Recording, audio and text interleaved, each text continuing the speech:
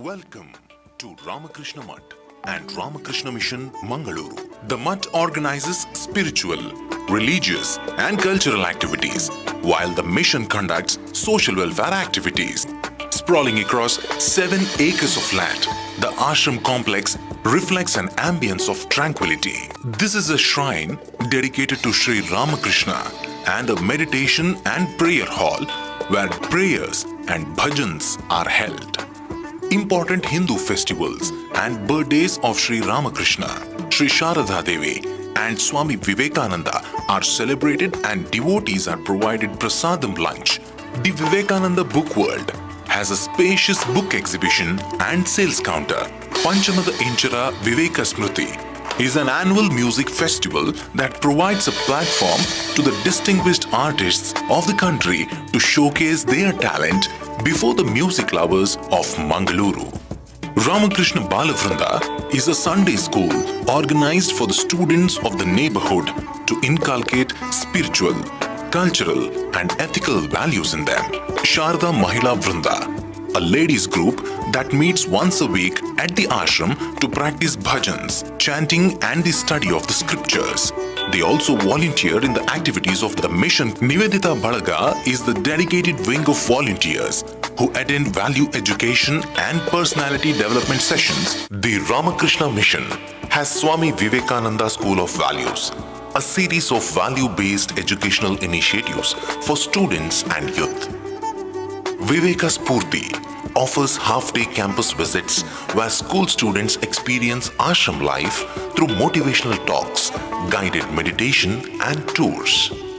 Viveka Jagriti brings 1-hour introductory session to institutions, inspiring purposeful living and character building. Viveka Vahini is a mobile book exhibition that takes inspiring literature on Swami Vivekananda, personality development and nation building to schools and colleges. Yuva, youths on weekend at ashram on weekends. Youth visit the ashrama for guided tours, meditation, physical service and inspiring session by monks and speakers, fostering character, skills and commitment to contribute meaningfully to society in line with Swami Vivekananda's ideals. Vivekavani, monthly lecture series in association with Mangaluru University, features expert-led discussions on Swami Vivekananda's ideas. Be and Make workshops focus on holistic personality development, encouraging confidence, selfless service and practical skills, shaping youth to contribute meaningfully to society while imbibing Swamiji's ideals. Every year, the mission hosts National Youth Day, the 3-day Shraddha, Medha, Prajna Education Symposiums, Shakti, Women's Empowerment Seminar, Sphoorthi, Youth Seminar, and Value Education Sessions for teachers, parents, and institutions, blending spiritual wisdom with practical skills for holistic character development. Prerana, a 3-day residential camp for rural youth, organized with the objectives of inculcating values and developing leadership skills. Summer camps conducted for students comprise many memorable sessions on personality development for the young participants. Our Balakashrama provides free accommodation and educational facilities to 70 students, boys belonging to economically backward families from rural areas. It trains them in the upkeep of the premises through gardening and campus cleaning activities. Vedic chanting releases stress and improves memory and concentration. Study time for the students is supervised by Swamiji. Prasadam lunch and evening playtime activities are a part of the day's program that aims to build self-reliance and a spirit of teamwork in the impressionable minds. The Ramakrishna Mission, Mangaluru, awards scholarships to needy students belonging to economically backward classes. The mission conducts a survey of the schools of the locality in order to support the education of children belonging to backward classes and low-income families. They are given free coaching and nutritious meals and milk in Swami Vivekananda Coaching Center. Sri Sharada Devi Adhyayana Kendra offers a serene, well-equipped study hall for aspirants of UPSC, NEET, CA and other competitive exams. Named after the Holy Mother, it provides an inspiring environment for focused study, discipline and contemplation, fostering academic excellence with spiritual grounding. Ramakrishna Mission Mangaluru's flagship program, Swachh Mangaluru for Swachh Bharat Abhiyan. The program began with a rally of 2,000 students. 50 teams of volunteers under the leadership of the monks cleaned up the city by organizing 500 Shramadhan projects.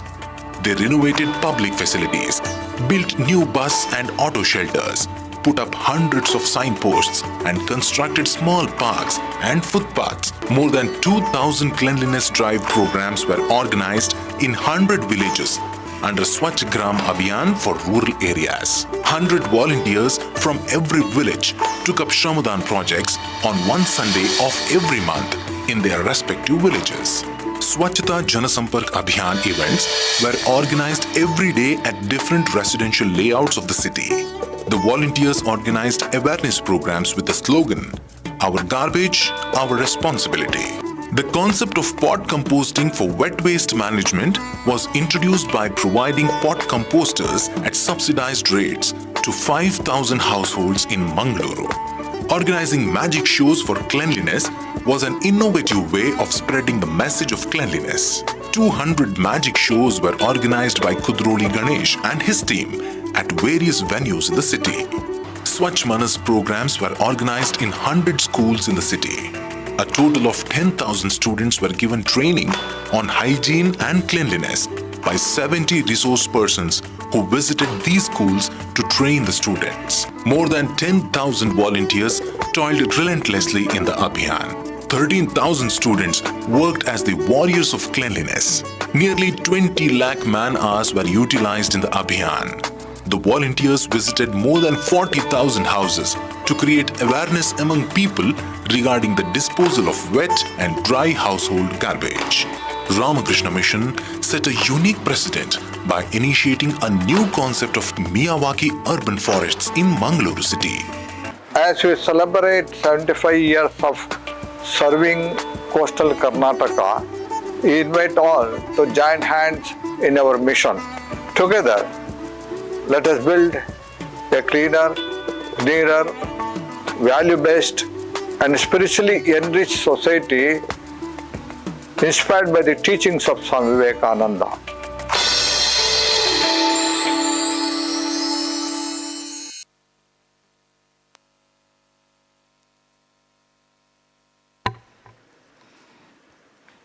Most revered Swamijis and monks of Ramakrishna Mission, professors, students, members of non-teaching faculty, members of management of various colleges, resource persons, and well-wishers. As the golden rays of sun on the first day of Uttarayana, holy time, touch the dew-drenched grass and leaves, a new exuberance is seen everywhere on the earth. A similar enthusiasm is gleaming on the faces of young men and women gathered in this hall. Because, like Uttarayana, the youth is a pleasant, magical, and a precious time of life. Veera Sannyasi Swami Vivekananda had placed a great deal of trust upon the young blood of this country. He often said, India's youth hold the power to shape the destiny of this nation. That is why every year during this time, during his birth anniversary, thousands of youth visit this campus and take away a lot of energy and enthusiasm from his electrifying aura.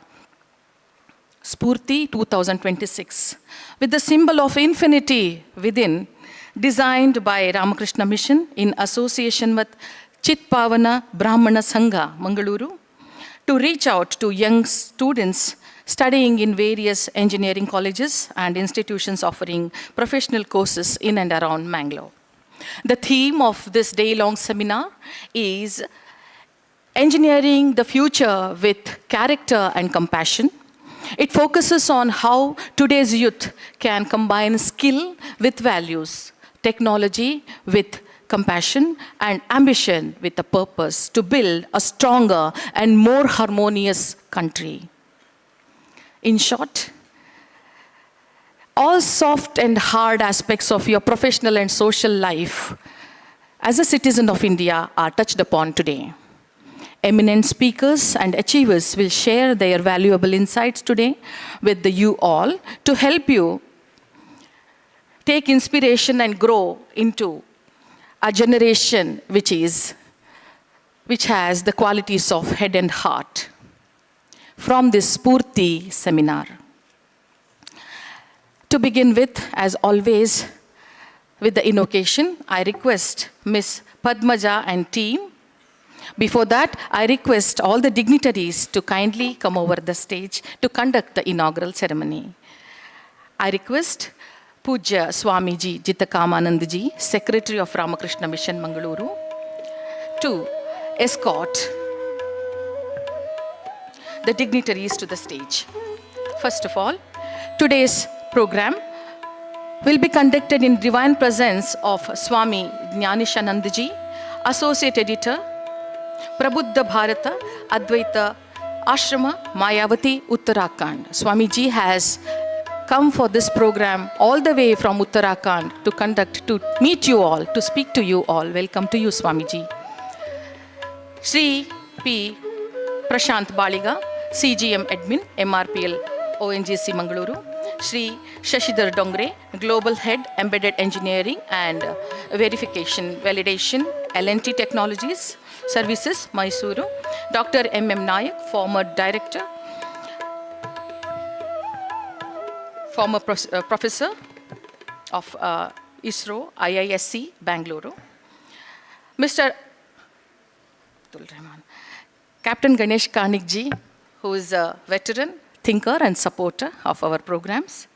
And the resource person of today, Professor Navakant Bhatt, Dean, Division of Interdisciplinary Sciences and Professor, Center for Nano Science and Engineering, Indian Institute of Science, Bangalore. Now, ladies and gentlemen, our stage is decked up with the illuminaries of different fields here. Welcome to you, sirs. Now, I request the members of CHITHPAVANA Brahmana Sangha, led by Ms. Padmaja, to lead us into prayer. I request you all to kindly be seated and participate in the prayer.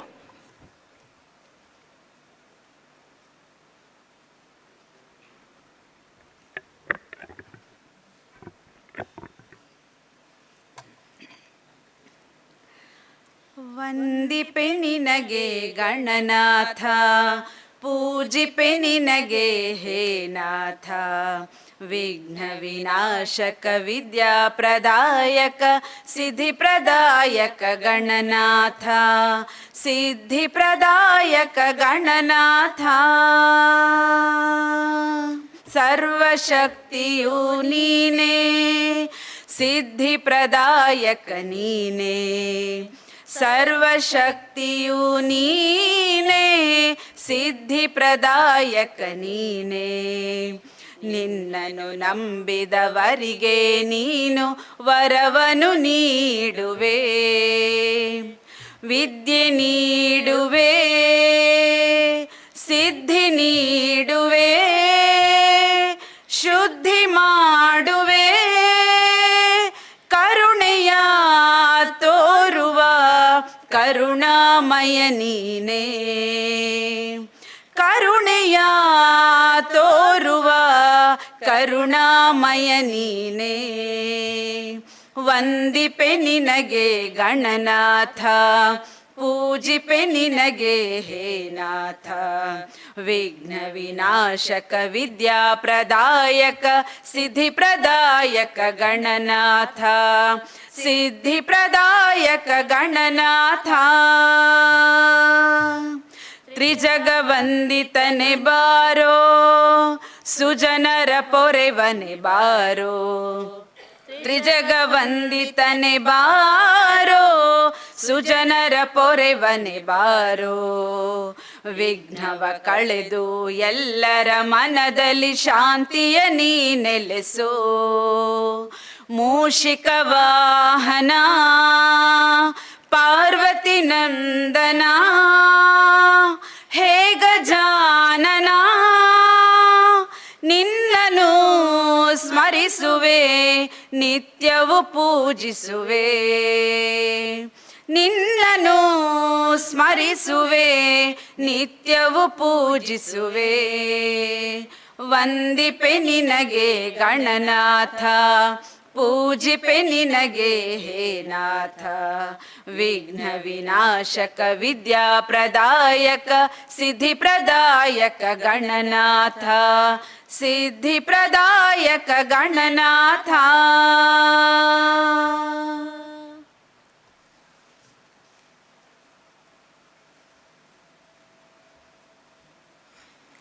After this Ganesha Stuti, praying for peace and success, covered in pious emotions, let's move towards the formal welcome of this inaugural ceremony.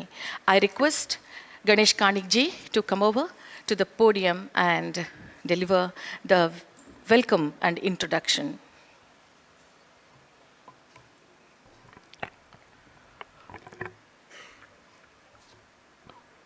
ವಿವೇಕಾನಂದರ 163ನೇ ಜನ್ಮದಿನಾಚರಣೆಯ ಸಂದರ್ಭದಲ್ಲಿ ಪ್ರತಿ ವರ್ಷ ಹಮ್ಮಿಕೊಳ್ಳುವ ಹಾಗೆಯೇ ಈ ವರ್ಷವೂ 3 ದಿನಗಳ ಒಂದು educational ಸಿಂಪೋಸಿಯಮನ್ನು ಹಮ್ಮಿಕೊಂಡಿದ್ದೇವೆ. ನಾನು ಒಂದು ಕ್ಷಣ ಇಲ್ಲಿ ಕೂತ್ಕೊಂಡು ಆಲೋಚನೆ ಮಾಡ್ತಾ ಇದ್ದೆ, ತುಂಬ ಚೆನ್ನಾಗಿ ನಮ್ಮೆಲ್ಲರಿಗೂ ಒಳ್ಳೆಯದಾಗಲಿ ಅಂತೇಳಿ ಗಣಪತಿಯನ್ನು ಸ್ತುತಿ ಮಾಡಿದರು.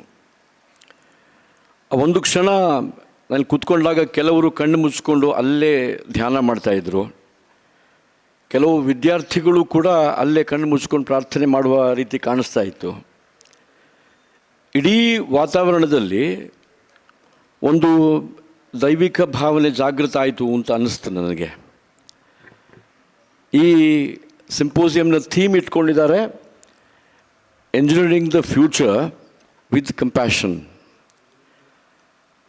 ನಮ್ಮ ವೇದಿಕೆಯಲ್ಲಿ ನಾನು ಅವ್ರನ್ನ ಮೀಟ್ ಆಗುವಂಥ ಅನೇಕ ಸಂದರ್ಭ ಹೋಗಿತ್ತು.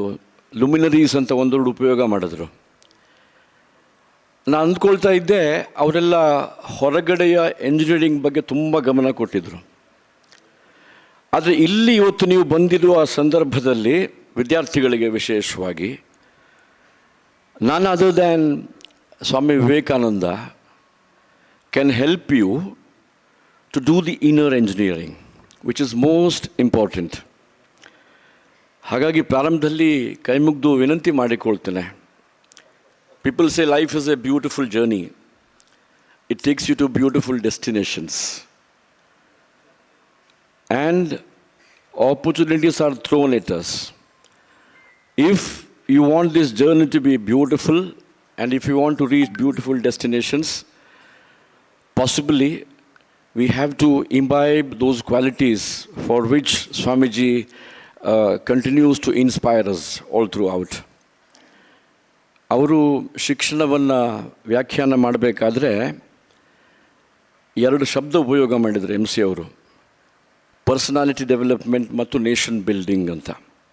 So Swamiji defined education as the purpose of education is man making, woman making also, in nation building. ಇವತ್ತಿನ ದಿವಸ ಇಲ್ಲಿ ಬಂದಿರುವಂಥ ಎಲ್ಲ ಎಂಜಿನಿಯರಿಂಗ್ ಕಾಲೇಜಿನ ವಿದ್ಯಾರ್ಥಿಗಳು ಎಂಜಿನಿಯರಿಂಗ್ ಕಲಿಯೋದರ ಜೊತೆಗೆ ಇನ್ನರ್ ಎಂಜಿನಿಯರಿಂಗ್ ಕೂಡ ಪಡ್ಕೊಂಡು ನಾವು ಹೇಗೆ we can contribute in nation building. ಅದಾದರೆ ಇವತ್ತಿನ ಈ ಕಾನ್ಫರೆನ್ಸ್ನ ಥೀಮ್ ಯಶಸ್ಸಾಗುತ್ತೆ ಅಂತ ಹೇಳ್ತಾ ತಮ್ಮೆಲ್ಲರ ಪರವಾಗಿ ವೇದಿಕೆಯಲ್ಲಿ ದಿವ್ಯ ಸಾನ್ನಿಧ್ಯ ವಹಿಸಿರುವಂಥ ಪೂಜ್ಯ ಸ್ವಾಮೀಜಿಯವರ ಚರಣಾರವಿಂದಗಳಿಗೆ ತಮ್ಮೆಲ್ಲರ ಪರವಾಗಿ ಶ್ರದ್ಧಾಭಕ್ತಿಯ ಪ್ರಣಾಮಗಳನ್ನು ಸಲ್ಲಿಸ್ತಾ ವೇದಿಕೆಯ ಎಲ್ಲ ಗಣ್ಯರಿಗೆ ವಂದಿಸಿ ತಮ್ಮೆಲ್ಲರನ್ನೂ ಕೂಡ ಈ ಕಾರ್ಯಕ್ರಮಕ್ಕೆ ಅತ್ಯಂತ ಪ್ರೀತಿಯಿಂದ ಸ್ವಾಗತಿಸ್ತಾ ಇದ್ದೇನೆ. ಕಳೆದ ಅನೇಕ ವರ್ಷಗಳಿಂದ ಇನ್ನೊಬ್ಬರ ಹೆಗಲಿಂದ ಫೈರ್ ಮಾಡಬಾರ್ದು ಅಂತ ನಮಗೆ ಮಿಲಿಟರಿನಲ್ಲಿ ಟ್ರೈನಿಂಗ್ ಆಗಬೇಕಾದ್ರೆ ಹೇಳ್ಕೊಡ್ತಾರೆ, learn to fire from your own shoulder ಅಂಥೇಳಿ. ನಾವೆಲ್ಲರೂ ಸಮಾಜದಲ್ಲಿ ಅದು ಸರಿಯಾಗಿಲ್ಲ, ಇದು ಸರಿಯಾಗಿಲ್ಲ, ಅವ್ರು ಮಾಡ್ತಾ ಇಲ್ಲ, ಇವ್ರು ಮಾಡ್ತಿಲ್ಲ ಅಂತ ಕಂಪ್ಲೇಂಟ್ ಮಾಡ್ತಾ ಇರ್ತೀವಿ. ನಾನೇನು ಮಾಡಬಹುದು ಅಂತ ಆಲೋಚನೆ ಮಾಡಿದರೆ ಎಲ್ಲೋ ಒಂದು ಕಡೆ ನಾನು, ನೀವು, ನಾವೆಲ್ಲ ಅಪೇಕ್ಷೆ ಪಡುವಂಥ ಬದಲಾವಣೆ ನಮ್ಮ ಕಣ್ಣ ಮುಂದೆ ಬರಲಿಕ್ಕೆ ಸಾಧ್ಯ ಇದೆ. ಸುಮಾರು ಒಂದು 8-9 ನಿಮಿಷಗಳ ಒಂದು ಸಣ್ಣ ವಿಡಿಯೋ ತಾವೆಲ್ಲ ಗಮನಿಸಿದ್ರಿ. ಇಲ್ಲಿ ಕೂತ್ಕೊಂಡ ವಿದ್ಯಾರ್ಥಿಗಳಲ್ಲಿ ವಿನಂತಿ ಮಾಡ್ತೇನೆ, ಒಂದು ಧಾರ್ಮಿಕ ಸಂಘಟನೆ, somebody suggesting that I must switch over to English. Okay, fine. Just imagine a religious institution or a dharmic institution. In a year, the number of activities it is associating with. They could restrict themselves to studies in Vedanta, the puja in the mud, and such things. But was it not very impressive, the number of activities that is being organized by Pujya Swamiji in and around mud? Unless possibly you were exposed to this 10-minute video, even you won't have realized it. So what is that which makes Ramakrishna Ashram, Ramakrishna Mutt, Ramakrishna Mission, Swamijis to get involved in so many activities, and for whom they are doing it? And why they should conduct educational symposiums year after year continuously, trying to target the students from various institutions? So what is that we get from this? So my earnest appeal in the morning, even now I can see some students focused on their mobile. They just cannot come out of it. Swamiji always makes an appeal. Be here, be present, be physically present. More than that, be mentally, emotionally also be present here. Can I request all of you? How many of you are not having mobile? Please raise hands. People are looking behind. There is no one who possibly doesn't carry a mobile today.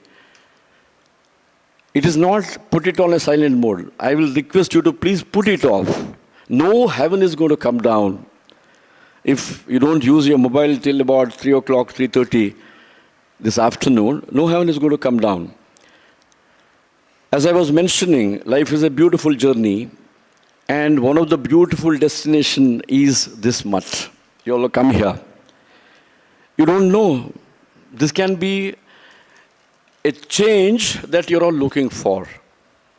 I'll quote my own example. When I was doing my second PU in Karkala Bhonendra College, I was literally forced to go and attend a 3-day moral and spiritual camp organized by the same ashram, same mutt, many years ago. I also didn't know whether I should go. I don't know what is that I'm going to be exposed to, what is that I'm going to learn. But I was forced. But that was the beginning. In an association with the Ramakrishna Mutt and the teachings of Swami Vivekananda for the past about more than 50 years now. So my request is, with an open mind, be present here and then enjoy your presence here. Just keep your mobile little away and listen to the various luminaries who are present today. They have come all the way to share their abundant experience, the achievement that they have done all these years.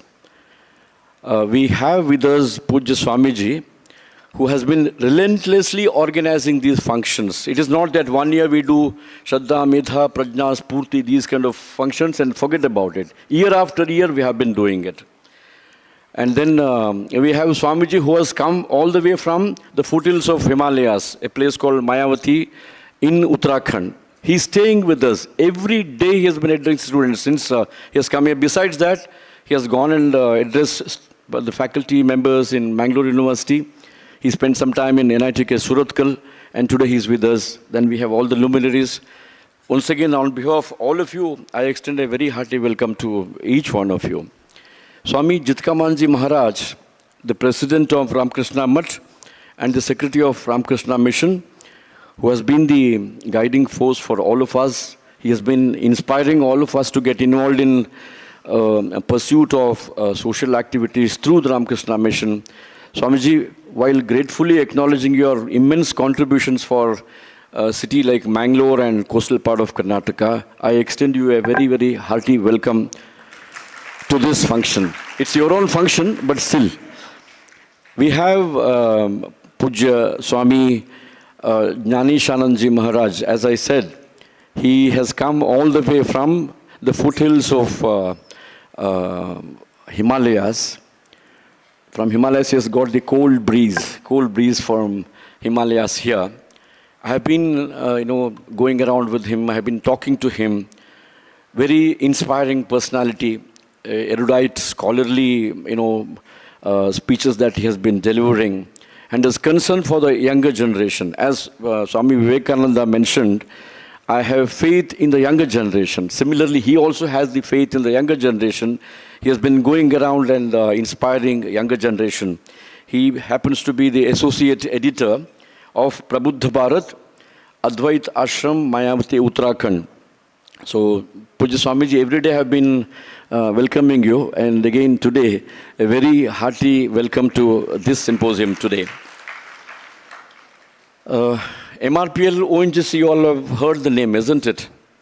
You saw the Swachh Bharat movement in that video?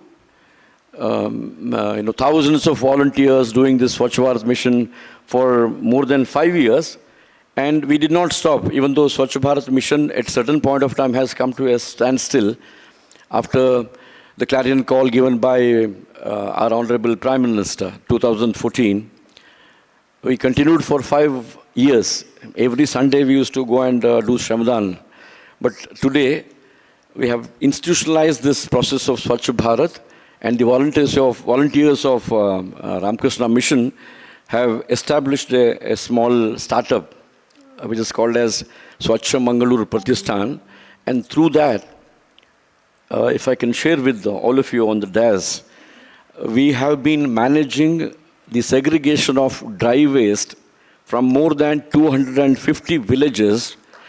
And during the past 3.5–4 years, sir, more than 55,000 tons of dry waste has been segregated. Just imagine if these 55,000 plus tons of dry waste was not segregated, where would have it landed? Besides, very recently, 185,000 kgs of multi-layered plastics. 185,000 kgs of plastic, you imagine the gigantic size, has been used as an ingredient while laying the tar road. No? It was mixed with the bitumen and it was used. So all this has happened because of the guidance and inspiration given by Pujya Swamiji at the Ramakrishna Ashram. We have Sri Prashant Baliga, who is the Senior General Manager Administration MRPL.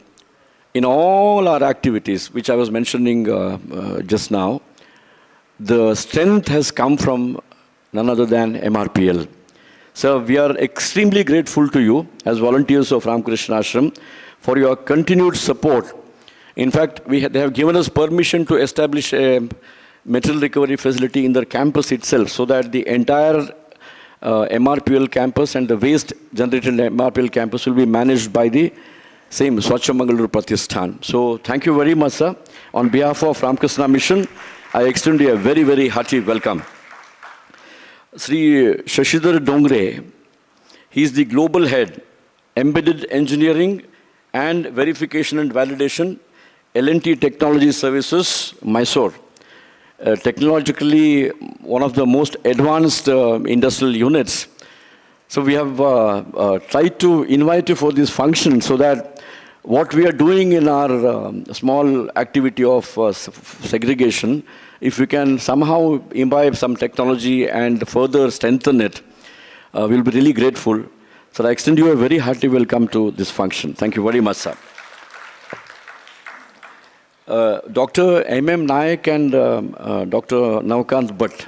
Sir, I had the privilege of being the president of Swadeshi Vijnan Andolan Karnataka, a couple of years ago when we conducted our Kannada Sammelan, annual Kannada Sammelan, for their outstanding contributions in the field of technology, engineering and all that. So we honored them with the Swadeshi Vijnan Andolan Award. And it's a great honor to have your presence here during this function. Dr. M.M. Naik is the former director. If I tell this, you all will be, very, very impressed. You have heard about the contributions of ISRO. So, Launch Vehicle Program, ISRO, and former professor in Indian Institute of Science, Bangalore. Professor Navakant, but also is from IASC. IASC and Ramakrishna Mission.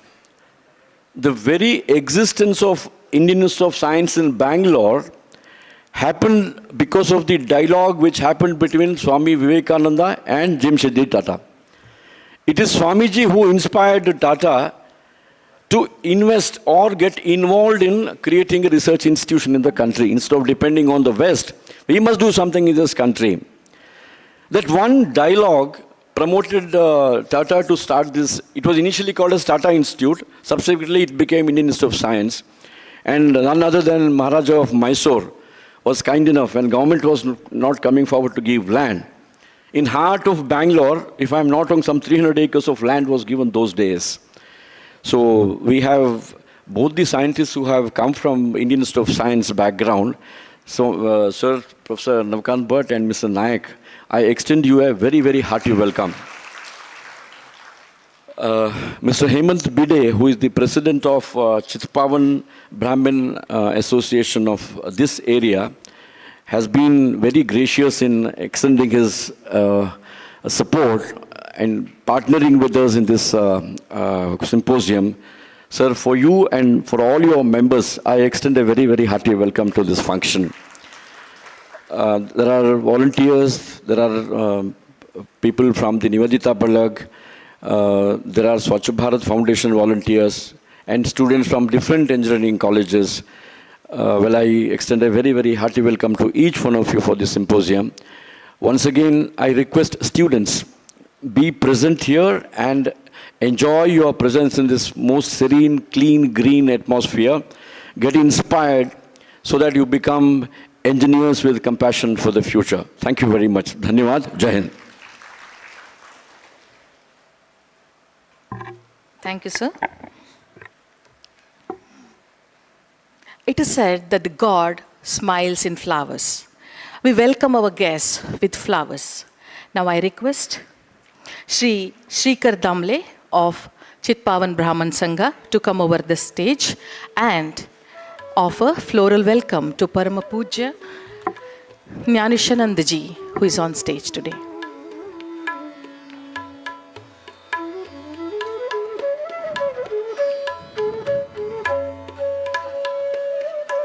Thank you, sir. I request Shri Jayaprakash Hebbar to offer flower to Parama Pujya Swami Jittakamanandaji.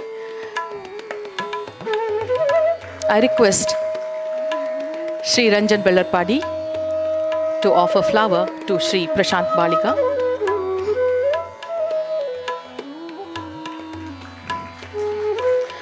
Thank you.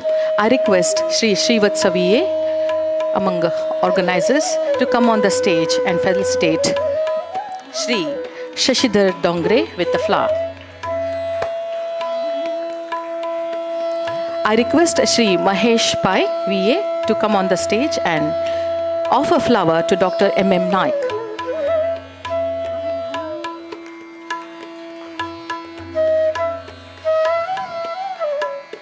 I request Nikhil YS to come on stage and offer flower to Professor Navakant Bhatt.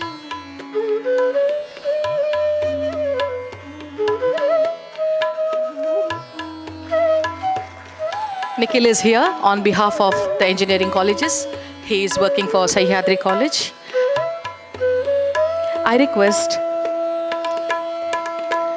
Shri Padma Hendale to offer flower to Captain Ganesh Kanik ji.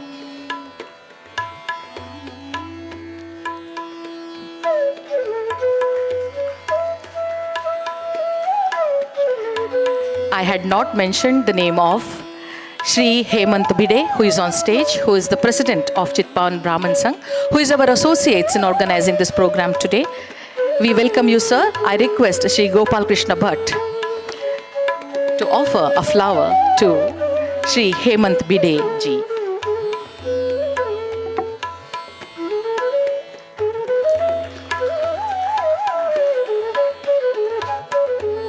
Truly, the flowers speak the language of divine. Thank you, gentlemen, for this beautiful ceremony.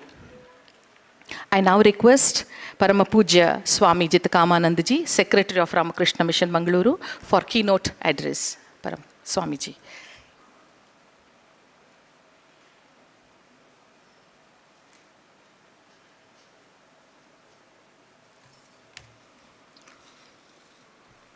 Shri Gurubhyo Namaha.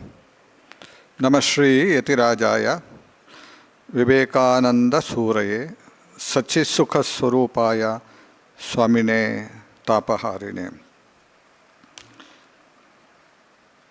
Revered Swami Jnani Sanji Maharaj had accepted our invitation to come down from the top of the Himalaya to the sea beach here. This is our third symposium that we are organizing for the youth. It has started from the 12th January. As you know, 12th January is a very important day for youth. All of you know? What is that day? The birthday of Swami Vivekananda has been declared as a National Youth Day by the Government of India in the year 1984. Since then, the 12th of January is being celebrated as the National Youth Day. So this is the third program that we are organizing. We are thankful to CHITHPAVANA Brahmana Sangha, Mangaluru, for coming forward to help us to organize this program. On this dais, I heartily welcome our Reverend Swami Jnani Sanji Maharaj and also Prashant Baliga of ONGC and Shashidhar Dongre and Dr. M.M. Nayak and Hemant Bhatt and our own Dr. Ganesh Koning. I have told doctor. Well, as it has been told by Ganesh Karnik, already he has given a keynote address. Swami Vivekananda, during his time, I'm talking about the year early 1890s, those days, he walked around India. During those days, we didn't have much of the transport facilities. One has to walk or one has to go on horse, not horse carriage, horse. In a small distance, bullock cart was the only means to travel from one place to another. Swami Vivekananda, he went from Bengal to Himalayas, from there to Rajasthan, then Gujarat, Maharashtra, and he came to Karnataka, from Belgaum to Bangalore, Mysore. From there he went to Kerala. From Kerala he came to Tamil Nadu. That was the Madras for the capital. So he came there. From there he went to Hyderabad to Mumbai. From Mumbai he went to Chicago. Do you know why he went to Chicago? He became very famous in Chicago. Do you know? In 1893, in America, a program was organized. The first time in the history of world, a platform was created so that all the religious people can come together and share their ideas. That is the first time World Parliament of Religion. Swami Vivekananda represented India and Indian culture, Indian philosophy, and he spoke there, and his speech was so powerful and so universal.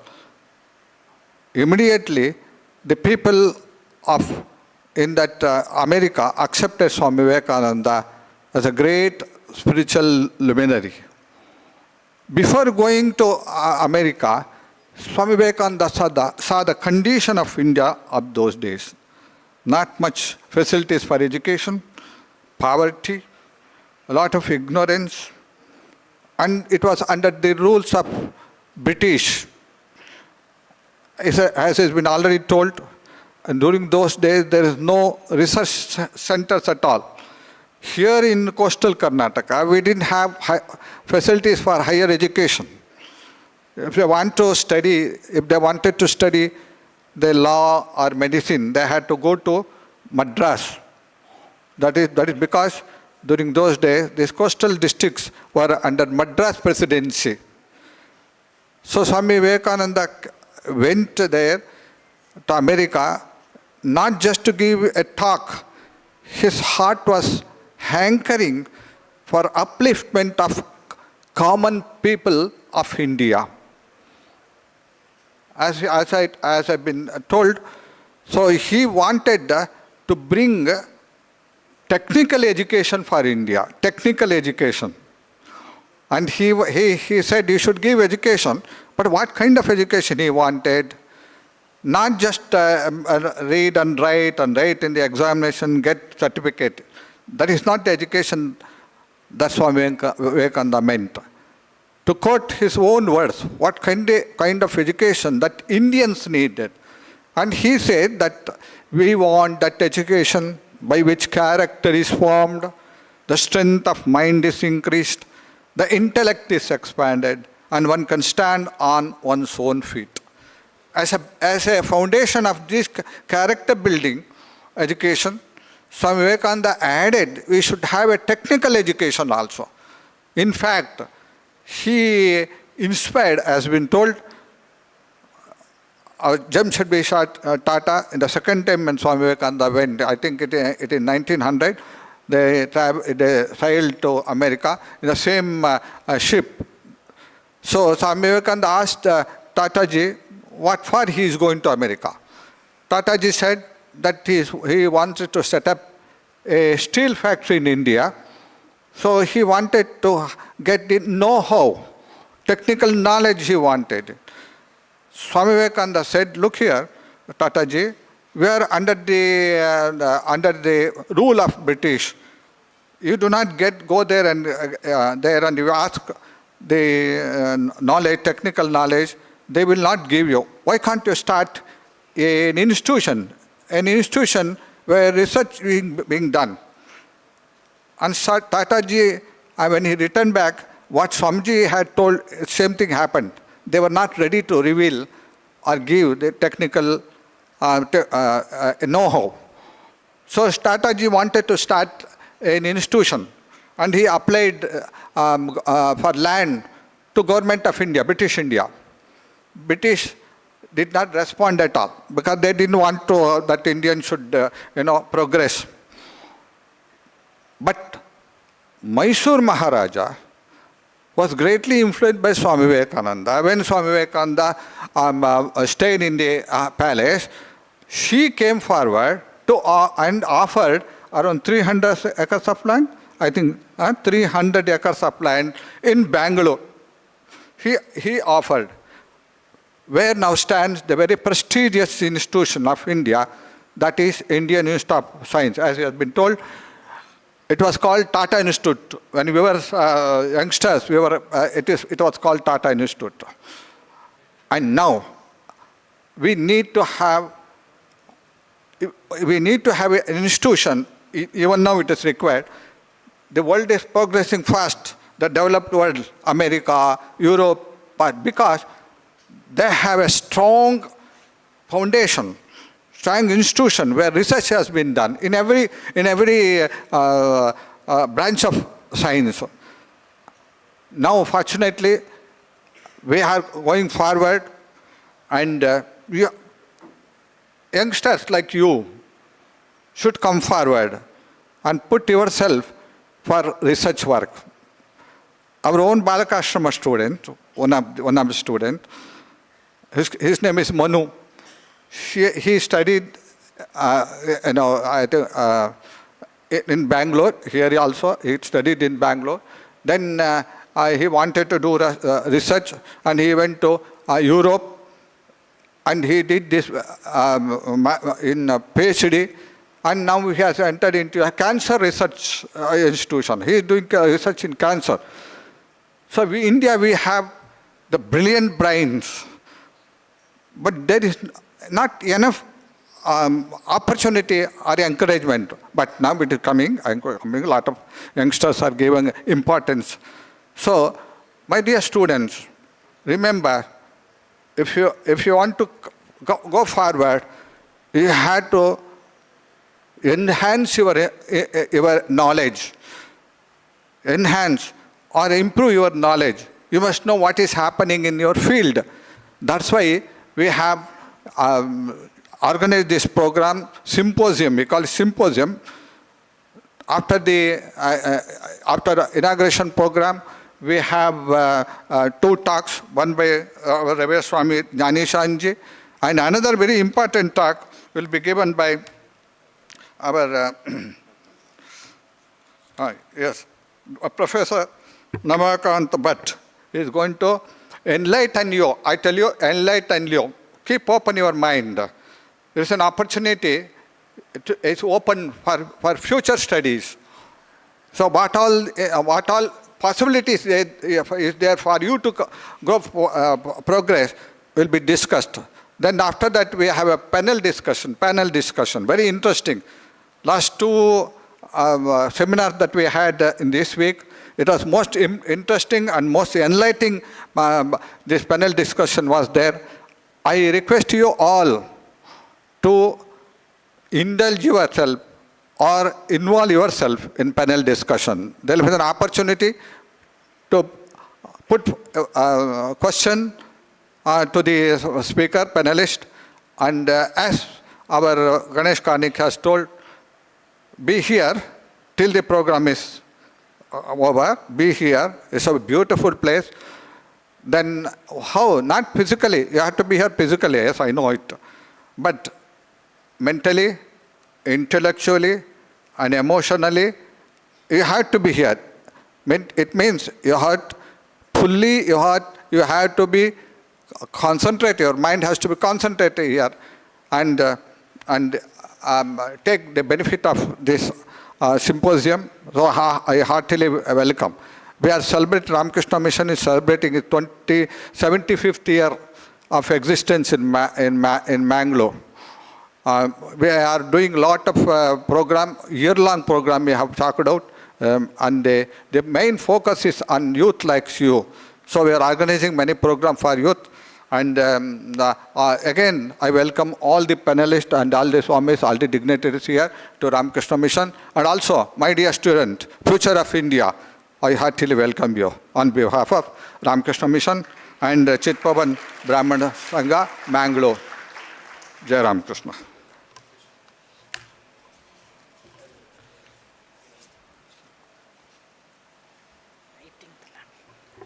Thank you, Swamiji. Ladies and gentlemen, centuries of darkness is driven by a single spark of light. Likewise, a lifetime of ignorance doesn't stay when the light of wisdom brightens the intellect.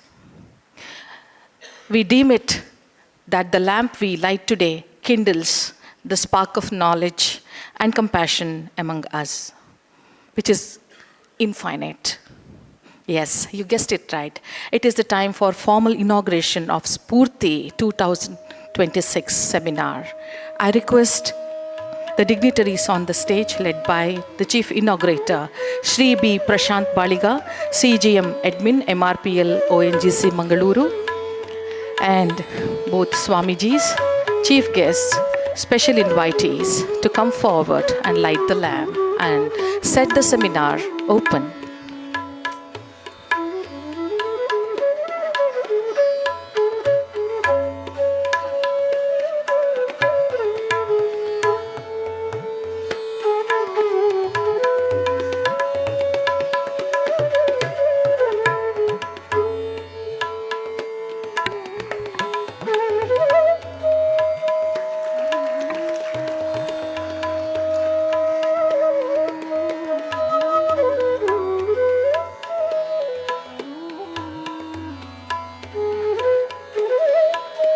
let's move towards light from the darkness. Tamasoma Jyotirgamaya. Now, the Sphoorthi 2026 seminar is inaugurated.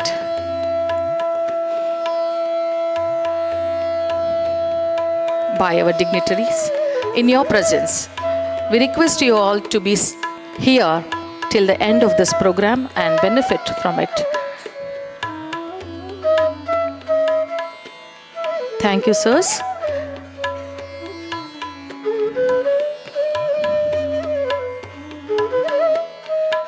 I request Shri B. Prashant Baligaji to give the inaugural address while I request all others to kindly be seated. Thank you, sirs.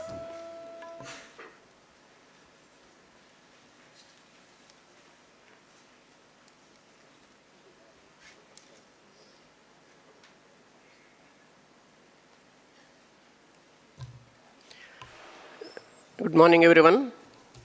Ellargu namaskara. I am really honored and privileged to be present here on this occasion of Sphoorthi Youth Empowerment Seminar organized by Ramakrishna Mission.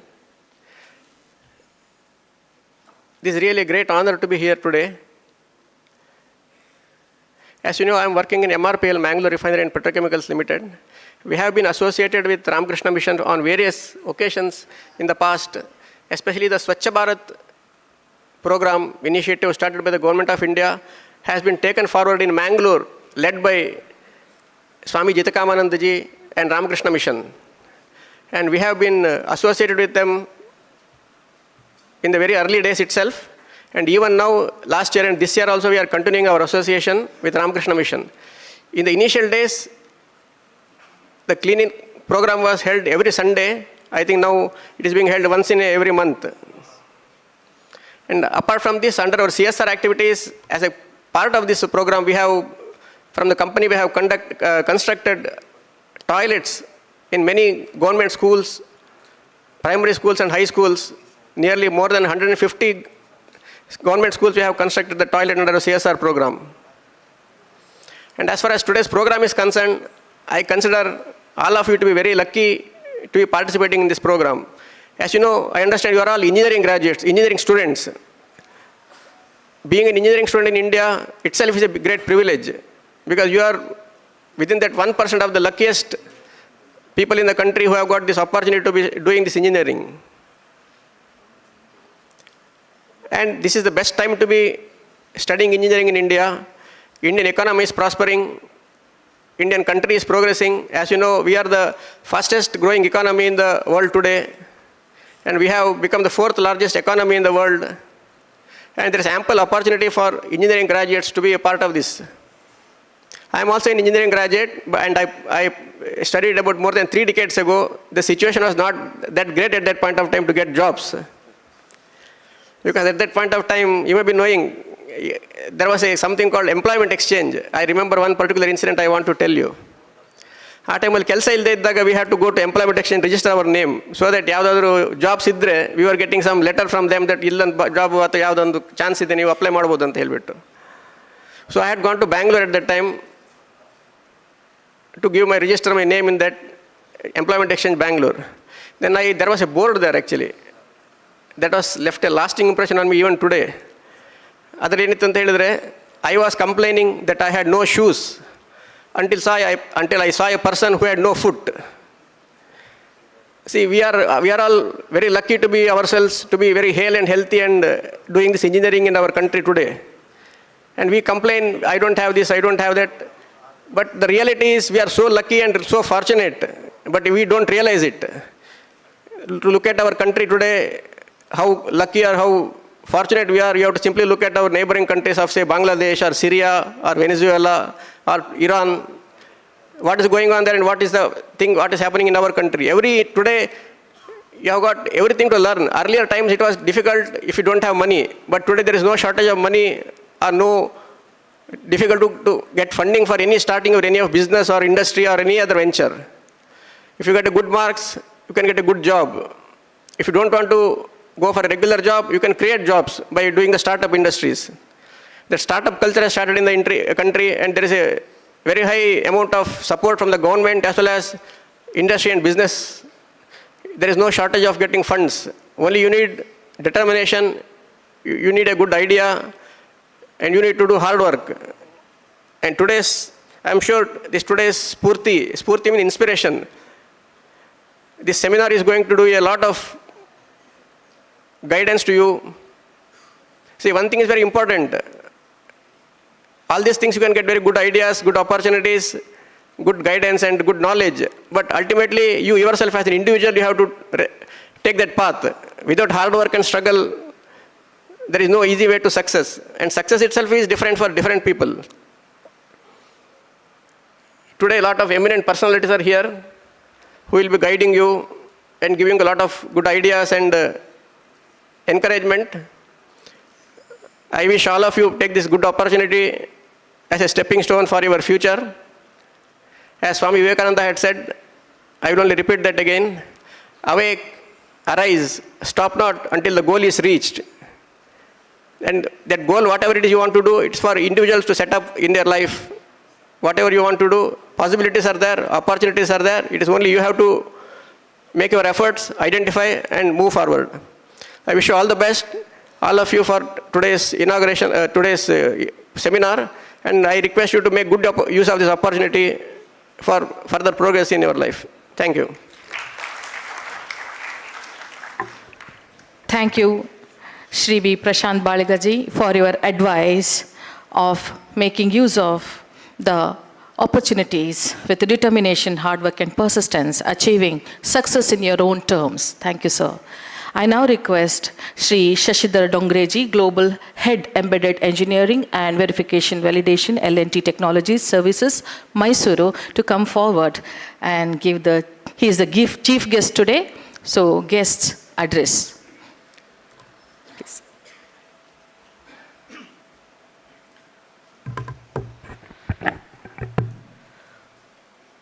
Good morning, everybody. Namaskara.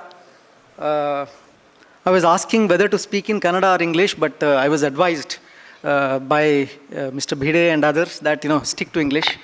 Also,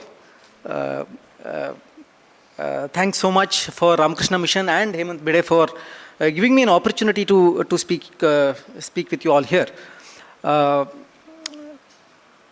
was just wondering, what should be the theme, right, or of my speech, given that theme of this thing is engineering the future with character and compassion.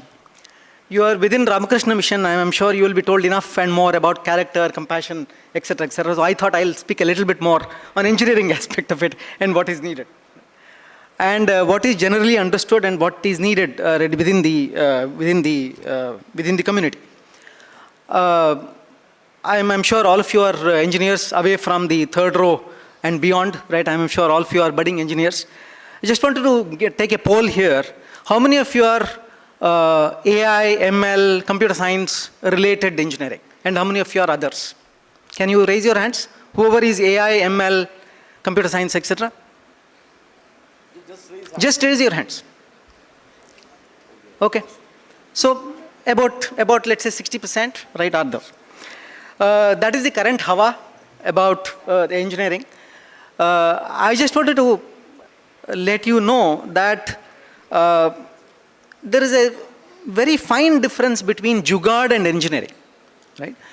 Now, when we interview people, when you talk to our people within our institutions, we demand that you know the fundamentals of what you have studied, right? But when you take an engineering interview, and then we ask a question related to third semester or fourth semester, people said, oh, long time back I had read, I don't forget, right? Now you go to a doctor, and doctor also reads pathology, anatomy in first semester, second semester. Will you go to your doctor if he says, no, I forgotten pathology, anatomy? You wouldn't, right?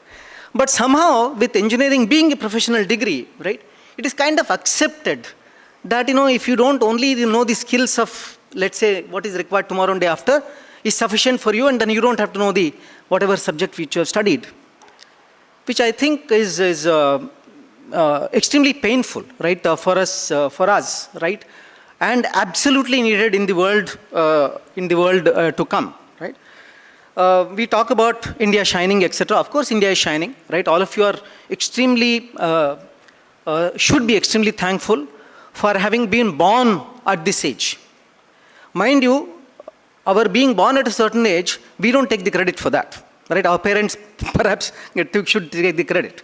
And if you equate your current knowledge to your intelligence, I think that's wrong, because I think my parents and their parents were probably equally intelligent or more intelligent.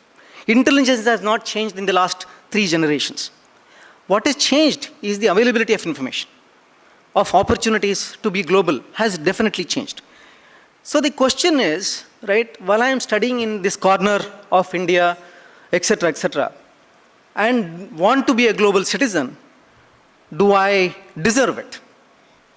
Not for the marks, not for the CGPA which I have to get, right? But do I deserve it? For example, in our kind of institutions, we take people from all over the world, right? We take engineers in Ukraine, we take engineers in Israel and UK and US in Japan. So we compare, right, people who are coming from Indian institutes to the people elsewhere. Same level, same age, right? 18 years, 21 years, or whatever. Now, I must say that there is a difference, right?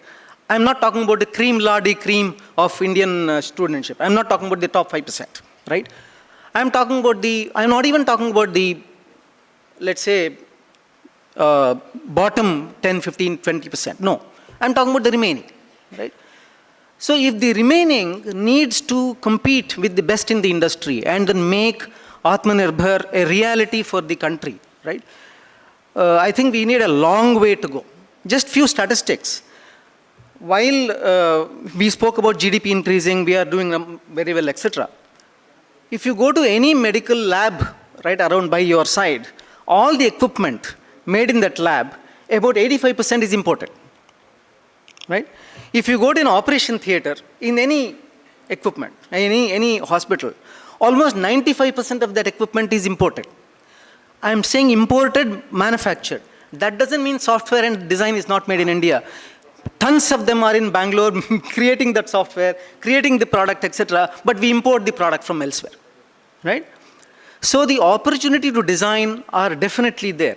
Almost every other major product vendor, right, across the world are establishing their facilities in India. Karnataka itself is expected to get 2,000 companies to Bangalore and around. Don't worry about Bangalore traffic, but they are going to come, right? They are going to come to either to Bangalore or to Mysore or to Mangalore or to Hyderabad. Generally, India will win for sure. About 10 years back, since I am in the world of global outsourcing and then, product development, etc., right? We were really worried about competition from Vietnam. We were really worried about competition from Ukraine. We were worried about Ireland and saying that what is going to happen. But today, many of opportunities come our way. There is pretty much, from a design perspective, right, there is pretty much no competition. All of the, our competition is with our own companies in India, right? One Shashidhar competes with one Venkatesh, one Hussain from somebody else. But India wins in general. So the question is, when you recruit, when you join such companies, do you compete with the best in the best and say, don't give me any quarters, don't give me, because I am coming from tier 2 to college, tier 3 college, I will compete with the best in the best. And for that, I think necessary things is needed is the attention to detail, attention to fundamentals. Why I asked you this question on AI and ML? Because it's a Hawa of the world today. And we have all these waves which are coming in. And if you apply casteism to various branches of engineering today, AI ML is the Brahmin of the engineering. Civil engineering is perhaps at the lowest today, right? But look around you. One of the requests for AI and ML people and all the people who are dealing with data, and I am also dealing with data day in and day out, is to have respect for other branches of engineering, right? One of the things which when we ride a wave, we think that is the bread giver for us tomorrow, day after, etc. It is not the case, right? There are other branches of engineering also which are equally important. And once you have respect for that, once you have system-wide view of that, I think you will do a much better job of yourself. I know this is not supposed to be Sermon on the Mount and giving gyan from the podium here so that you can all listen, but I will do a couple of stories, right? So that way it will make sense, and then I will then have available after the panel discussion. This is about 15 years back, right? I am from the world of communications where we have implemented 3G technologies in the mobile phone as well as the base station. We write a lot of software hardware, and that was a program consisting of about 2 million lines of code, which is 20 lakh lines of code is being written, tested, etc. by our team. Now, what are we implementing at? Implementing world standard in these products. That's our job, right? We are implementing that. And when we implement, there is a problem. We implemented it, but it wouldn't test right. We have to test, no? All products need to be tested. It wouldn't pass our own test. 1 week done, 2 week done, 3 week done, no light at the end of the tunnel. Now, one young engineer, maybe after, you are all in probably third semester, I don't know, third year, fourth year probably, 1 year later than you. Maybe after 1 year of entering our profession, he was with me that time. He went to a marriage in Pune, right? He went to a marriage in Pune, and then, from Pune, he has taken a bus to come to Bangalore. If you have traveled Bangalore-Pune sector, Pune buses start at around 6:30, and then they drop for dinner at Satara at about 8:30. So this fellow is there at Satara. So he goes to an STD booth. At that time, there were no mobile phones. So he goes to an STD booth, calls me. Sir, I have found a problem. I have found a solution to the problem. Okay? I said, what is this happening? This fellow has gone for marriage during the weekends, and then he's calling me from a booth. I said, okay. What is the problem? Then he explained some logic to me which was wrong with the standard which was published, world standard published, right? So I said, come over. As soon as you land in Bangalore, we'll go to the office and we'll meet at 7:30. So he lands at Majestic, Bangalore, at 6:45, comes to the office at 7:30. All of us are there around the table looking at what is the solution he has proposed. Of course, the solution was very good. And the later story is that we went back to the standards body and we asked him to correct the standard. Mind you, an engineer sitting in Bangalore corrected global standard. It doesn't come very, very often, right? Now, I'm telling you this story today. I'm thinking, what is work-life balance? Where is work and where is fun? He had gone to a marriage. He need not be thinking about this problem statement, right? He should be having fun, having ladoos or whatever. But he still thinks. So, if we are passionate about any problem solving, all this work-life balance, etc. is humbug. I have spent the days in which I have spent in the office at between 8:30 and 6 o'clock or whatever, I don't remember. When I spend late midnight oil, I do remember, right? So the question is not how many hours I've spent. I think a lot of young people have this thing, I'm stressed out, etc. is there. Sometimes I worry of saying, what do you do for stressing out, right? So my basic thing is that if you have passion about it, and this was a fellow who was 21 years old, and I've got tons of stories around that, a 21-year-old, 22-year-old displaying a lot of passion, right? Passion in my work life, and can you bring that to the table? The other thing I will also tell you this story. This person was about 10 years experience, fantastic engineer. He's there in US, right? He's been there for 3 years. Customer likes him, or our customer likes him, we like him, everybody, all goody, right? His rating is very good, etc. He gets caught in a financial irregularity, right? You know how it happens? He's supposed to go from his place to the workplace via Uber, right? What he does is to pull few people and go to the workplace, so that per day expense is less for him in any case, right? But he claims bills for 1 month, right? Having not utilized alone the Uber. Mind you, he's pooling along with somebody. The expectation in companies like us is that you get money for what you spent, not a penny more, right? How much money he would have made in that 1 month of extra billing? Maybe about $1,500, right? Not much. He doesn't deserve it. He has got fantastic intelligence. He could have easily earned that much more, but he got caught. along with few others in the financial department who were hand in gloves with him. We were very, very clear. This is a symptom, he cannot be there with us. He is very good technically. Salute him. Even today I'm in touch with him. He's fantastic. As a person also he's fantastic, but there is an error of judgment. And that error of judgment is not tolerated, plain and simple. Right? So when you work here, you have to bring excellence to the table, obviously, but you also have to bother about the other aspects of life, especially personal ethics and integrity, both at the personal level as well as the company you work for. It doesn't matter whether you work for a startup, whether you work for a multinational, wherever it is, right? These aspects need to be brought. I'm sure the learnings which you do in your own personal life as well as institution like Ramakrishna Mission will help you get there to take these calls at that point in time.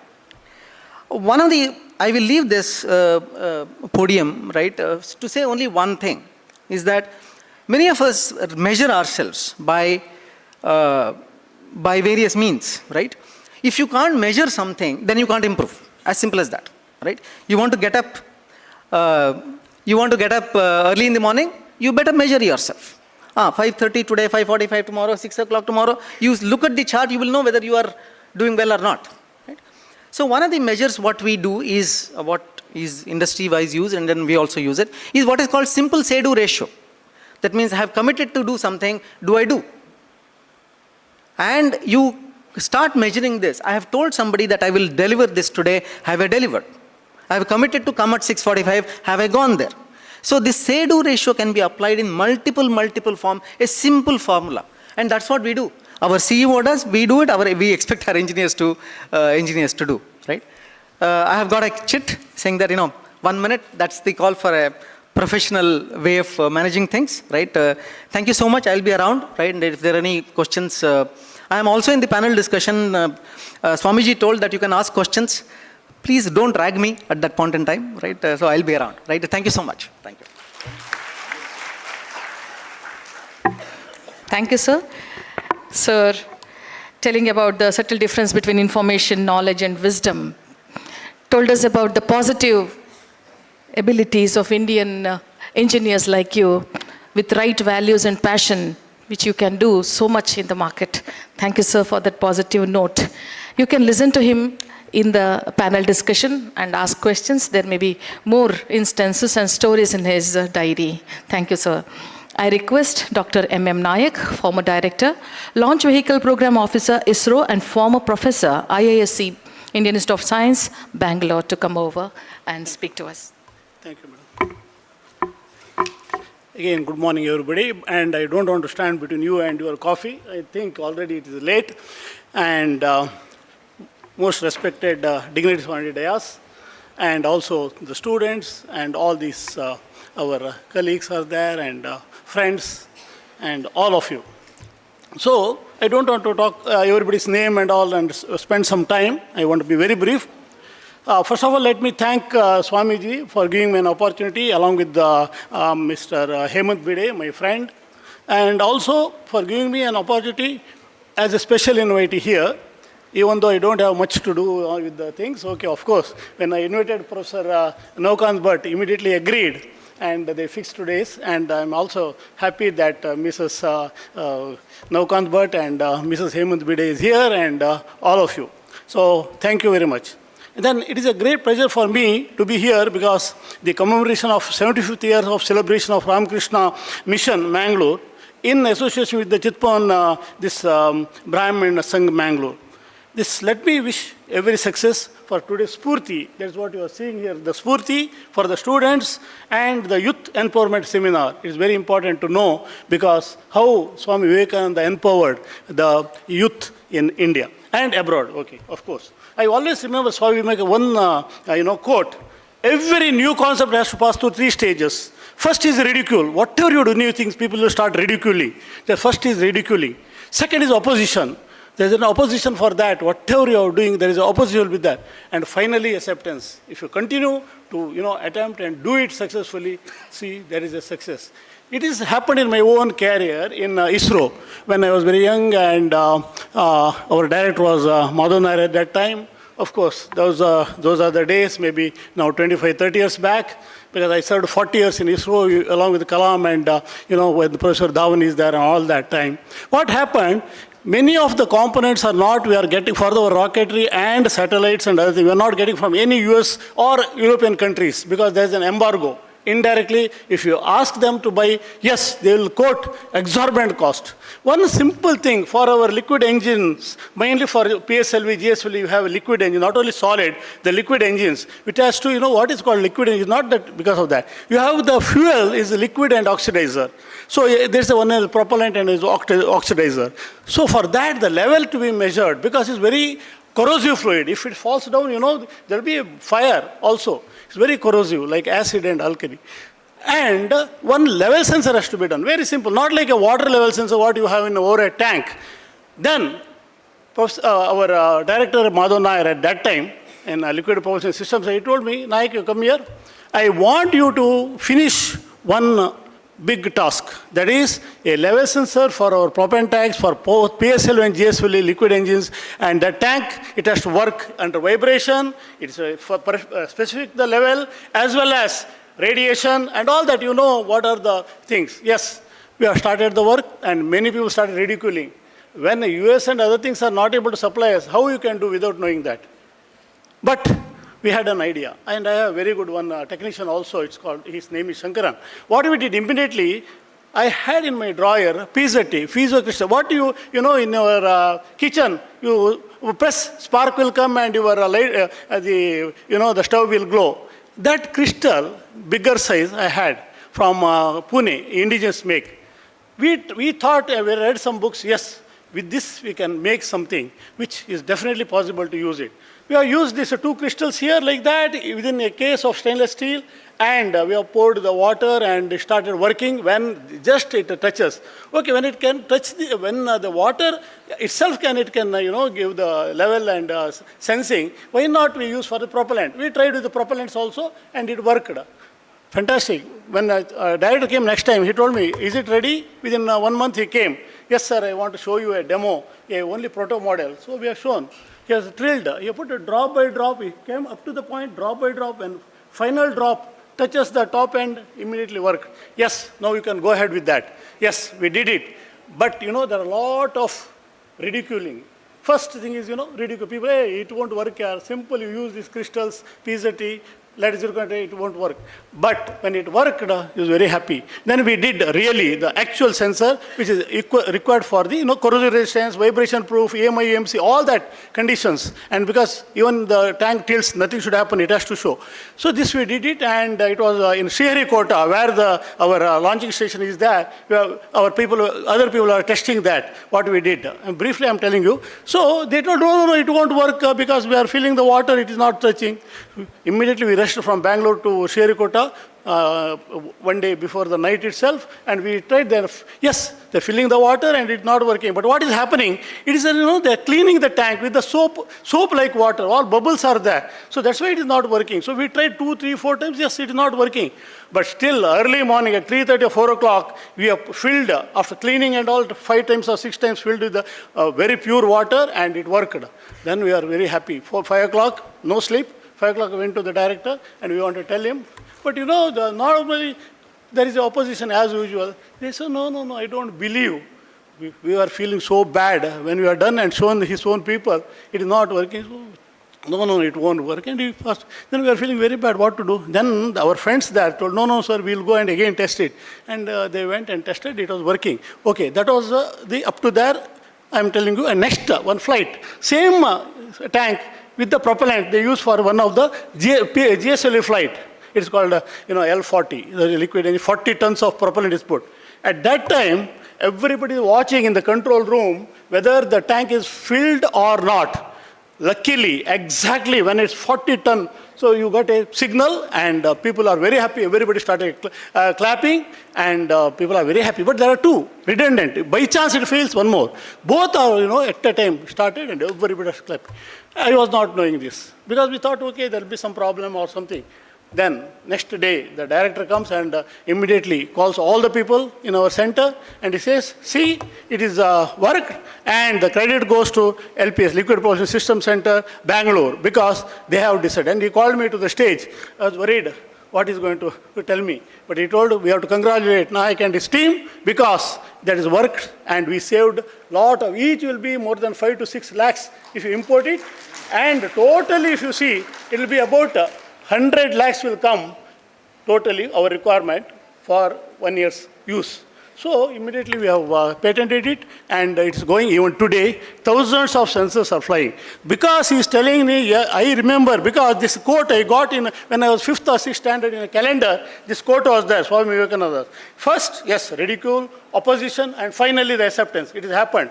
So the truth is that. So truth is the property of God. The pursuit of truth is what belongs to man. That's what, again, his quote, Swami Vivekananda quote. With this, let me stop here, and I don't want to be too late for you. Thank you very much. Thank you. Thank you, sir. Today, our students came to know how an ISRO engineer with profound knowledge can be simple and friendly like you. Thank you, sir, for that instance and story. Girls and boys, ladies and gentlemen, we are moving towards the end of this program. Before vote of thanks, there is a handing over of memento. I request Paramapujya Swami Jitakamanandaji to kindly hand over the mementos to Shri B. Prashant Baligaji, who is the inaugurator of Sphoorthi 2026.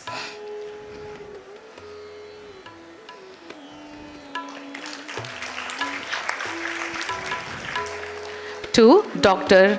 M.M. Nayak, former director, ISRO, and former professor, Indian Institute of Science.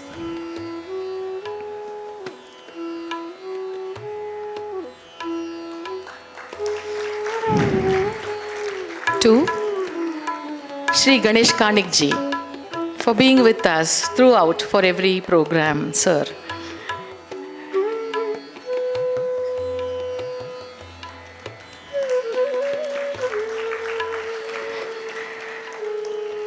To Shri Hemant Bide ji, the president of CHITHPAVANA Brahmana SANGHA, Mangaluru, who are the co-organizers of this program.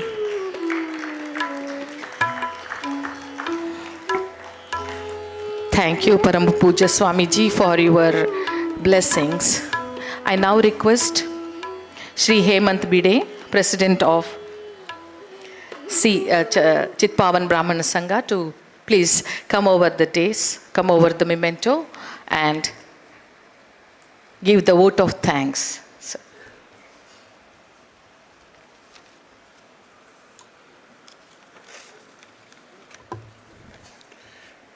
Respected Swamijis, dignitaries on the dais,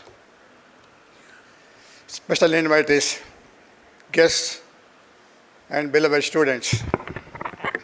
I can feel your pulse, so I won't be taking long. The inaugural program took off very smoothly in the divine presence of Jnaneshanandaji, who has come from Devabhumi. And keynote address was delivered by Swami Jitakamananda from our own ashram. I thank both the Swamijis on behalf of the sponsors, Ramakrishna Mission and CHITHPAVANA Brahmana Sangha. Then we have nanotechnology man of India, Mr. Dr. Namakant Bhatt. So you did not talk now, your talk comes later.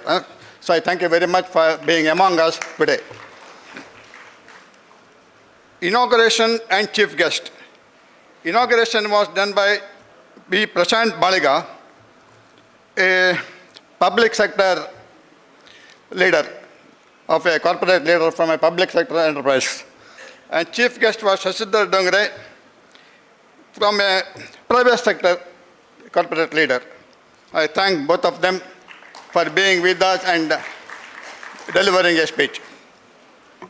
Then we have special invitees with Mr. Dr. M.M. Nayak. It is because of M.M. Nayak that Dr. Namakant Bhatt is here. Without his intervention, probably Mr. Navakan but would not have turned towards this city. I thank M.M. Nayak for intervening in our and making it Navakan bus trip possible. Thank you very much. Then we have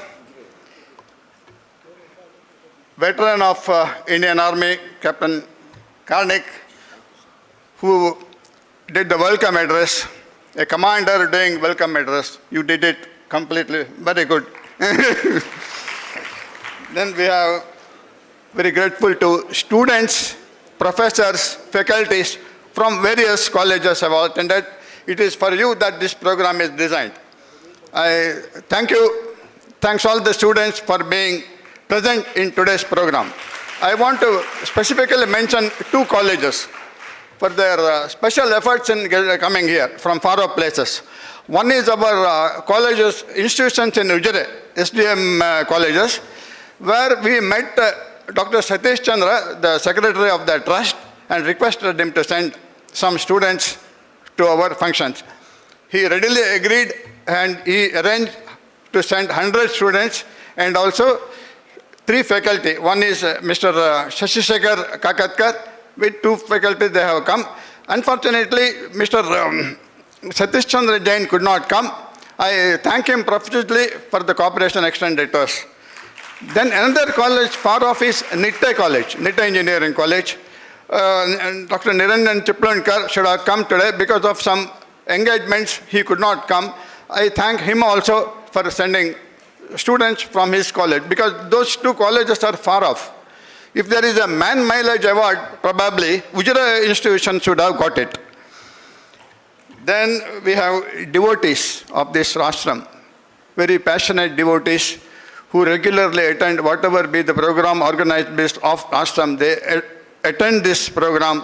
I thank them all for being with us today to grace the occasion. Then press and media persons, the 4th estate of democracy, I thank all of them and request them to give it a good coverage. Then Smita Shanai, today's Master of Ceremonies, did a good job. Madam, thank you very much.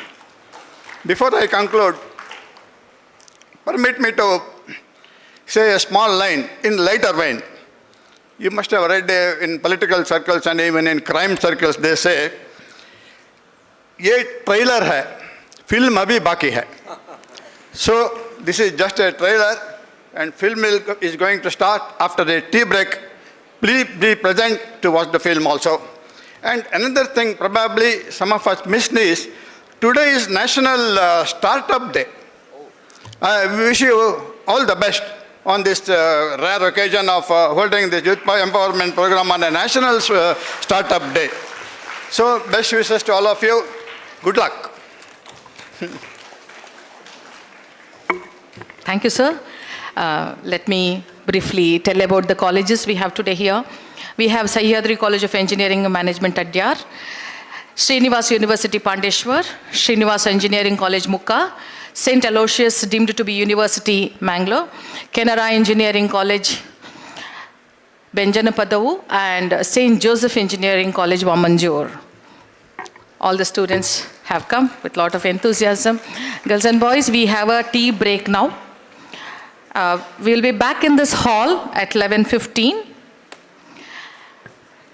There will be a feedback form which will be distributed to you now. You have to take it and fill it, and before leaving at the end of the day, you have to hand over it back to the place where you have registered your names. Tea will be served in the basement of this hall. Please go and avail your. Once you come back, we will collect the feedback form, or when we have to give it now? We will give the feedback form to you. We will collect it at the end of this program. And certificates will be distributed to those who hand over the feedback form. 11:15 sharp be at the venue. We'll start with the next program. Thank you, sirs.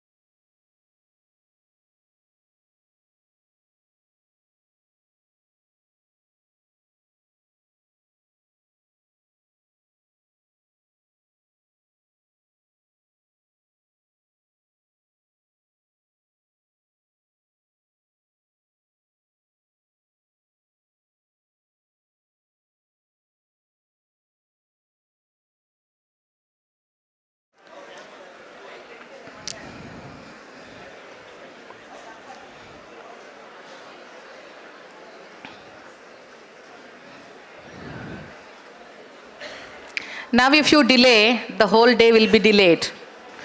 You will be sent to lunch at 2:30. We have to follow the schedule. So I request all the students there on the corridors to come inside.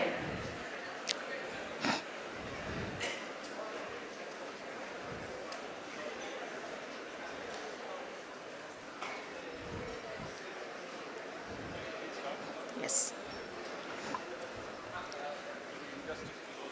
Correct. Yeah. This is the second session of the day.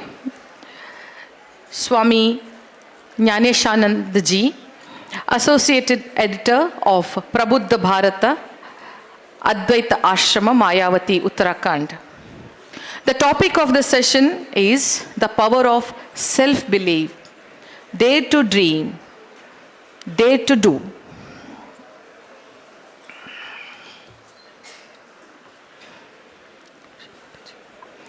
A brief introduction of today's resource person, Swami Jnaneshanand Ji is, Swamiji is a monk of Ramakrishna order who has dedicated his life to spiritual study, service and dissemination of Vedic thought. He joined the order in 2006 and at Almora Center and was ordinated into sannyasa in 2016. Over the years, he has served at several centers, including Almora, New Delhi, and Advaita Ashrama, Kolkata. With a deep interest in spiritual literature and communication, he has narrated over 50 audio books published by Advaita Ashrama, making the classical spiritual texts accessible to the wider audience. He is presently serving at Advaita Ashrama Mayavati in the Himalayas as the Associate Editor of Prabuddha Bharata, the renowned English monthly journal founded by Swami Vivekananda. Kindly settle fast.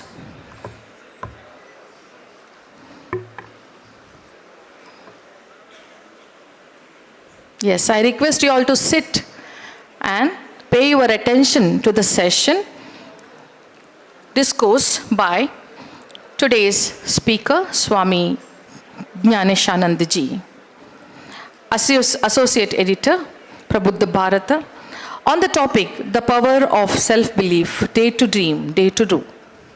Okay, over to you, Swamiji.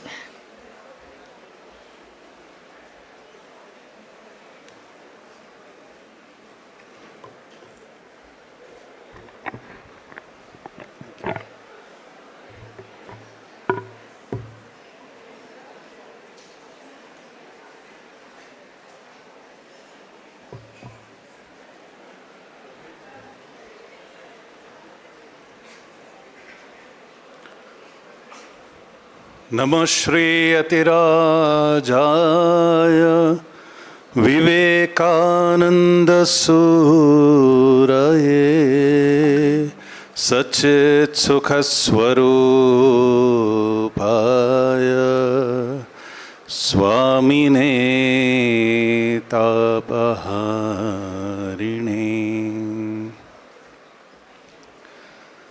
Revered Swamiji, all the respected dignitaries and faculty members, and my dear young engineers and future creators. Before we begin the session, I would request you to consider one point, which is Swami Vivekananda speaks of two great minds of ancient world.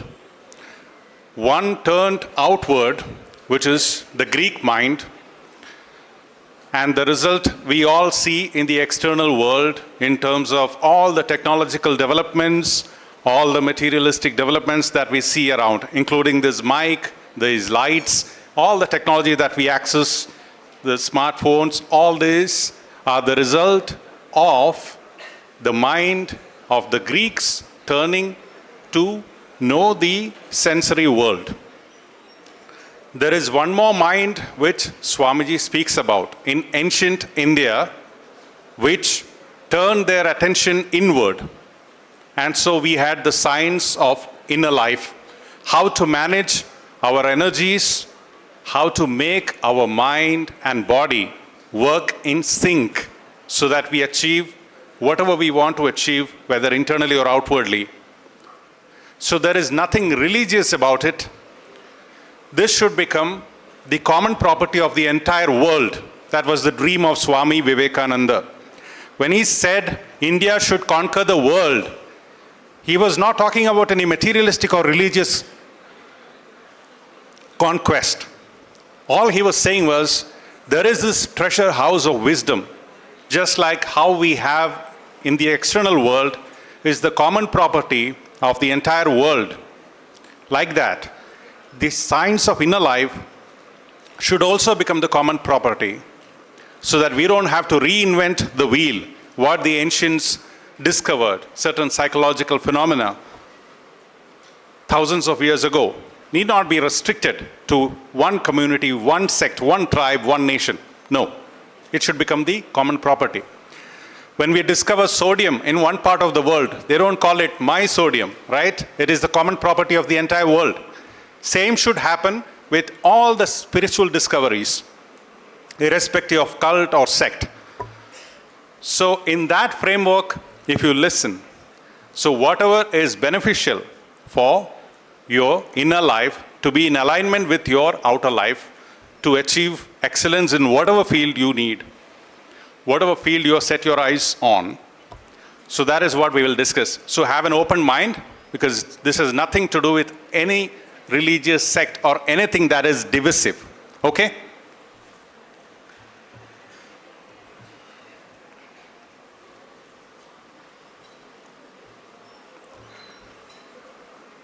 The previous speakers, they mentioned two observations which, in spite of the technical skills what the engineers, the young engineers had, they were lacking. Hope you have all heard and noticed. One was ethical conduct. In spite of having a heavily paid job, the person was trying to bribe in terms of asking more reimbursement than what he has traveled, right? So we have a wisdom to guide in these kind of situations, which if we could adopt, then we won't fall into the same trap. Unfortunately, in the modern education in schools, you are not taught anything, how to handle your own mind, how to handle your temptations. So in the ancient wisdom, we have three sets of balam. All of you know the word balam, right? Strength. First is the grossest, which is bahu balam, the strength of the body. Then you have buddhi balam, which is strength of the intellect. You can solve problems, you can be the most cutting edge intellect you can develop, but you will not be able to resist temptation if you don't have the third, which is Atma Balam. The Atma Balam depends on your philosophy of life. You should have a conviction. You should think about life, think about your interconnectedness with the world, and think about ethical behavior and form a conclusion.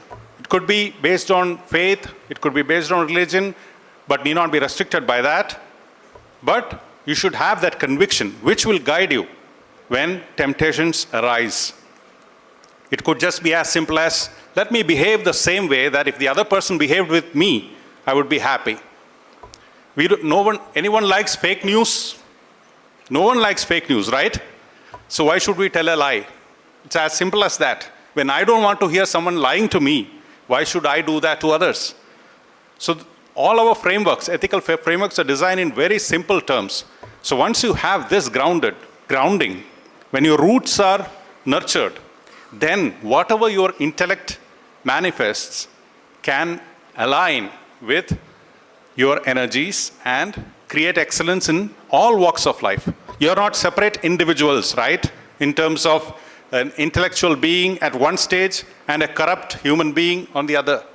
we don't want to end up in that way. So there is a wholesome development which is required, and this kind of wisdom helps. So our topic is self-belief, the power to dream, daring to dream and daring to do, based on self-belief. Now imagine this businessman about a century ago, okay? He's very rich, quite rich, and he has already established himself in his field. He goes to a convocation ceremony, Bombay University convocation ceremony. And he hears this, that we should encourage scientific research. And then the seed of a dream arises in his mind. A seed. What? That I should contribute something to the field of education. His name was Jamshedji Tata. But it was only a seed. Then he travels with Swami Vivekananda in the ship, and then he gets more inspiration to convert the seed. Imagine there may be so many industrialists listening to that convocation address, but since his mind had some vitality, he could dream about contributing to the welfare of others.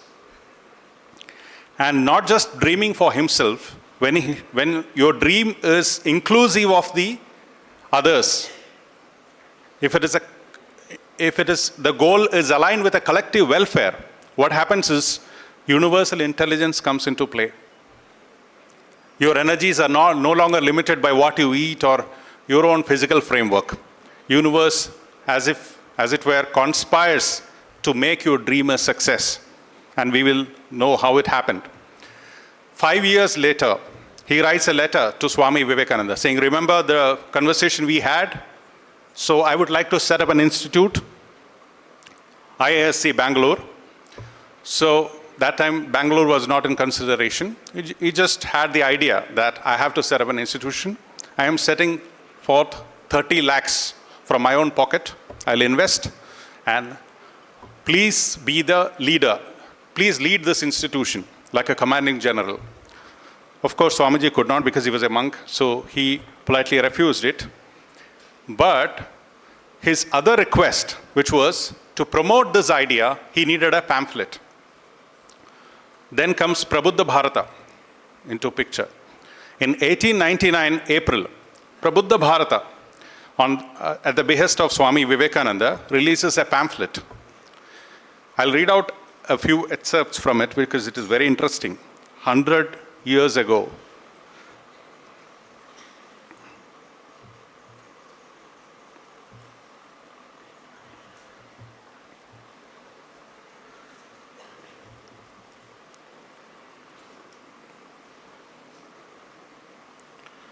so this was in April 1899. And that time the situation was that Tata, in spite of giving 30 lakhs, the British government was hesitant, saying, we don't see this happening. Lord Curzon, I believe. So there was negativity all around saying, nah, India cannot set up anything. So in that context, I read this pamphlet. It is needless to go into the details of Mr. Tata's scheme here. We shall try to simply state here the underlying principle of it, of this institution envisioned by Tata. If India is to live and prosper, and if there is to be an Indian nation which will have its place in the ranks of the great nations of the world, the food question must be solved first of all. And in these days of keen competition, remember 100 years ago, and it is still valid even now. In these days of keen competition, it can only be solved by letting the light of modern science penetrate every pore of the two giant feeders of mankind. Two giant feeders of mankind, which are agriculture and commerce. The ancient methods of doing things can no longer hold their own against the daily multiplying cunning devices of the modern man. He that will not exercise his brain, this is a caution given about 125 years ago in this pamphlet. He that will not exercise his brain to get out the most from nature by the least possible expenditure of energy must go to the wall, degenerate, and reach extinction. There is no escape. Mr. Tata's scheme paves the path, placing into the hands of Indians this knowledge of nature, the preserver and the destroyer, the ideal good servant as well as the ideal bad master. Talking about nature. That by having the knowledge, they, that is Indians, might have power over her, nature, and be successful in the struggle for existence. By some, now he's talking about the government of India that time. By some, the scheme is regarded as chimerical because of the immense amount of money required for it, to wit about 74 lakhs. The best reply to this fear is, if one man, referring to Jamshedji, he's talking, if one man, and he is not the richest in the land, could find 30 lakhs, could not the whole country find the rest?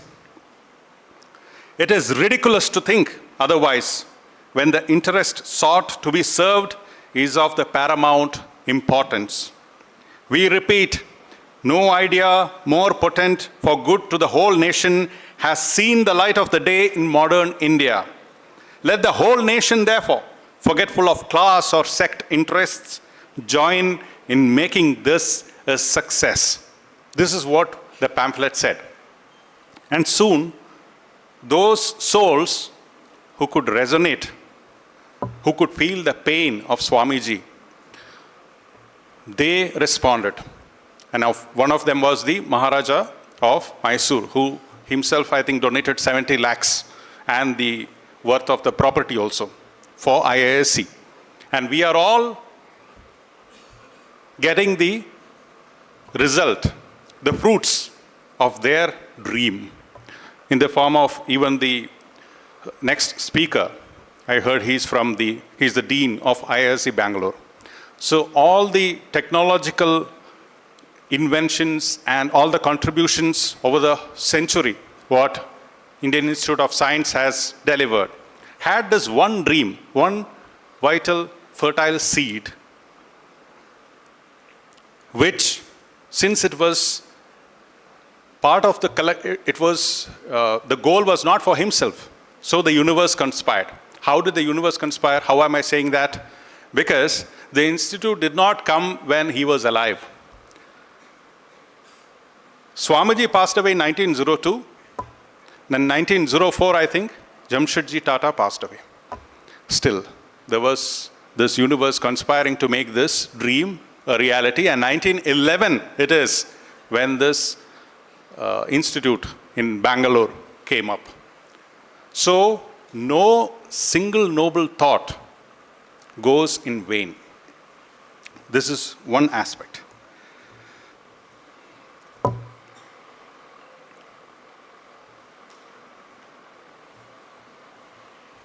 The earlier speaker mentioned one more trait which they find very disturbing among the highly qualified engineers, which is, in Bangla, Sri Ramakrishna put it very beautifully. Sri Ramakrishna Paramahamsa, you have heard of him, right?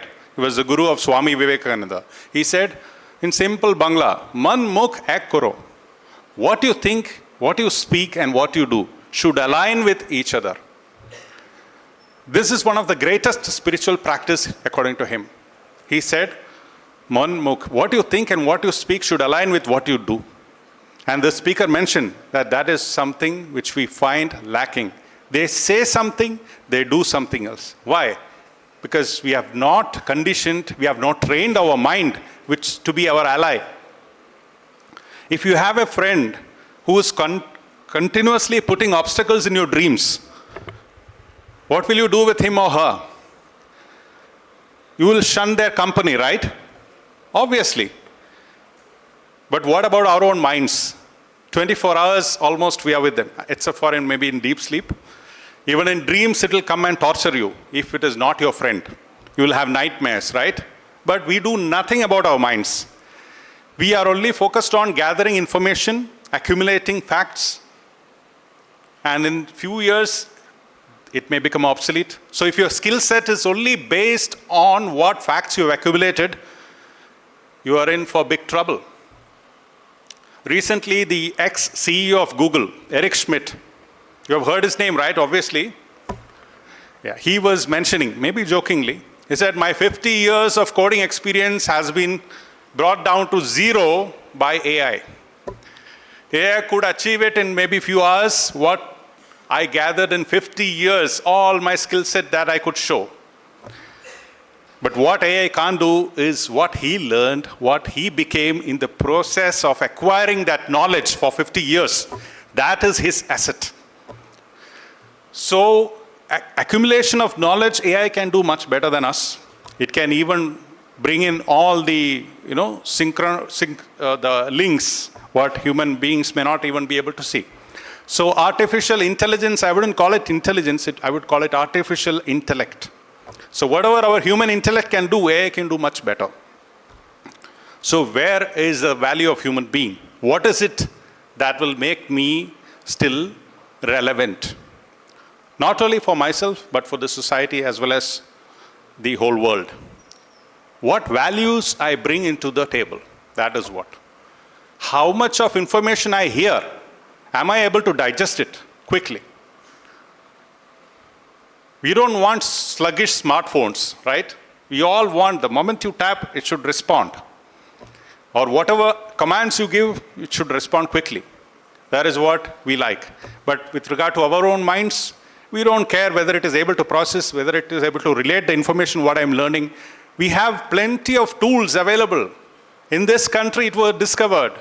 Why? Because, as I told you in the beginning, the two great ancient minds were the Greek and the Indian minds. One turned inward and one turned outward and discovered all the various technologies and all the phenomena happening within, and one went outside, so we have outside technology. So in the course of time, we neglected all this, and we are trying to reinvent the wheel, saying, oh, stress management, as if stress is something natural. We consider stress to be something natural, right, these days? But it need not be. Because we have never analyzed it, we have not given time. What is stress? Physically, you are present in a place, but mentally you are off. Either because of expectation of something which is going to happen, or something which is from the past, which is coming as a worry. These two things are the only things that can cause stress. And this happens not in the present because of thoughts. It is only there virtually. And whatever is virtual, you don't have the ability to deal with it because it is not physical. So what is the remedy? Try to bring your mindfulness into play. Be there fully. And when you're being there fully, without the mental commentary, bring in acceptance, we can say. Acceptance into daily life. Whatever you dislike, if you have the choice to move out, just walk away from that situation. But if you don't have, don't resist mentally. Why? Because mental resistance drains you of energy. In youth, you have two valuable resources. One is time, the other is energy. And don't think they are unlimited. We all know time ends. We all know energy of the youth no longer will be with you lifelong. But you lack experience. Then the world comes and says, oh, you need all the experience. In 20 years ago, all the companies were looking for experienced people. If you're a fresher, okay. We need experience. Now it is all going away. You don't need experience. You don't need experience. You only need your energies working efficiently for you. Then what happens? When you have conserved energy by not resisting the reality of the moment, you have surplus energy to be enthusiastic about the work that you're passionate already. Whatever you're loving, in that kind of work, you can put in more energy. and then creativity blossoms through you. So they are the ones who create all the new gadgets and all that, right? Facebook, or these days Instagram, or whatever tools you use, even coming up to AI, all those were not created by people who had 50 years experience in AI. No. So you bring in something fresh into the world. How? Not by banking on experience. So you don't have to wait till life gives you experience to start something fresh. How many, if any one of you have any startups? You're all students, right? Even it could be a dormitory project. Anything? Nobody, right? Oh, one. Excellent. Give him a big hand. You are never too early to start creating something. Only thing is your vision should be, you should ask some fundamental questions. Is it going to help only me, or is it going to add some value? Because we are taking so much of resources which are contributions of others, right? So am I adding any value to this universe in terms of my work? And when you do that, it doesn't matter how old you are or how young you are. In fact, it doesn't matter how young you are. It is never too early to start creating.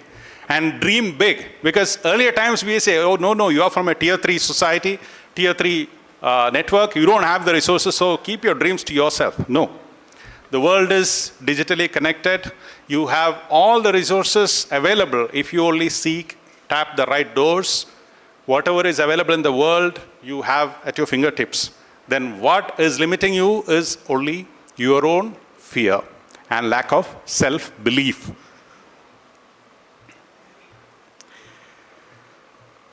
Behind every great innovation and engineering wonder is an idea, a small seed fed by belief. Without self-belief, even the smartest mind can hesitate when obstacles arise. Engineering is full of challenges, some tough, some complex. But remember, the greatest challenges exist only if you allow fear and doubt to take hold inside you. The first victory is always within. The courage to dream and trust that you can make it happen. As students, you have the most powerful gifts, time and energy. These are your advantages now. Even if they seem endless, they are limited. Just like a cricketer practices day after day to build skill, you must invest your time and energy wisely. Whether you invest or not, your time will fly. Whether you invest or not, you are draining energy constantly, right? The only question is it benefiting you, or is it in alignment with your vision, your dream? Now, if you don't have any dream, if you don't have any ideal, you will not even know where your energies are flowing. It'll just be dissipated, just like a machine, running, and then just time runs you out. So, invest your energy and time wisely. Avoid distractions and doubts. Use this time to learn deeply, grow your skills, and build the strong character needed for future. Sometimes people think self-belief means being arrogant or blindly optimistic. It is not. Real self-belief is quiet and steady. It knows your weaknesses, but does not let them stop you. It learns from mistakes and keeps going. And discipline is a friend, not a punishment. The moment we say discipline, we are like, oh, there is a cringe, right? But if you, even the etymological root of the word is the same as that of disciple. Discipline, disciple, one who is open to learning. So, discipline should create a framework so that your energies are not going wayward. Whatever limited energy you have is all focused into your goal. And discipline is the framework. Just like in music, you have ragas. All of you have heard of ragas, right? Even in the Western music, we have scales, pentatonic scales and all the heavy metal or rock fans here, all of them, what you hear, most of them use these pentatonic scales, harmonic minors and all that. So all those are frameworks. They are not restrictions. Within that framework, you create something beautiful in your own way. So same way, these framework of discipline. What is discipline? Consistent effort in the line. For example, it could be as simple as this time when I study, I will not have any other distractions. Basic discipline.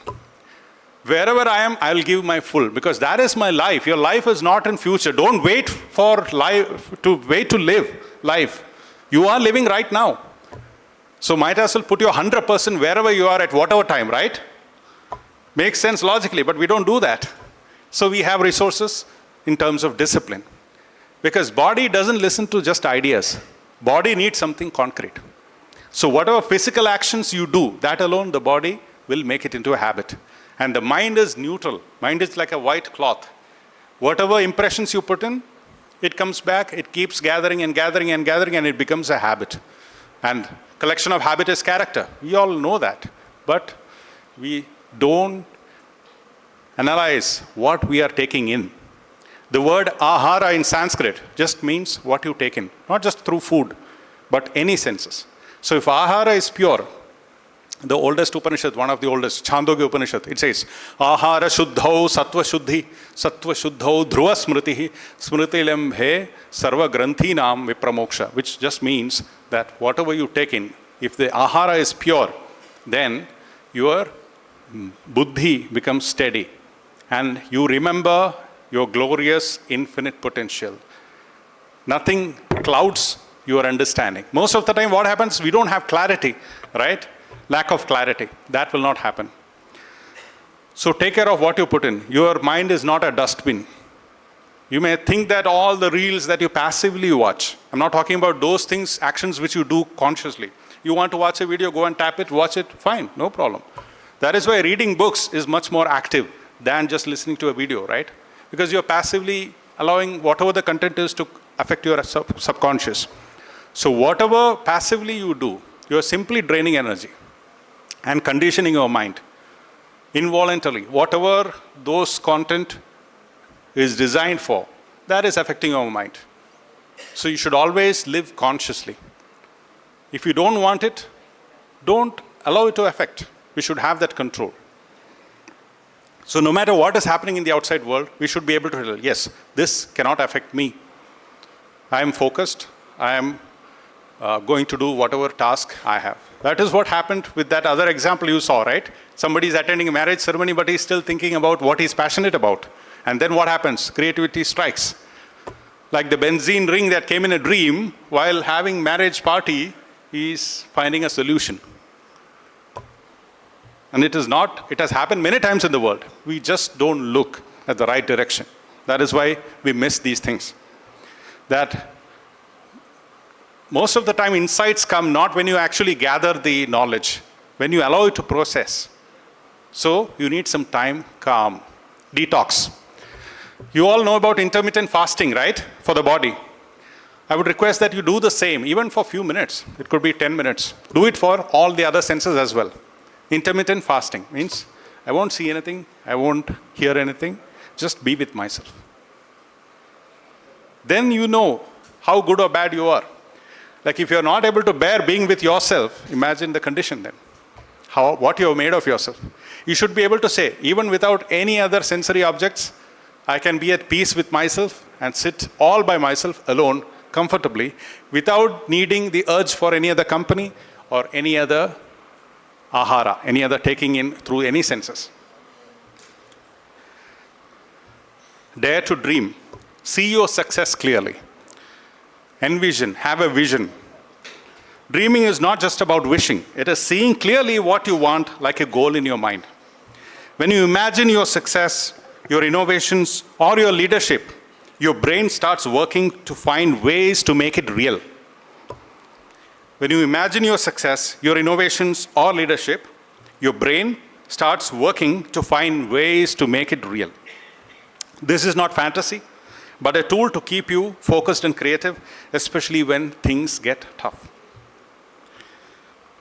And dreams alone don't work without action. So dare to do means to step out of your comfort zone, face difficulties, and keep going even when you fail. Swami Vivekananda inspired us by saying, when you are born as a human being, there is no question of giving up. Of course, if you find that it doesn't work, you can change that method. But here the giving up means just giving up hope. Stopping to try. There is no scope for that as long as you're born as human beings.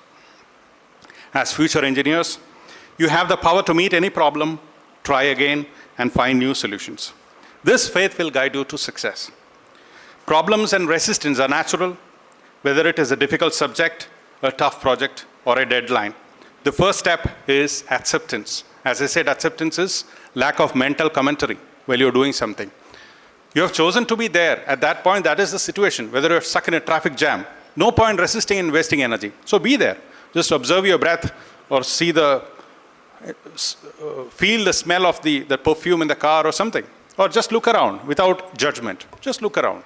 Maybe you will find a tree which you never noticed before, or a small bird. Whatever it is, just be there. Just be there. Wherever you are, just be there fully. That's the secret. And how to approach your daily work.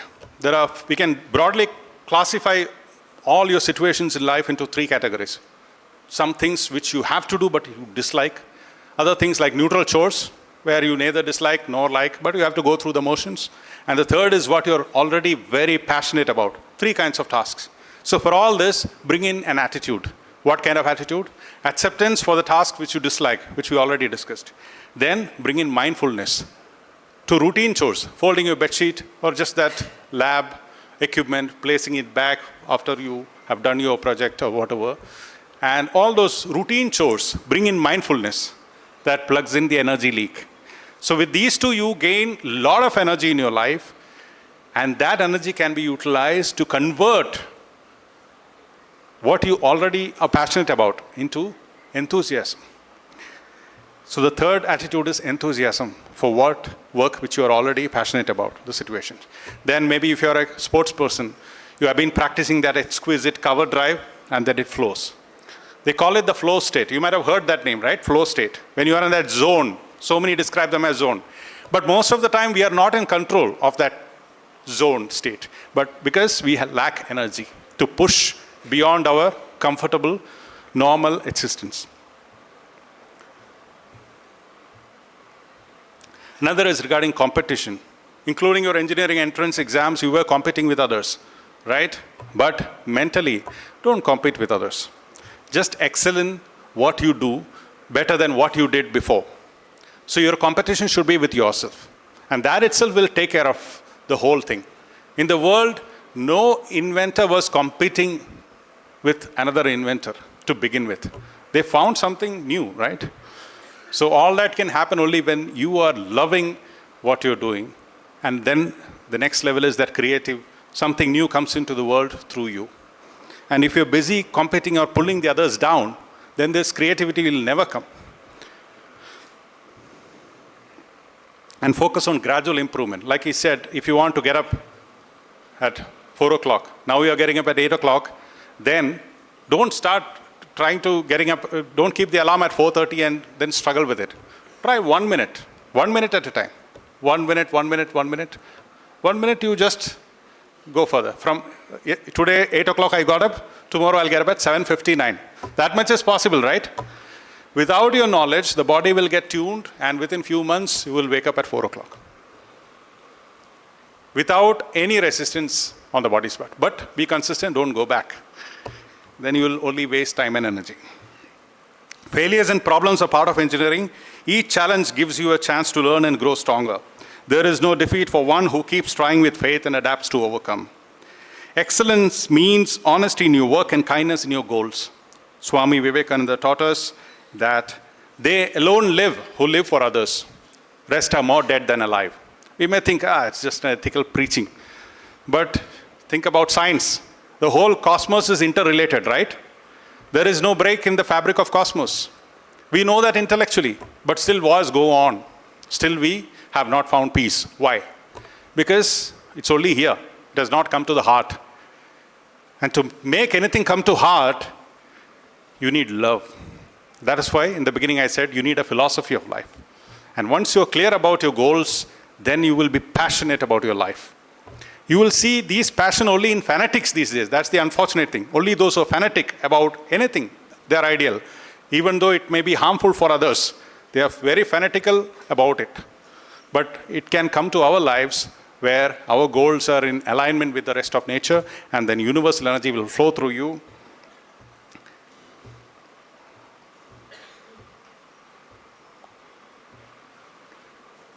Another important aspect is build positive relationships. If you want to be successful and you're always in the company of people who are pulling you back, or in the company of people who will say, it is risky, don't take that risk. No, we don't know. There is no precedence. Don't go that side. Leave such company, right? If you want to be successful, you have to be in the company of those you believe. Yes, you can go ahead, I'm with you. Even if it is only one friend who says that, be with that person. That is the way to succeed. You have to create your environment which is going to align your energies to the task you love. Rather than, if you're an engineer and you go on being in the company of a medical student and go on visiting his hostel and spend whole time with doctors, you will not, you may get, but mostly you won't get any fresh ideas, right? So you have to have that kind of a environmental support, safety net, you can say. So start your day with affirmations that remind you of your purpose. Use acceptance, mindfulness, and enthusiasm to engage fully with your work. Take regular digital breaks to refresh your focus. Intermittent fasting, as I told. Maintain balance, nutrition, sleep, and exercise, because this is your only vehicle. Your mind and body is the only tool that you have, right, to digest whatever you are taking in. So if you have a vehicle which is not, okay, of course, I don't have to explain all this, you know. Engineering is demanding. Build resilience with meditation, journaling. What is happening to my mind? It need not be a physical journal, but you should be aware. Whatever I hear, whatever I think, what is happening to my mind because of what I'm doing? This you should be able to, that feedback loop, you're all aware of feedback loops, right? Without feedback, you don't know where your vehicle is going. You have a nice Ferrari, or what is the other one these days? Which is the fastest car these days? Is it Ferrari still? Anyway, you will seem so tired. So if there is no steering wheel, you don't enjoy the ride. It's like that. So remember, every great engineering marvel began as a dream someone dared to believe in. Use your youth's energy, discipline, and love. Let self-belief drive your dreams into reality. Hold tight to your vision, work with heart and mind together, and dare to do. The world is waiting for your light. Thank you for listening. Hari Om Tat Sat.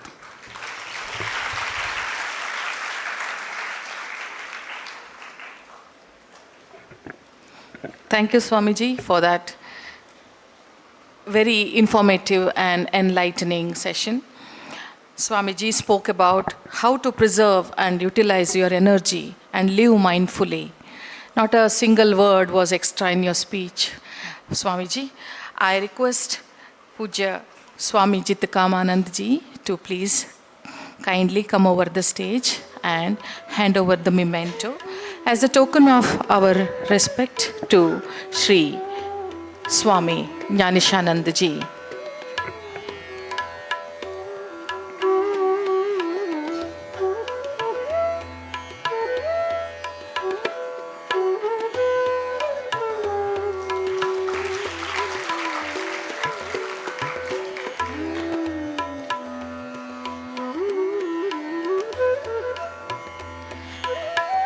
Now, dear students, we'll be going to the second session. It is by Professor Navakant Bhatt. I request Professor Navakant Bhatt to kindly come on the stage and take your seat.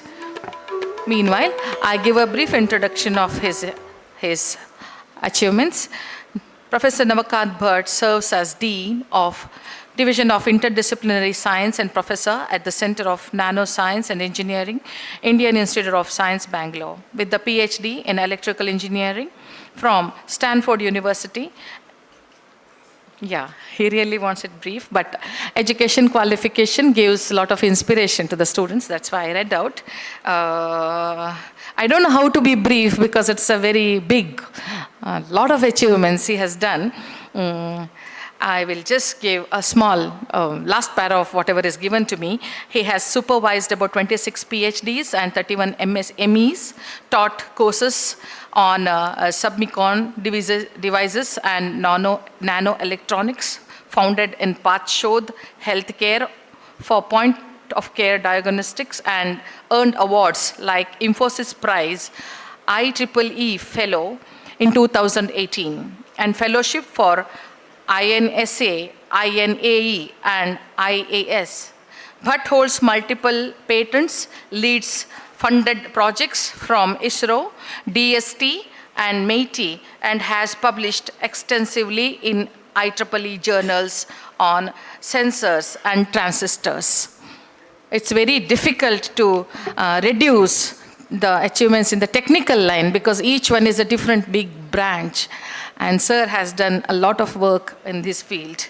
Over to Navakant Bhatt sir, who will address you on nanotechnology for healthcare, sensors, and artificial intelligence.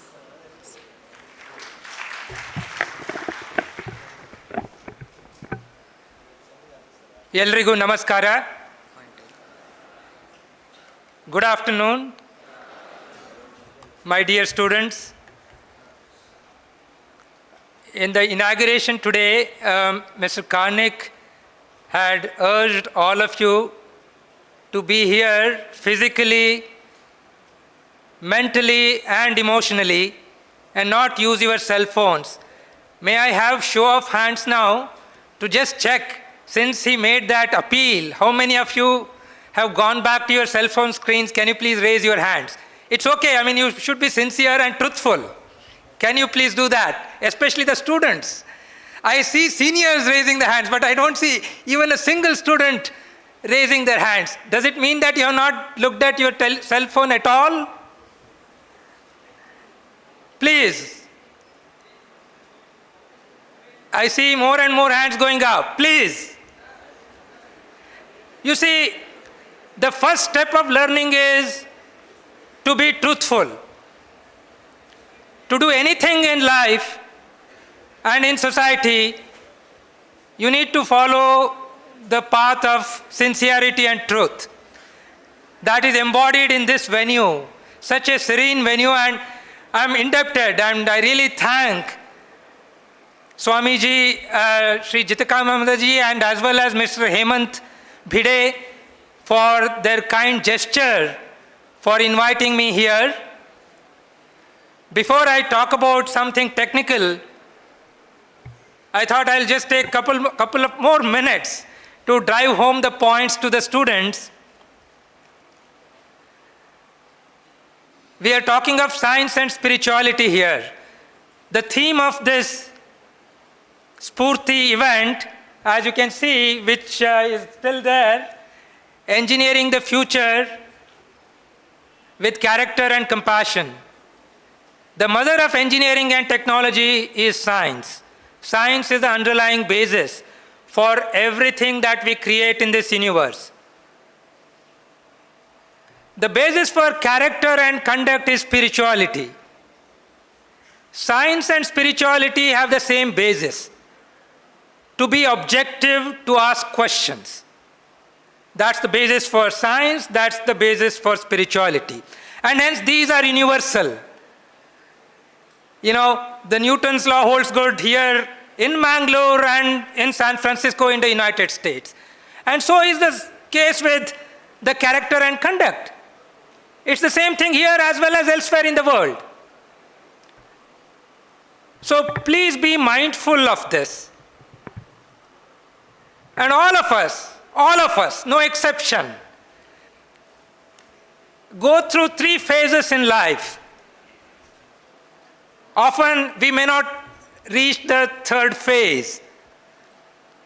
Just I'm repeating this to drive home the point. The first phase when we are born is innocence. We are all innocents when we are born, and hence we have no biases. We ask questions on everything around us. But then we graduate into something unfortunate, that is ego, right? That happens at different time in our life, perhaps dictated by our environment. And the 3rd phase is really enlightenment, whether you are spiritual or whether you are in science or technology, right? And that phase really comes by going back to the basics. Because I've seen this in many colleges when I've gone. I give a talk and ask the students to see, excuse me, whether they have any questions. There's a pin drop silence. Because the thought process is that if you ask question, the others would think that you don't understand. We often say that there is no stupid question. Everything should begin in asking questions, right? And only then you will become a great engineer, you will become a great technologist. As Mr. Shashidhar Dongre was explaining, if you want to be in technology or engineering, that should be your life. It should always be part and parcel.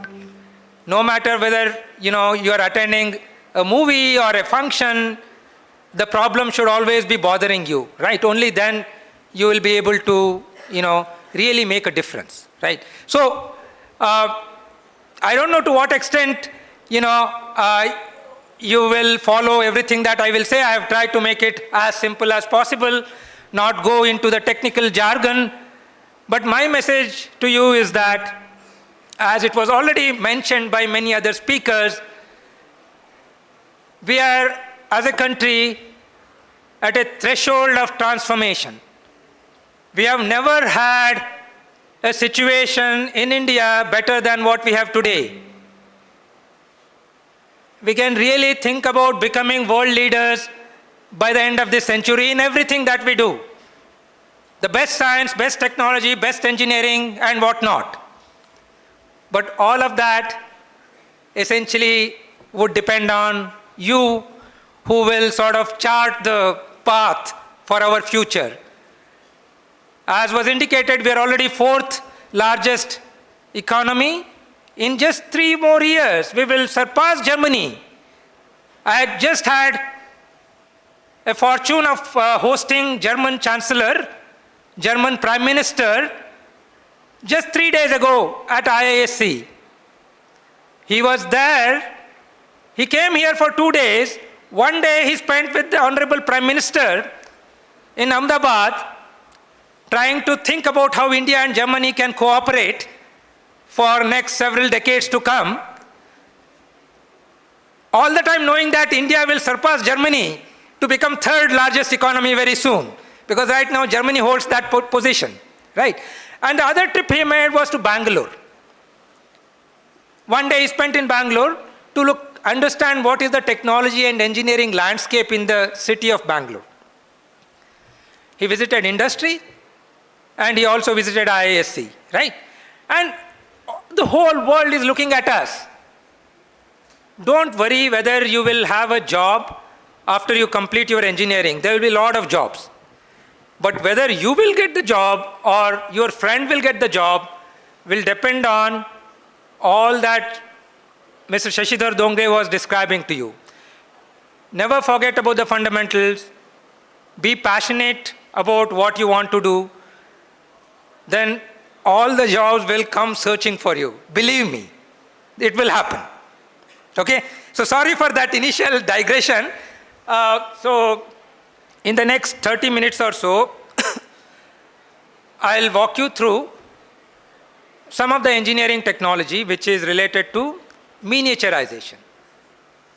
What we call nano or sukshma, making things smaller and smaller and smaller. And thereby making it's very powerful, right? Murti chikkadadaru kirti doddadu antenu heltaralla hage. The small is beautiful, but the small can also be very powerful, right? And that's what we do in engineering and technology today, okay? And that has application on almost everything that we do in society. I've just taken a couple of examples for healthcare, for some sensors, and also the Hawa that Sri Shashidhar Dongre was talking about, the AI and all that we are talking about. See, the danger, the biggest danger of AI, which is artificial intelligence, is that we will lose our natural intelligence. And the even bigger danger is that we may have no intelligence, right? AI to NI, right? So we need to guard against that, right? So that is where I think going back to the basics is extremely important. So I can't, start this because of this venue and the IISc Connect. It was already told to you, the two great visionaries, Jayant Tata and Swami Vivekananda coming together, how it sort of shaped that one sea voyager, right, that transformed the nation, if you will. And this is actually Jayant Tata's letter from the archives written to Swami Vivekananda, much before the institute was born, because unfortunately both of them were not living to see the birth of the institute, as it was mentioned earlier.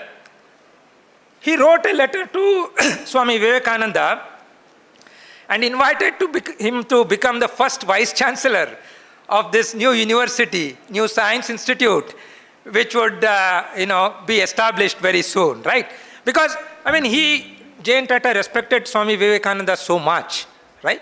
Although Swami Vivekananda was not necessarily a scientist, but here is an industrialist inviting a great sage to come and lead the institute because of his leadership qualities, right? You can see two great individuals in completely different areas respecting each other for what they have done, right? For what they have achieved. The respect for other engineering discipline, again going back to what Mr. Shashidhar Dongre said, is extremely important. Every hani gudidre halla anta ಏನು ಹೇಳ್ತೀವಿ, every drop counts, every profession counts, right? That is how we build the whole, right? So remember that IISc was eventually founded in 1909. Back then Maharaja was minor. His mother came forward and donated that land where we stand today, close to 400 acres actually. British government back then was very reluctant, but eventually that yielded. And, we have had this legacy for more than 100 years in contributing to this great nation in the areas of science and technology. IISc is called Mother of Institutes. All IITs, which are go-to places for engineering, came out of IISc. People from IISc went on to start IITs post-independence.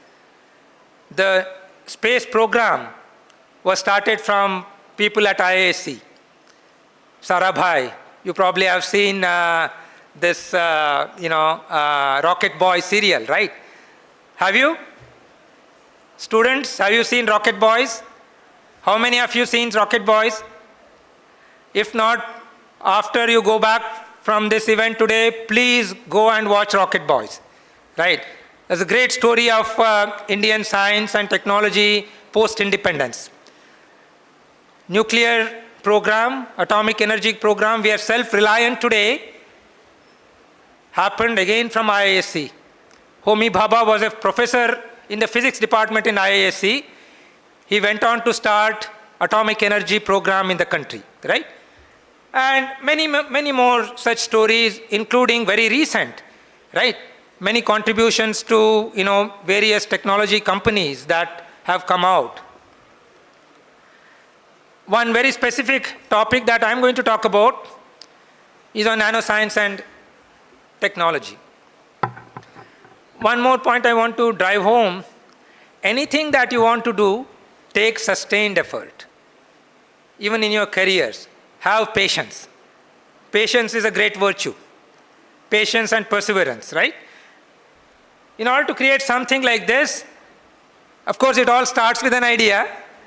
As Swamiji said just a while ago, that dimag ki batti, right? Once you have that, right, then you need to work towards that, right? So this journey we started early 2000, and it all led to the creation of this center, which is one of its kind in the world, among the top 10 such centers in the world. And that's why, as I said, the German Chancellor wanted to particularly come and see this, to see what we are doing here, right? So India can do it, right? But it takes patience and lot of perseverance, right? And of course, we also had the, fortune of hosting our Honorable Prime Minister, who dedicated this center to the nation. And we are working in a whole range of technologies that are relevant for our strategic sectors, such as ISRO and defense, and also many other sectors. I'll perhaps give one or two examples as we move on. And this is the center that we have. I want to draw your attention again to this poem that the Prime Minister wrote. Again, he goes back to Swami Vivekananda and J.N. Tata, when he wrote this poem in Gujarati, after going through this center, he said, in translation, the journey of progress inspired by Swami Vivekananda and commenced by Jamshedji 100 years ago has been doing an amazing job helping improve human life, right? So at the end of the day, remember, engineering is building things. You want to build things to make lives better. So once you make lives better, so you have more time to perhaps get into other endeavors, arts, humanity, and eventually spirituality, right? All that is extremely important, right? Don't forget that. So this is the center that we have, which hosts the largest clean room in the country. We serve many national missions, the national quantum missions, national AI missions, supercomputing missions, and healthcare and many others. This is the kind of facility where you can really go and build things, engineer things for future at this nanoscale, right? I'll come to that, what I mean by nanoscale in a minute. But this is the kind of, facilities that we have created. But most importantly, this is an asset for nation. Although it is an IISc, we have made it open for anybody in the country to come and use that facility. So this is what we call a democratization of science and technology infrastructure, which is also a new paradigm that we have started.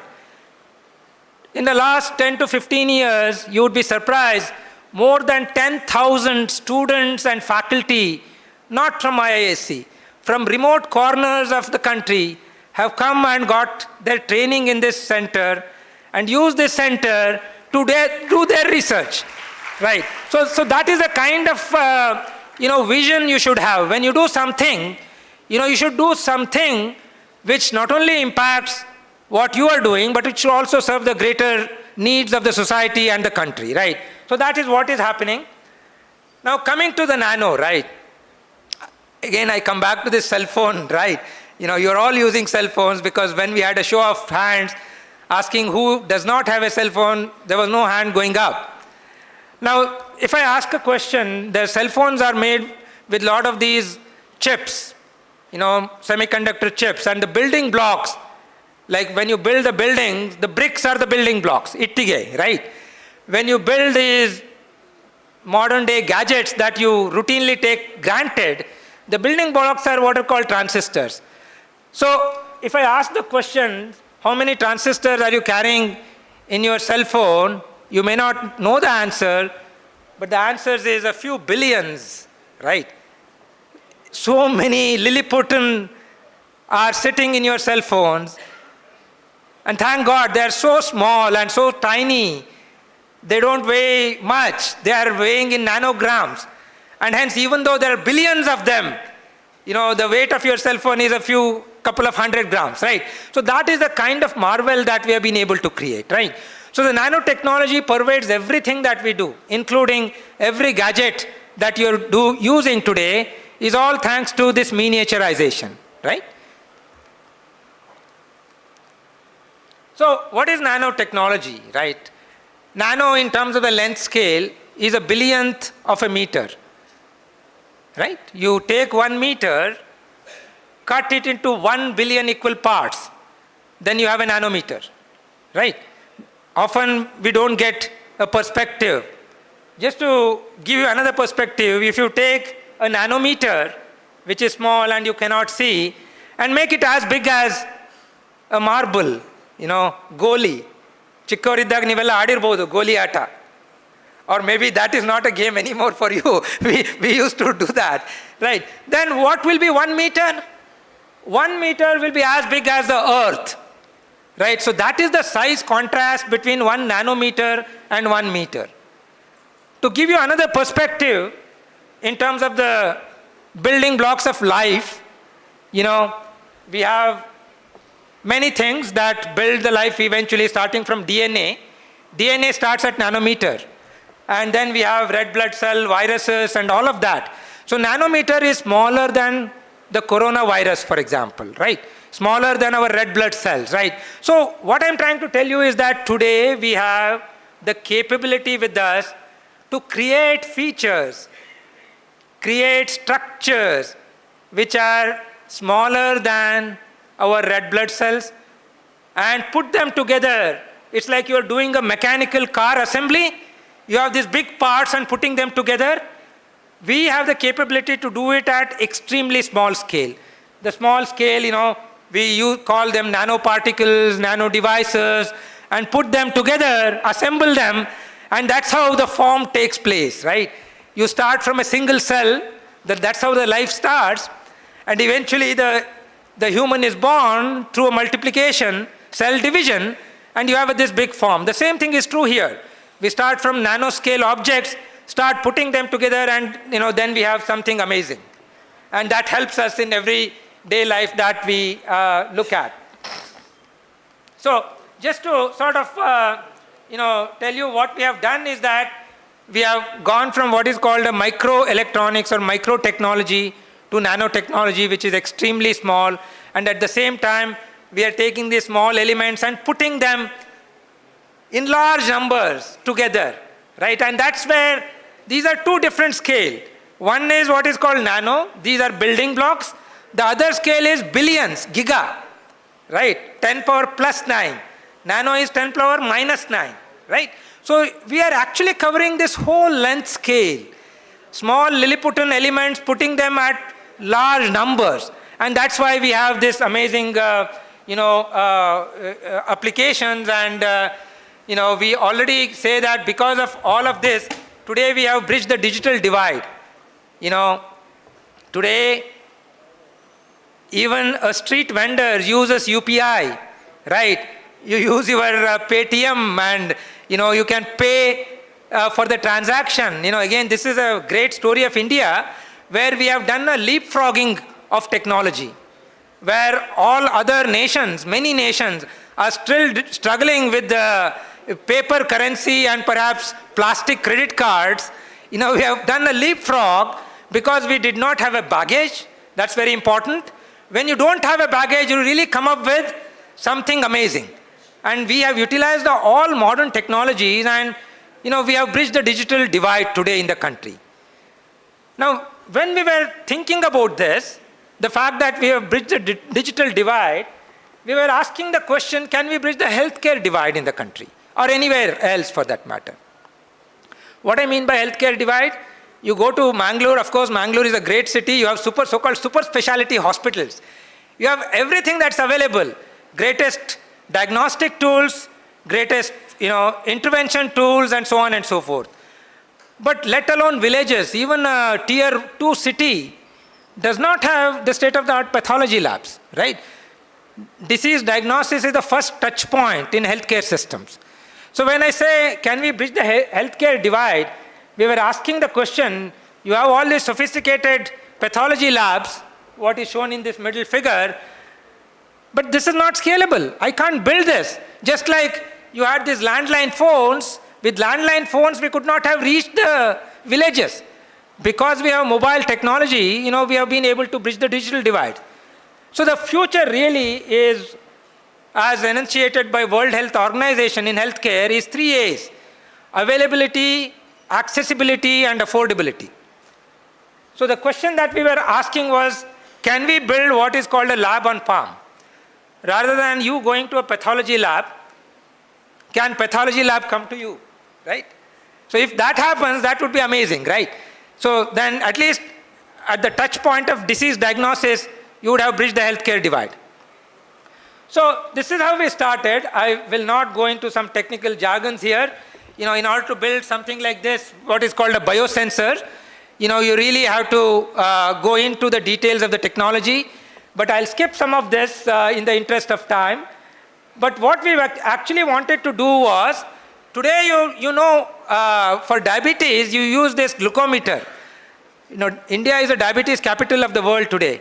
You would have seen your parents or somebody in your family trying to test their glucose in the morning or sometime during the day using this handheld device, and then decide whether they should eat more sweets, less sweets, and so on and so forth, right? So the glucometers today have become part and parcels.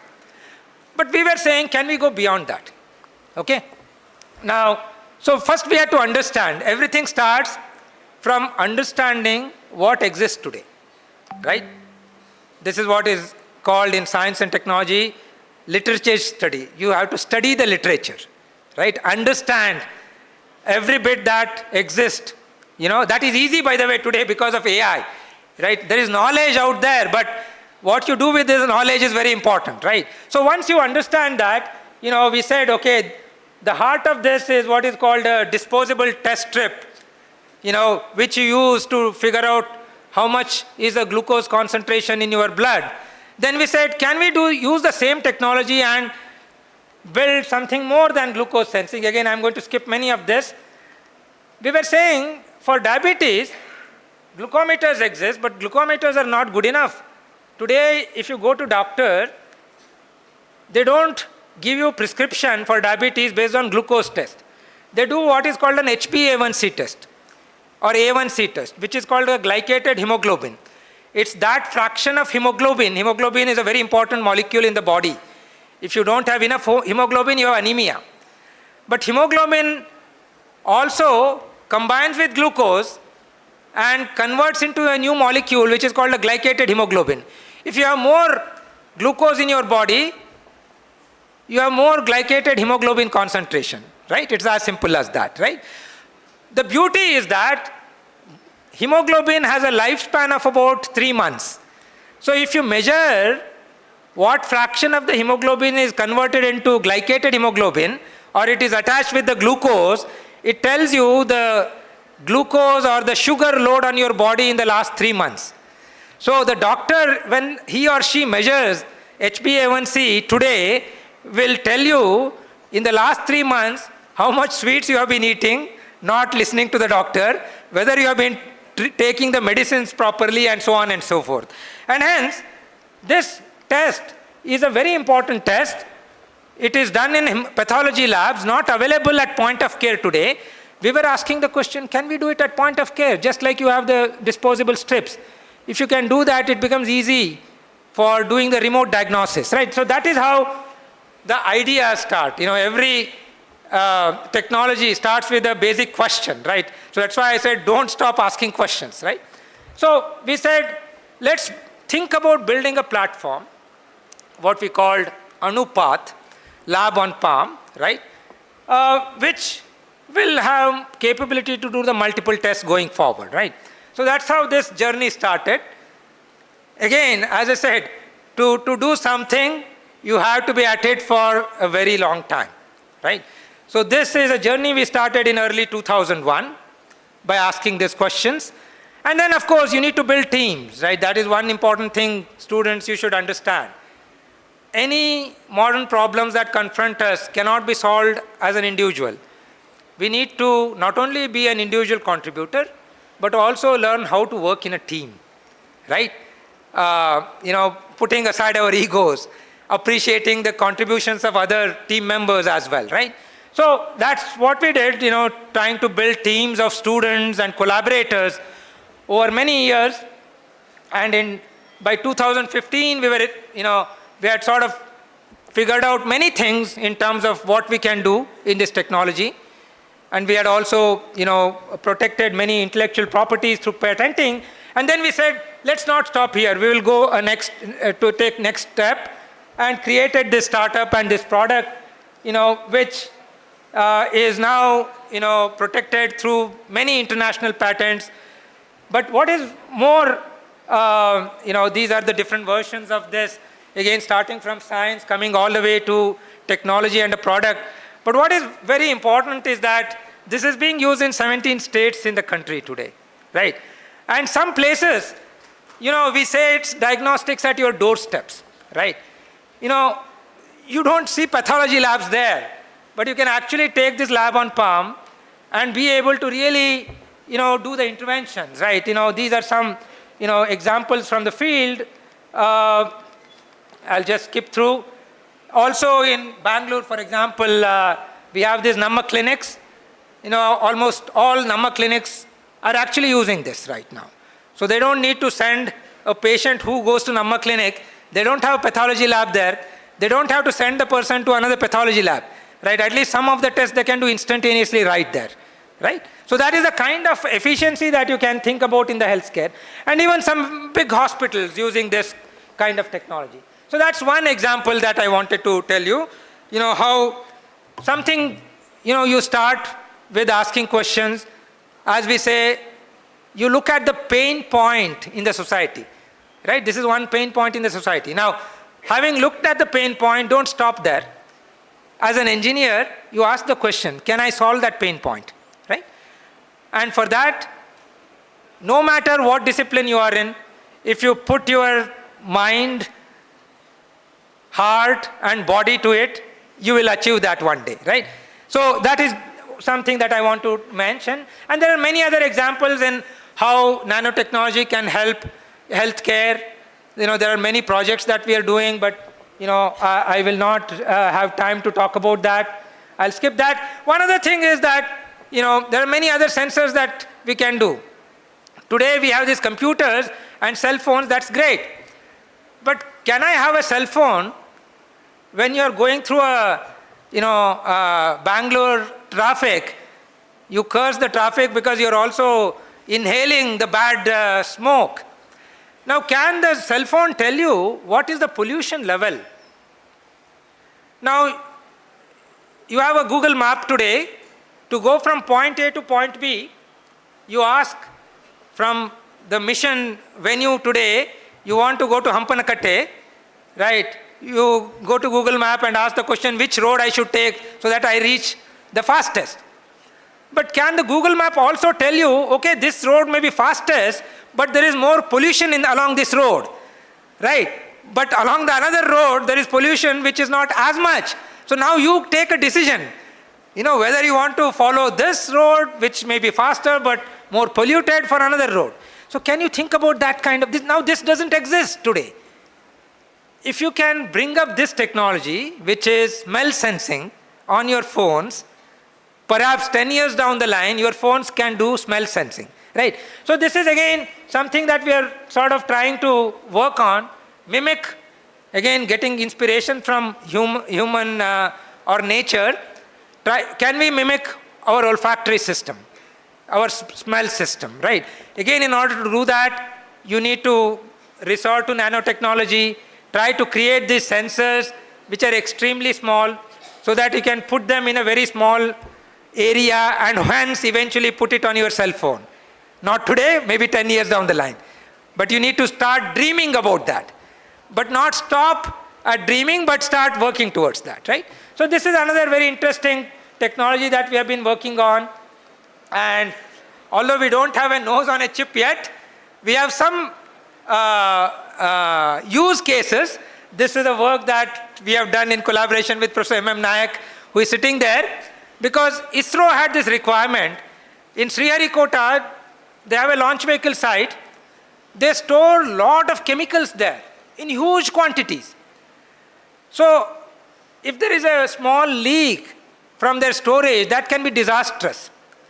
So they were actually importing these sensors from abroad at very high cost, and they then asked us, can we create these sensors which are as good or even better than that, right? So that is how this project started, and today actually we have been able to deliver these sensors for ISRO, which have been sort of, field deployed in Sriharikota, right? So again, this is an example.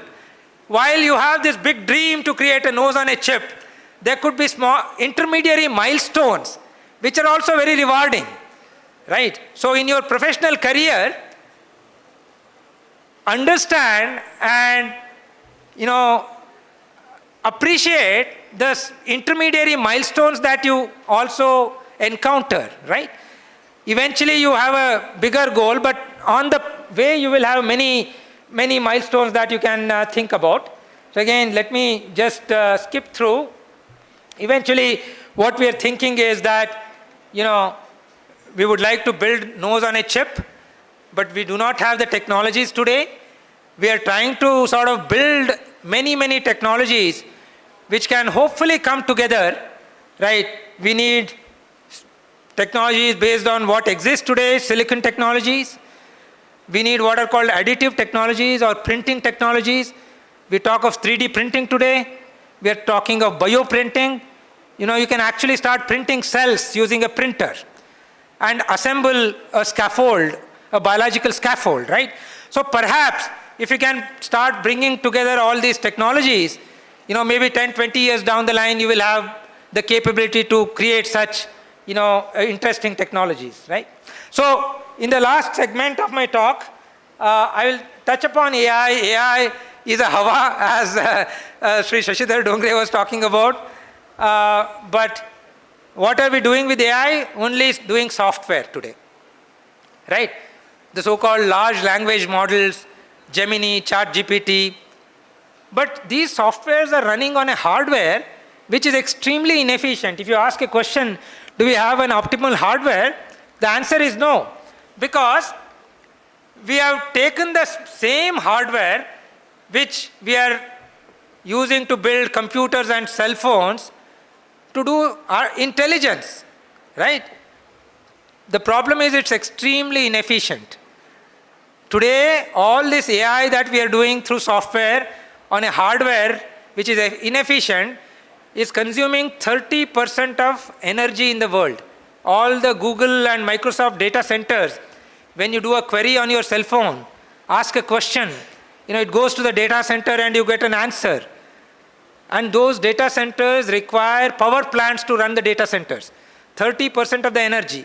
If you go at the same rate, by 2035, 100% of the energy that we would generate by all means, coal, solar, all that would be required only to run data centers. So this is not a sustainable future. So AI can do great things if it doesn't burn the planet, right? So remember that. Right? So why is this, right? The reason for that, today's data centers require humongous amount of energy, gigawatts of power. Contrast that with human brain. An amazing organ. It has about 86 billion neurons, and interestingly, it consumes only 20 watts. All that we are doing, perception, inference, learning, we are doing with consuming just 20 watts of power. So there is a question that everybody is asking today: can we build brain-inspired computers? Right? Can we do that? So this is future, right? We still don't have technology, but there are baby steps taken all over the world. Now you may ask, so what is so marvelous about brain then? Why is it so efficient? The answer essentially comes down to two important things. Again, most of you engineers can appreciate this. The two important things, the way we build all these computers, we have a notion that we have a computation block which is sitting distinctly separate from storage block. And they interact with each other. Like you have a USB storage, that's a storage. And there is a computer, CPU or GPU or whatever, you keep hearing these terms. They are distinctly different. Brain doesn't work like that. Brain does what is called in-memory computing. The neurons are where we store information. The neurons are where we do computation. So there is no shuttling of the data back and forth.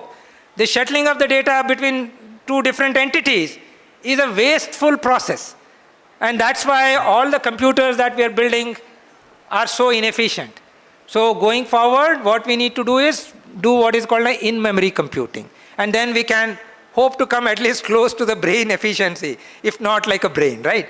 The other thing also, you keep hearing about this. Today we say we have digital economy, right? Digital India. right? We have this abstraction of the world as two states, yes or no, 0 and 1. That is how we are building our computers, based on what is called a digital logic. But the reality is not digital. We have all shades of gray, right? You know, when I ask you, are you coming or not? Oh, maybe 50%, 60% probability, right? It's not 1 or 0, right? So that is how the real world is, right? So that is, again, a reason why these things that we are building today are not as efficient, right? So there is a lot of thing that is happening all over the world, and we are also doing a lot of work in that to really build what is called in-memory computing. Very recently we had demonstrated this, and I see that, you know, what you would do with the classical technology, which would require you to, you know, have almost a billion steps. You can do that with just about 26,000 steps and have an amazing efficiency, right? So this is a kind of technology you can dream about and start working on that. So all I'm telling you, you know, in engineering and technology, sky is the limit, right? So, you know, it's only your imagination. That's why, you know, Albert Einstein said, imagination is more important than the knowledge. The knowledge you can get now because of all this, you know, internet and all of that you have. But be imaginative, you know, and you can be imaginative if you can be continuously curious, right? Don't stop being curious. So, concluding thoughts, this is something that I had written for my students. You know, I put it in my office for every student who comes in, right? You know, essentially, you know, when you want to do anything in the life, it's not going to be path of roses, right? There will be a lot of challenges. But there will be a lot of cues as well. A person who goes to wedding in Pune, if the person is continuously thinking about that problem,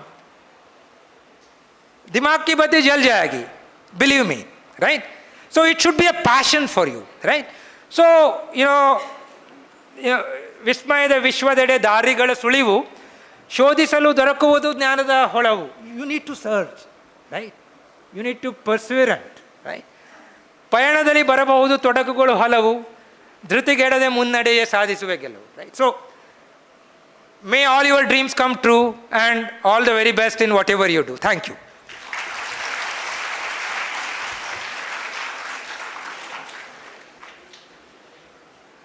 Thank you, sir.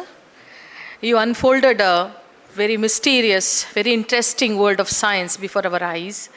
Thank you so much for this enlightening session. Students, how are you feeling? Let's go for the next session. Are you all ready? Let's do an exercise. No? I just wanted you to stand up and sit once so that you feel better. Because we'll be going for, yeah, you're allowed. Please. This is what I do as a teacher in classroom, because blood circulation will be improved in your legs. You feel better because we'll be going to the next session now. Happy? Yeah?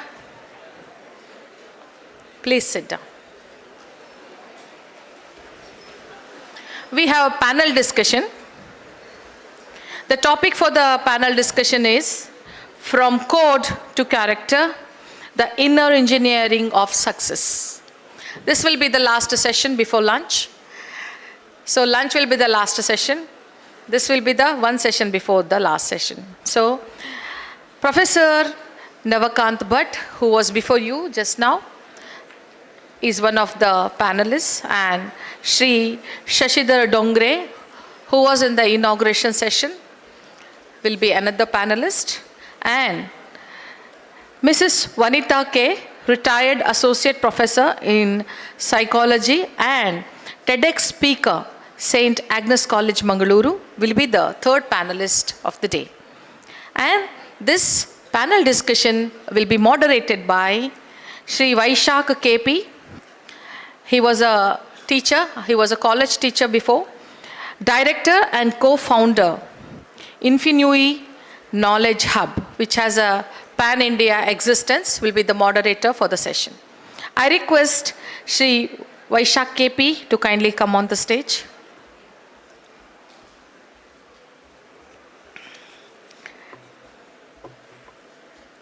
Yes.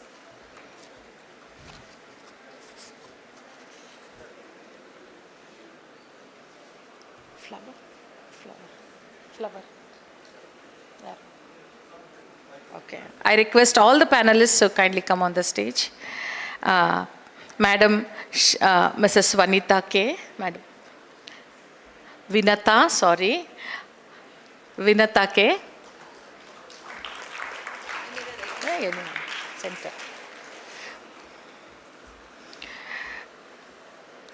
Shri Shashidhar Dongre, sir.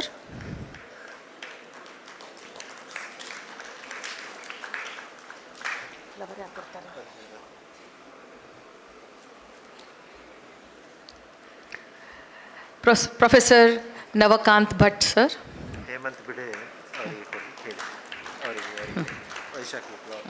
I request Shri Hemant Bide, sir, to come on the stage kindly.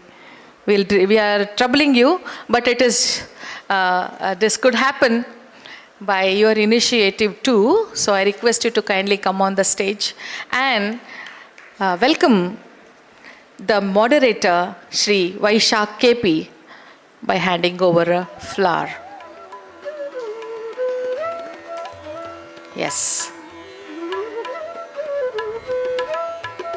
Mr. Vaishak will be in charge of this whole program. Over to Mr. Vaishak. Thank you, sir, for coming on and wishing him.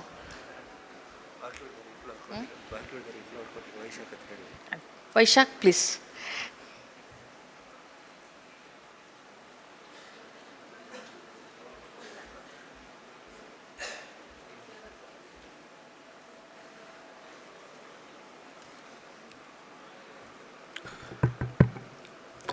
A very good afternoon to one and all who have gathered here. Respected pranams to the Swamiji, our distinguished, eminent resource persons, delegates and students. Now we welcome our eminent panelist, Professor Navakant Bhatt, sir, to this panel discussion. Welcome you, sir.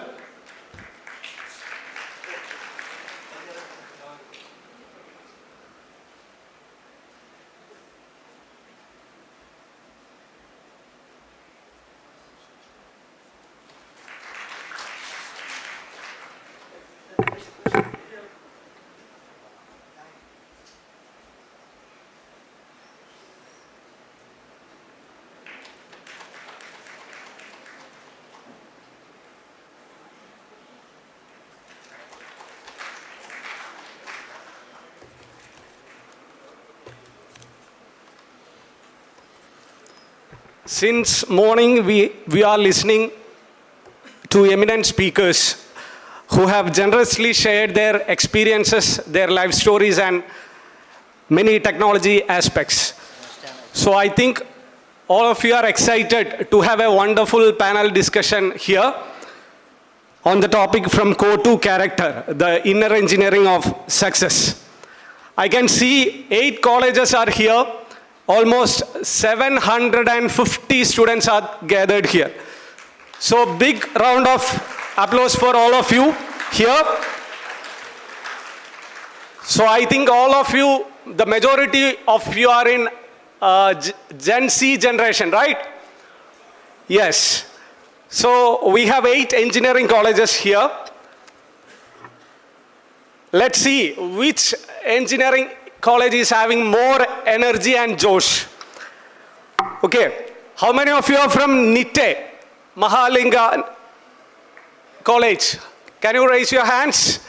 Okay, you can show your power by a powerful clap. Nitte. Okay, thank you. How many of you are from SDM Institute? Okay, show your energy and josh here.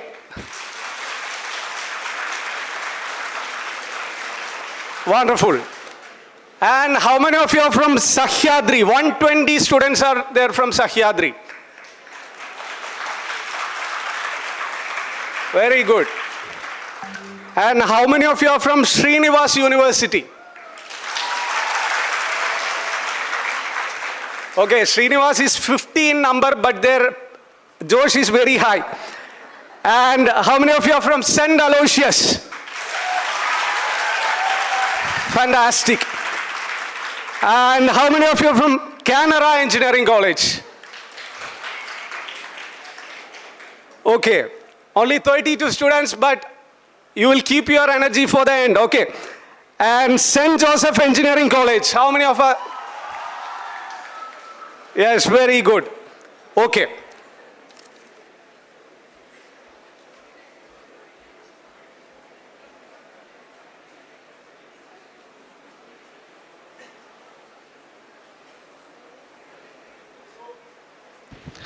We are going to starting our panel discussion on the topic from code to character, the inner engineering of success. This session is going to be something innovative and highly beneficial for all of the students, delegates out there. Today in this panel discussion, we have eminent resource persons who will definitely deliver on how they have succeeded in their life, their story and contribution to the society. It gives me immense pleasure to welcome all the eminent panel members, and I just welcome once again all of you. And we have our eminent guest, Professor Navkant Bhatt, Dean, Division of Interdisciplinary Sciences and Professor, Center for Nanoscience and Engineering, Indian Institute of Science, Bangalore. And we have Sri Shashidhara Dongre, Global Head, Embedded Engineering and Verification and Validation, L&D Technology Services, Mysuru. And we have Mrs. Vinata K, Retired Associate Professor in Psychology and TEDx Speaker, St. Agnes College, Mangaluru. And so we are moving to this session. So definitely, as we all know, this particular session will go in a way, each of the panel members will speak 7 to 10 minutes, followed by a discussion. After that, definitely we are looking forward questions from all the delegates, students out there. Okay, that can make this session a grand success. And we have a suspense. Let's see which college is actively participating in this discussion with more questions. They will get one surprise gift. Okay, so let's see which college is competing more. Okay, with this I welcome the first presenter for the session, Sri Shashidhara Dongre sir. So, welcome you sir for the session. Can we have a big hand for Shashidhara sir?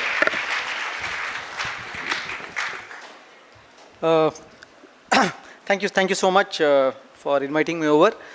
So first some don'ts, right, not do's, right. In many of such things, I have heard people ask, you have discussions, etc. At the end of people say, sir, what is the package, right?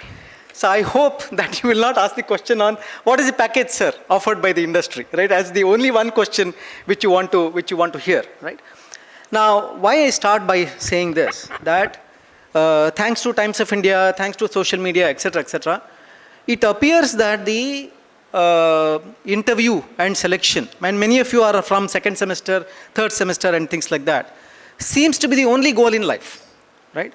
And if I go to colleges today, some colleges, they proudly display how much package each fellow has got. It is so bad to look at it, right? And I will also tell you this, I believe when I ask some few principals saying that, sir, why do you want to openly flaunt, right, so much of money coming in to people? No, sir, it is not the students, it is the parents who wants, right? Parents want them to display so that their own wards, I believe, take inspiration or whatever, right? These are all not good things, right? I will only tell you a few stories on what we consider good things in our own company as well as the industry in general, right? First is about what happens during interviews, right? Good and bad, both. So we take interviews, right? And then we ask several questions. One question we typically ask is that what kind of project you have done. Mind you, all the BCA students, all the BE students are supposed to do a project. Now when you do a project, right, you are supposed to do it yourself, right? There are no question bank in which you can study for only 2 chapters and then study, etc. You are supposed to do a project. And you are supposed to know everything about the project. Right? Now here is a lady, right, who asked, I will not say which part of India she is from, but here is a lady who comes, right, academically very, very good, high CGPA. She comes there and then we start discussion. What have you done into the project? She speaks eloquently about the report. She gives me the report. 1 level down, 2 level down, and we ask, Baba, can you write the logic of this, whatever you have done in the project, right? After about 5 minutes, she is kind of sweating. She says, what happened? No, sir, we didn't do this project, we bought this project. Right? Now you know what I'm talking about. There are several people around all educational institutions who are ready to give you reports, project reports, right? You can buy, right? My humble submission to all of you is that while your parents may be wanting to fund this, right? Of course, needless to say, that lady was not selected, right? But she was, for every lady who gets caught during this interview, right? 8 or 10 pass through the interview process because they tell very well, their reports are very, very flashy and nice, etc. But they get caught in the work tomorrow because they'll not be able to think beyond those two lines. In fact, I will also say this, right? A lot of people talk good things about communication, right? That what you have done, it is important to communicate, right? It's not only enough to be good technically. Recently, in the last 5-8 years, I have started to suspect communication. People who speak very well, English-wise, are not able to talk technically very well. In fact, I am okay if people don't speak English very well, because likely to know the technology very well. The companies and whoever offers you a job is not looking for flashy English, flashy communication. The only way to communicate what you have done, but you should have done first. You should have done by your own hands. If your fingers are not dirty, there is no way you can speak. Your body language immediately goes through. And I will also say this, right? In the age of AI, it is even more tough, right? For getting to know what you have done, what somebody else has done, right? This is from an experience of having taken interviews. Now, I also sit through several academic institutions. By the way, I teach electrical engineering for undergraduate and postgraduate. Every week, right, I spend time along with my other work, right? I spend time. So I kind of know the student population as well, right? And I sit through the project reviews which they do during the student population, right? Now, during the student population, right, they have fancy titles for their projects. Now, how do you do this project?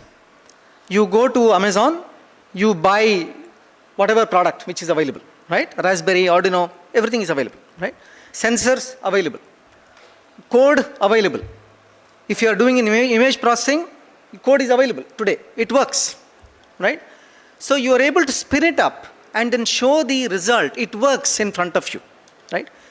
But if you ask, what have you done in this project, right? What is the code you have written? Have you understood what you have downloaded? The answer seems to be lacking. So my request to you is that the world outside does not give you marks for somebody else's knowledge. It gives you knowledge for your knowledge. Your knowledge may be minimal, but you must say that with confidence, right? I will also give you another very, very interesting experience I had recently. This girl, right, passed out from a college, from a tier 3 college, right, was speaking in not so good English, not so polished English. But her academic work was very good. She is working in a company called Microchip in Bangalore, right, who is into semiconductor design, right. After 2 years, right, she is doing physical layer design work, right. And she is part of a global community doing physical work. We are traveling together in a train from Bangalore to Mysore, or Bangalore to Mysore one day. She is also there. I asked her, saying, what are you doing? I am in Microchip. She is explaining me what she has done. I can tell you the amount of confidence with which she was able to explain what she's doing was so very good, right? Sometimes and she's not from a IIT, she's not from NIT, she's from tier 3 college. But she knows absolutely the fundamentals of what she's doing. She is able to explain it. Her confidence level, I had seen her about 2.5 years back before she got employed. Her confidence level as a corporate citizen had gone several notches high.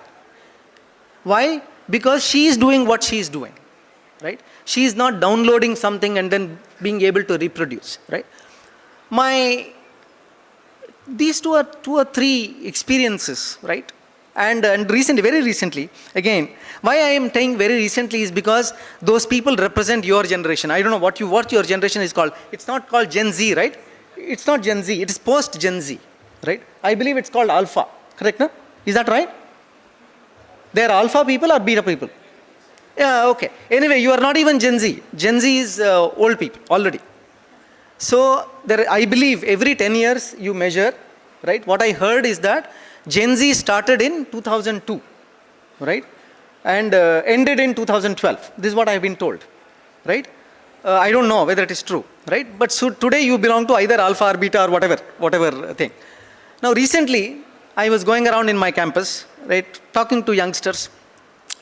And in my one laptop, I see somebody looking at a book, looking at a downloaded book, reading a downloaded book, mind you. Very, very surprising. Reading a downloaded book. I asked her, what you are reading for? Is it connected to your project? She said, no, sir. I am doing it. Did your project manager ask you to read the book? She said, no. She's reading a PDF book, mind you, not a good old physical book. PDF book. That's fine, right? But she said, I am reading for my own understanding, my own knowledge, right? Now, we need such people to be recruited in our own companies, right? What the companies are looking for, right? I told you about our companies, you being a global citizen, right? One of the things, I know there is a good saying about we did this is work, etc. We try to work under that word called we. It's always good to say, I didn't do it, but we did it. It's always good to say, right? People talk about, doing it in teams, etc. While I all appreciate that. While I appreciate the goodness of teams, you also can't be hiding behind teams, right? This happens in every other team. If you ask me, saying that what have you done in this project, are you able to talk about it? Now, it's a hard thing to be able to be selfish and then say, Bama, this is what I did. I did means me, with my fingers. I did this. Of course, we also did this together. While we did this together, I think it's important for all of you to be able to say, I did this part of the work. And don't hide behind what your team does. And if you are always hiding behind that kind of a thing, somewhere down the line, not in the first interview, second interview, in the work, you will get caught. I will only share one more thing, and then before leaving the panel, I suppose I am within the time of 7 minutes. Okay. One of the things which happens in the industry, right, is what is called appraisal, right? Appraisal means you are tested every year, for sure every year. In fact, that time is coming down, you are tested every quarter. That means this quarter, what have you done? Next quarter, what have you done, etc. It gets tested. And as you go, there was a long time back, I'm sure people with gray hairs will know, there was a movie called Qayamat Se Qayamat Tak, right? Amir Khan and Juhi Chawla acted in that, right? Nice songs. You take a look at that movie. So this was called QSQT, Qayamat Se Qayamat Tak. We convert it by saying quarter se quarter tak, because our life is between this quarter and the next quarter. That's what is happening, right? Now, when you look at this kind of an appraisal mechanism, right, you have to face up to appraisal mechanism. There is no way to around it, right? Mind you, I am talking about in a professionally organization, not a political organization, etc. I am talking about a professional organization, which about 90% of the organizations are professional, mind you, okay? Don't bother too much about all corporates are bad, everything is political, etc. Don't go behind that. There is no end to it. 90% of well-meaning corporations are apolitical, right? Why ISRO is successful today? We talk about ISRO, Why ISRO is successful today, why we talk about Tata's being successful, I can also talk about L&T being successful is because we are non-political. And 90% of the organizations which I have looked at globally are non-political. In a non-political environment, your caste does not matter, wherever you come from does not matter. What matters is the merit you bring to the table. Initial part of your life, when you get into the corporate, initial part of your life, it's all about how much skill, how much technology you bring to the table. Not how much you speak English. Again, I'm sorry if somebody makes a big deal about communication. I am all for communication. I studied in Kannada medium till 7th. But I can fairly commonly tell you, Naukant and myself can go anywhere in the world and then present ourselves. So medium of education is not a big thing at all, right? So the question is that in the initial period, do you bring your knowledge of technology to the ground and be able to successfully communicate to the others and then stand by it, right? If you own the technology, then you can face up to your boss, not a problem at all. All well-meaning bosses around the world appreciate, right, your honesty and your depth in technology. Depth is what matters. I leave it only with one thing, that as Indians, right, this is a global phenomena, as Indians, we have gotten used to a little bit of shall we say, revering the age. Just because he's 10 years old, 10 years older than me, I say, Baba, whatever you done, whatever you said is correct. I think it is good to say, don't worry too much about it. I have always believed that after 21 years of age, logic, everybody can think. The same logic, A plus B is equal to C, is A plus C is equal to C, till after 21 to whatever, doesn't matter. So have the temerity and the confidence to say to your bosses, Baba, you're wrong. If you bring that confidence into your table, Indians who are known for, tell me what to do, I will do, that kind of a mentality, we will change that from, give me a problem, I will solve it. Not for only India, for the world as well. India is coming at your doorstep. I'm telling you, 2,000 companies are expected to come in next 3 years to India. Next 3 years. I'm not talking about what existed already, in the next 3 years. But are you deserving it? If you say, get me the problem, I will solve it, that kind of a mentality, both not only the slogan, but the depth required for that, you will be there. Thank you so much. Thank you. Thank you very much, sir, for your valuable thoughts on quality education requirement of a good engineer or student and the importance of communication and about companies' requirement in corporate life. Thank you very much, sir. Now I invite the next presenter, Mrs. Vinada K. Ma'am.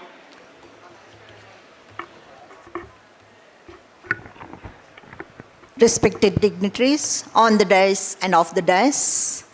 I think I'm the odd person out here. So 3 of them are men and I'm the only lady here. And one more thing is, all are engineering students and I am from a totally different background. And how I've landed here, I do not know. But still, I'm happy and privileged to be here to address you all about mental health and youth, challenges and solutions. So youth is a beautiful period. Do you agree? Yes. So it is a period for you all to enjoy your life, at the same time plan for your future. It is something where you have a lot of energy to do something. And if you're determined and if you have that challenge within you, you can surely be successful.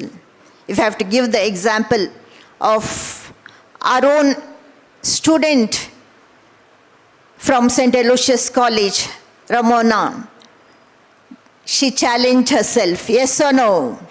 Yes. So I want all of you to challenge yourself and be successful in life. That is psychology. So if you all are having an aim and goal in life, and if you're able to move ahead, that itself is success. So if we have nearly 1.8 billion people in the world who are youth, belonging to the age of 10 to 24 years, and nearly 1/4 of the population. So youth need to be developed, and if the youth are developed, I think the nation is going to be developed. So if the nation is developed, I think all of us will be developed. So it is a time for you to explore, to take risks and challenges. Do not run away from the situations. Face all the challenges in life, and this is the time when you make use of all the opportunities that comes your way, you'll be highly successful. So just to mention some of the challenges which the youth may face during this period, one thing is the stigma that is attached to going to a counselor or a clinical psychologist. When there are minute problems, I think it is better if you're not able to solve them to either go to a counselor or a clinical psychologist and treat your problems, maybe like depression, anxiety, frustration. Why I say this is, when you're sick, you visit a doctor for your physical health. Yes or no? Do you go to the doctor when you're sick? Yes. But when you're mentally ill, how many of you approach the counselor or the psychologist for help? That is also important, because at the later stages of life, treatment becomes difficult. So you have that stigma within the mind saying that, what will people say if I go to the counselor? So even in colleges, many of them don't approach the counselor. They prefer to go to counselors outside, saying that if they see me going there, what is going to be the attitude? And many of them are also not aware how mental health is something which is very important. So all your success is dependent on your mental health. If you're mentally strong, everything else is going to be perfect. So many commit suicides because of academic pressures, either from the parents or others. There is high competition. So the youth many times are not able to face this, and they commit suicide. Kota is one of the example where students commit suicide because of the pressures. There is social media influence. Many of them get addicted also to the social media, and they follow the social media maybe with regard to the trends, fashion, and the things you buy. So are you going to think? Are you just going to follow the social media, or is your thought process going on? So that is more important. The digital impact. There is so much of misinformation and so much of internet addiction, where many students come to us to the clinic saying that they are not able to come away from the mobile addiction. So how many hours of usage of mobile is present among the younger generation, which is also not good for them mentally, where the minds also are being affected.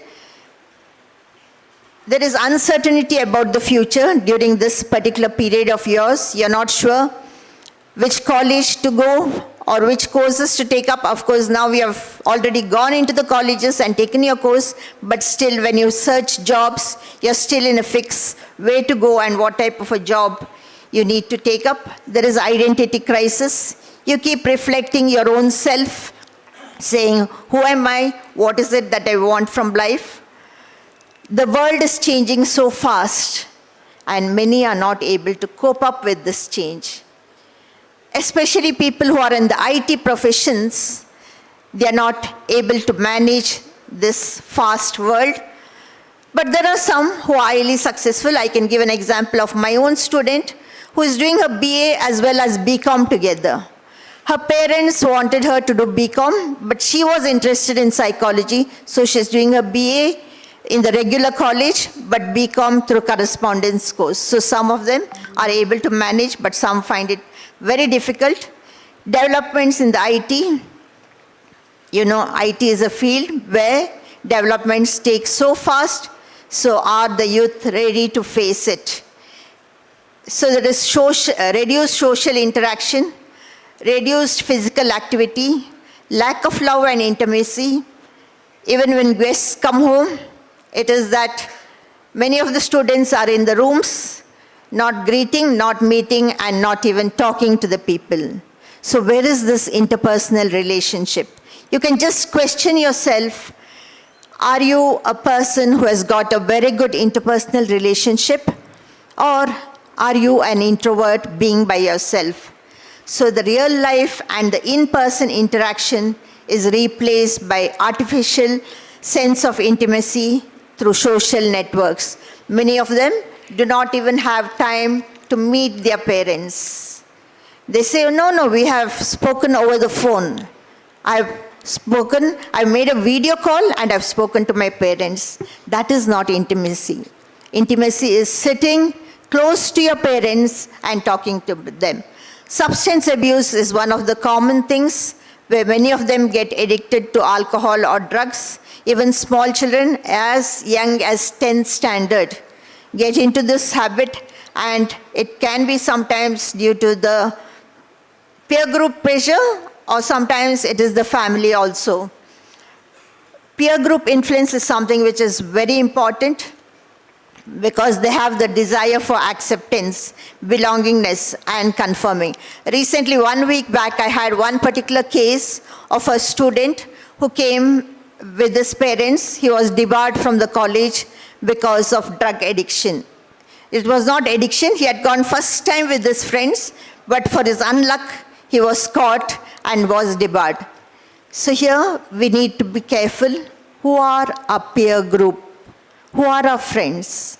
Even if you are with the friends, always you have your conscience, what is right and what is wrong. Coming to the preventive measures, early intervention and prevention is something which is very important, which can take place at home, schools or colleges. Supportive environment. I know of a student who was in his 10th standard and he had dyscalculia. He had problem with maths. So this was seen in the 3rd, 4th standard, and it continued. When it came to the high school, he used to always fail in maths. So the parents decided to exempt him from answering maths. But for his bad luck, his principal said in a particular school, I do not want to mention the school, so the principal said, no, we don't have that facility, let him answer. So I advised them, you go in for the exemption through government certificates, the school has to allow. So finally they took the certificate, went to the school. Last, when there was 1 month, he got the exemption. But exemption is, instead of maths and science, he had to answer sociology and some other subject, economics, I think so. So it was just a few days left for the exam, and this particular boy had to struggle, but his family and his friends were so supportive, and he was able to pass the exam with 67%. Whereas there were 2 other boys who failed the exam because of this particular problem. And then it was that the principal asked that particular parent, how do we go about with this? Our results have come down because of 2 people who failed in maths. So there should be a supportive environment for mental development. Develop healthy sleep habits. Sleeping for 8 to 9 hours is something which is necessary because your biological clock has to get adjusted to that, and also see that you do not use your mobile during sleep time. Exercise regularly. It will keep you physically and mentally fit. Develop coping strategies as well as problem-solving strategies, like being mindful, practicing yoga, relaxation, maybe listening to music, or continuing any one of the passions which you like or love doing. Develop problem-solving skills. Do not run away. Take it as a challenge and face it. For every problem, there is a solution. Remember that. Develop interpersonal relationship. Do not be an introvert, but try to be an extrovert, where you are able to share your feelings with others so that you become mentally strong. Develop type B personality and not type A personality. Type A personalities are one who are always anxious, want to achieve more than they can, and always in a hurry, whereas type B are who are calm, relaxed, and take life successfully. Manage your emotions. make lifestyle adjustments, and develop digital hygiene. Digital hygiene is very important for all of you. Set screen time, reduce your screen time, practice mindful scrolling. Gaming is something which is dangerous, so be careful with that. And develop values. When wealth is lost, nothing is lost. When health is lost, something is lost. But when your character is lost, everything is lost. So see that your character is good and all of them appreciate you for that. Be movers and shakers in the world.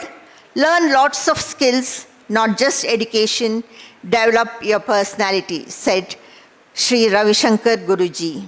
Enjoy your youth. This period of life will never come back to you again. Don't compete with others, but compete with yourself. See beyond, and the secret of happiness is to develop inner peace by practicing spirituality. I thank everyone for being patient and listening to me. Thank you one and all.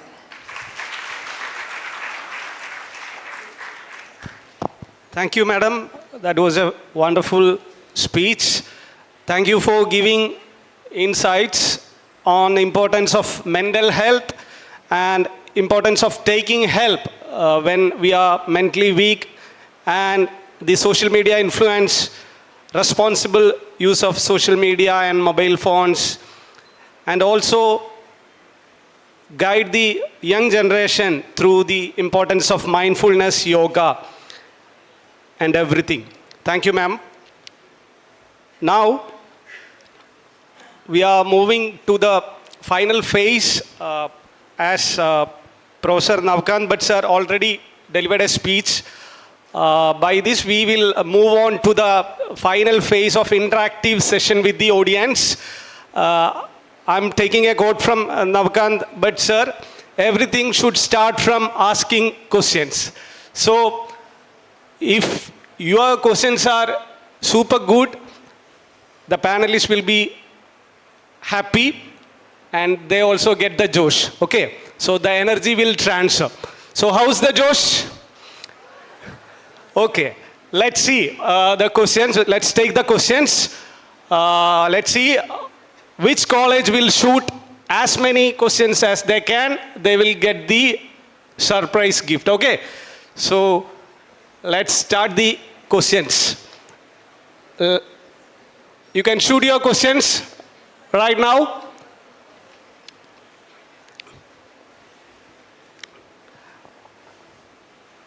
Yes.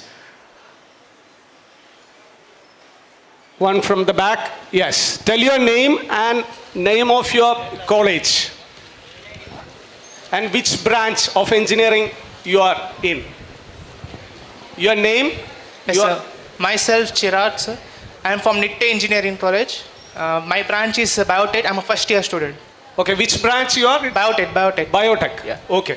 What is your question, please? Sir, question is that what would you recommend us to be now in this AI era, that a person who has knowledge of all the branches, of all the domains, or a specialist who's specialist in only one domain itself? And I have one more question, that whether in your life you have come across some instances or what, where you have to do against your ethics and values just because it benefits the institution or the company or something. Thank you. Okay. I think sir can address this. Navkant, but Shashidhar, sir. Yeah. Generally, industry believes that very high specialization early in the career is not good, right? So, especially at the BE level, right, or the undergraduate level, it is better to know about all subjects what you have learning, right, with each enthusiasm and passion, right? So, all the specialization, etc., will come later, right?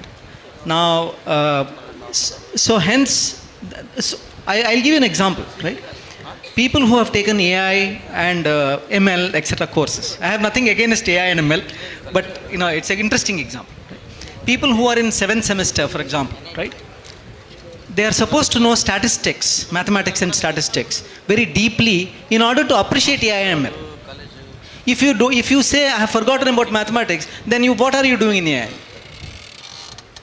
Simple. You can't say I don't know about the fundamentals of mathematics like statistics, especially for AI/ML. Then you say saying that I know this random forest algorithm, I know CNN, MNN, etc., is good for nothing.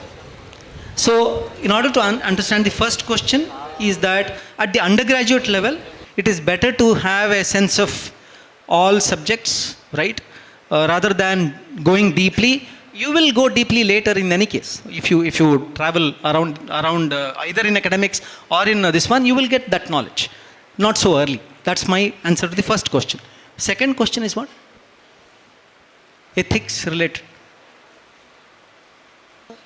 Yes, in your life, whether you have come across some instances where you need to do against your ethics and values just for the benefits of the institution or campus.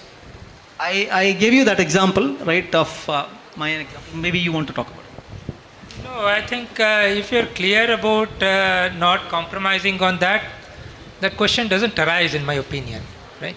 So you will have to be firm on that. Right? Yeah. So one more, sir, about you. Sir, nowadays AI does everything, which what all skills which we are learning now, the AI does that. No, I want to quickly respond. AI does not do everything. Yeah, I'm not all. No, start by my request to all of you here. Start having a critical view about whatever AI throws at you. All of you have used ChatGPT, right? Yes. Has it ever said sorry to you? Even if you disagree with it? Thank you so much for your thing. Here is another answer. Correct? ChatGPT or Gemini or whatever. It never gets angry. So you can't fight with that. Mind you, you can't fight with somebody who never gets angry.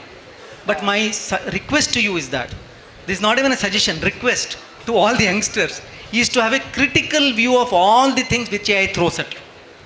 If you don't develop critical attitude towards AI, we as a society are doomed. I will leave it at that. Yeah. Thank you, sir. Yes, I think sir got a point. That's what is all these Gemini and ChatGPT, they are actually called large language model. What does it mean? They essentially look at what exists till today. Okay, so they are trying to make a model out of that, right?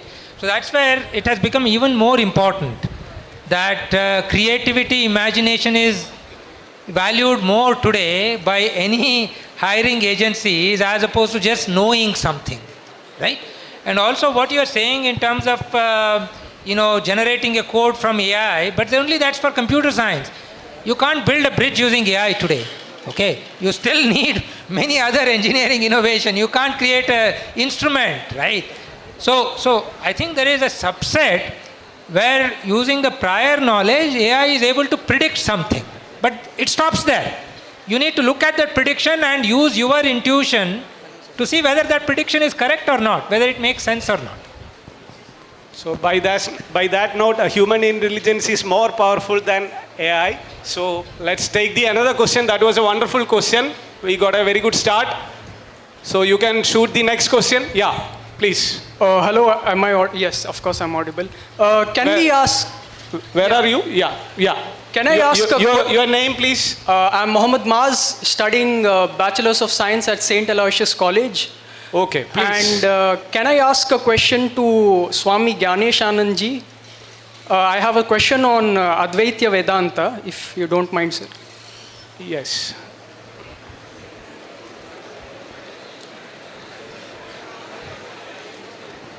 Yeah, please shoot. Swamiji, namaste. Namaste. Sir, I have a question on Advaita Vedanta. Having had read the Bhagavad Gita, the Ashtavakra Gita, and the Mandukya Upanishad, this is the question which I have. Why is the mind happening? So, in the Ashtavakra Gita, Ashtavakra says that you are not the doer. And considering Kashmiri Shaivism as well, Shiva is doing himself. Meaning to say you are Shiva and everything is around you is Shiva as well.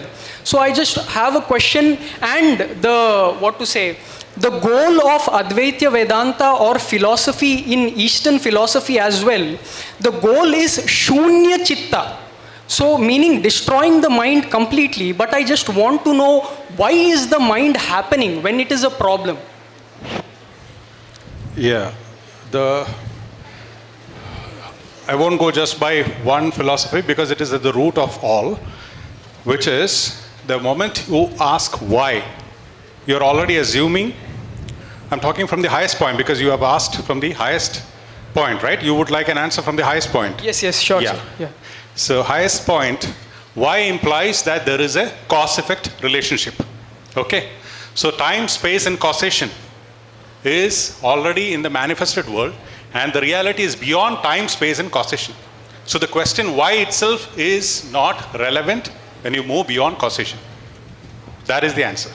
But from the relative point of view, when you observe practically, why anything happens cannot be resolved beyond a point, because any knowledge is dualistic in its very nature. Yes. Right? Yes. There is a subject, and there is an object different from the subject, and there is a knowledge which we gather about it, being separate from it. Yes. That is why the science world, the objective science world, has a difficulty in understanding spirituality. Yes. Because spirituality deals with a subject. Yes. Whereas objective reference models is what they call science. Yes. But here it is only verifiable through subjective experience. Yes. So the question why a flower is a flower, why anything exists, why, which is hen is first or the egg, nobody has answer for any of the why if you take it deeper, because this seeming duality, so that is why they use the word Maya. Maya means what? Ma means it is not there. Ya means but we still see it. So they just left it at that, saying that through describing it is futile. Description itself is dualistic. To explain a non-dualistic concept in the language which is by nature dualistic is a futile attempt. Okay. So they just left it at that, and then they concentrated on suffering. Right? What is causing suffering? Sir, there are if some you don't things mind, like, can I stop you, sir? Yes. Sir, is there any restriction to... I just wanted to say why are we told to control the mind? Yes, I will just answer that question. Sure, that was your primary question, right? Yes. So why are we told? Because any tool, you would not like to cut your vegetables with a blunt knife, right? So any tool which is valid only when it is efficient. So the whole question is, are we able to efficiently run our tools? What is the only tool that we have to gather knowledge? It is mind. Sir, that is the problem, no, sir. Until and unless you don't know why you're using the tool, for what is the tool made for, you don't know what thing to cut through it. Well, so practically, that is not accurate, what you said. No, because we don't know why quantum physics works that way. We can use it. We can use it for several things. Yes. So applied things need not know the reason why.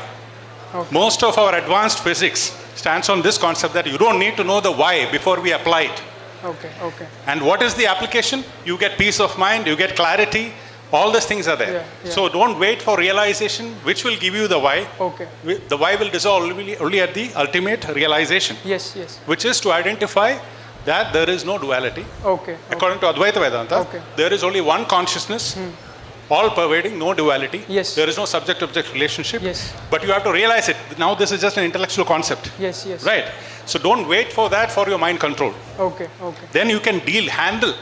Because we all want a machine which is efficient. When you go take a Uber or take a taxi, you don't want it to go all over the place, wasting energy, right? Yes. Same way, in order to handle the mind, there is a science, which Patanjali and all have described, like how chitta vritta nirodha. Yes. You should be able to say, silent means it should be silent. When I'm listening to you, I should be able to listen completely.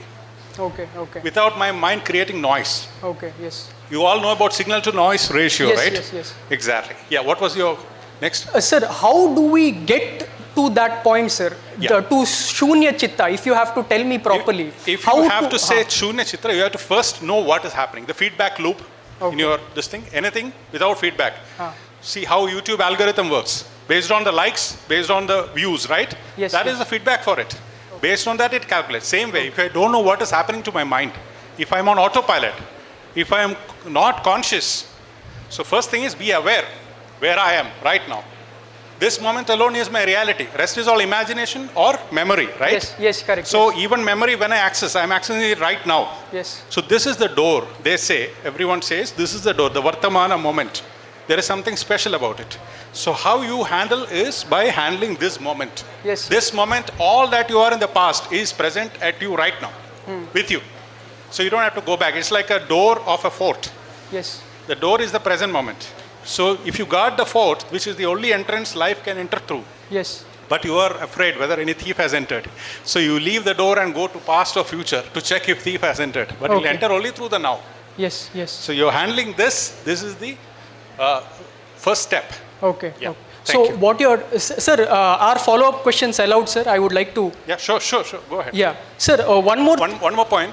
In dualistic system, for example, there are so many faiths which do not believe in dualism. They say it's blasphemy, right? Yes, yes. Fine. You don't have to impose it on your psyche.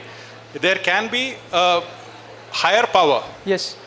A belief in a higher power which is guiding you. Sir, but do you believe that there is an higher power, sir? Because in none of the Upanishads which I read, there is higher power. In the Yoga Vashishta I was going through, there is no higher power. And in the Bhagavad Gita himself, That is Krishna- why we encourage none of the Upanishads are to be studied on your own. You have to have a guru. Why? Because I'll tell you why. Because these are all capsules. Okay. And Sanskrit language is such that each word can have multiple interpretations. Yes, correct, yes. So our own buddhi, our own limited intellect, if we use to understand the scriptures, we are bound to have, not always, bound to have such doubts. Yes. So you have to have a guru and then learn. Then we will understand that Ishvara Anugraha Deva Pumsam Advaita Vasana. There is the higher power. Okay. Thank you. Sir.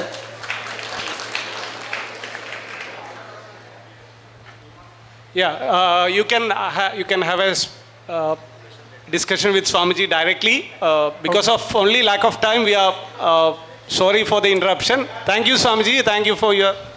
We have gems of persons which you don't interact every day. Every day you don't go to IISc, Yeah, right? yeah. You shoot them. No, I'm not poke interested and- in ISC, sir. I want Advaita Then Vedanta. please, let's have an individual discussion. Let's not take the whole crowd along with you. Okay. I am available to you. Thank you, Swamiji. I am very happy that a young kid from your community have so much of knowledge in spirituality. Big round of applause.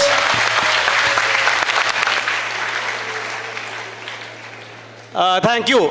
Now we move on to the next question to the panelist.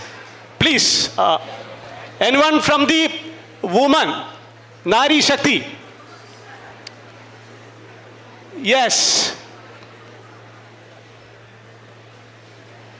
Come on. We have our President of India from a proud woman, and we have so much of fighter pilots are there from women's. We have Avani Chaturvedi there. So, from the woman side, come on, please. Sir, my name is Suhan. I am Yes. coming from SJC, Wamanjur. Which college, Suhan?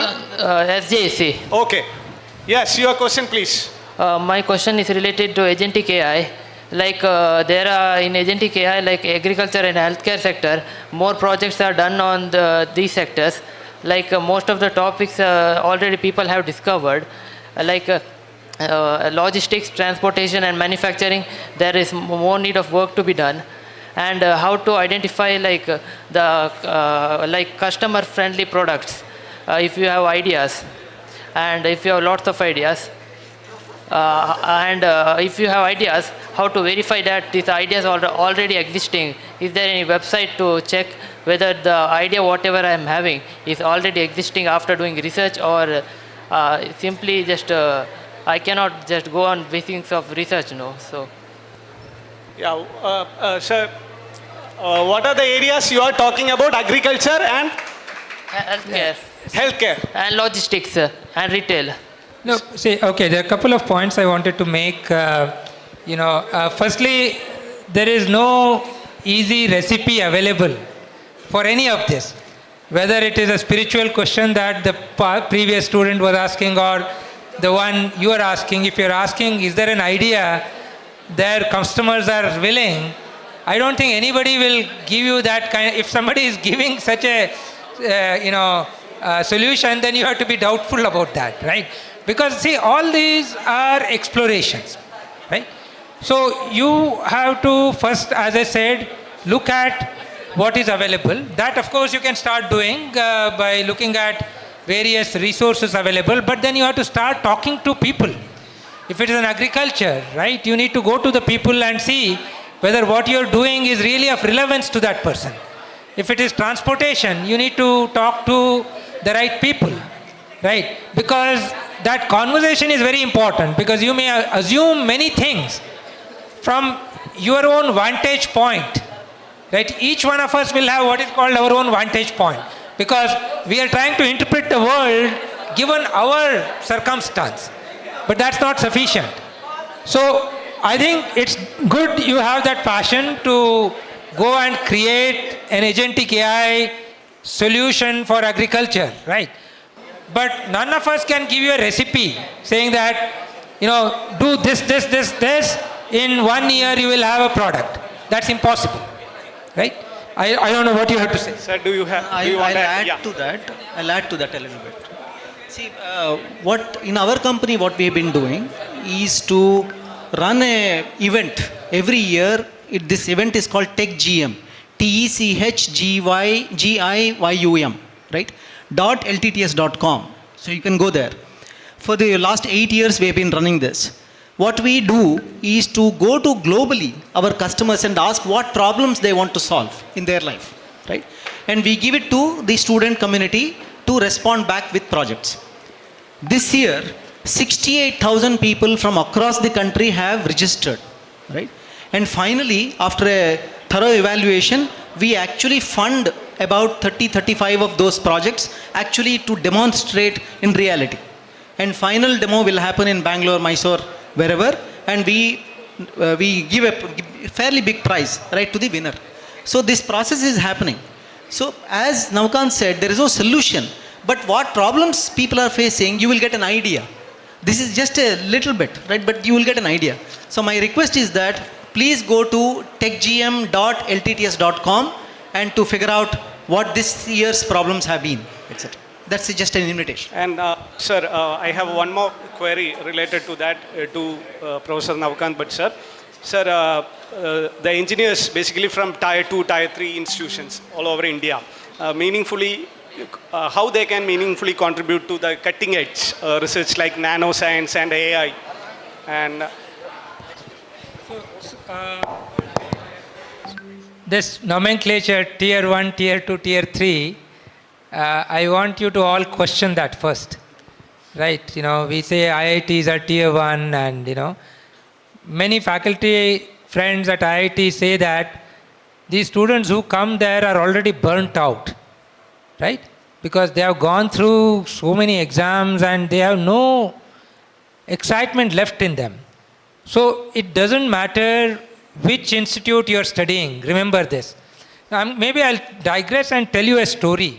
This is very important, because stories will register for long.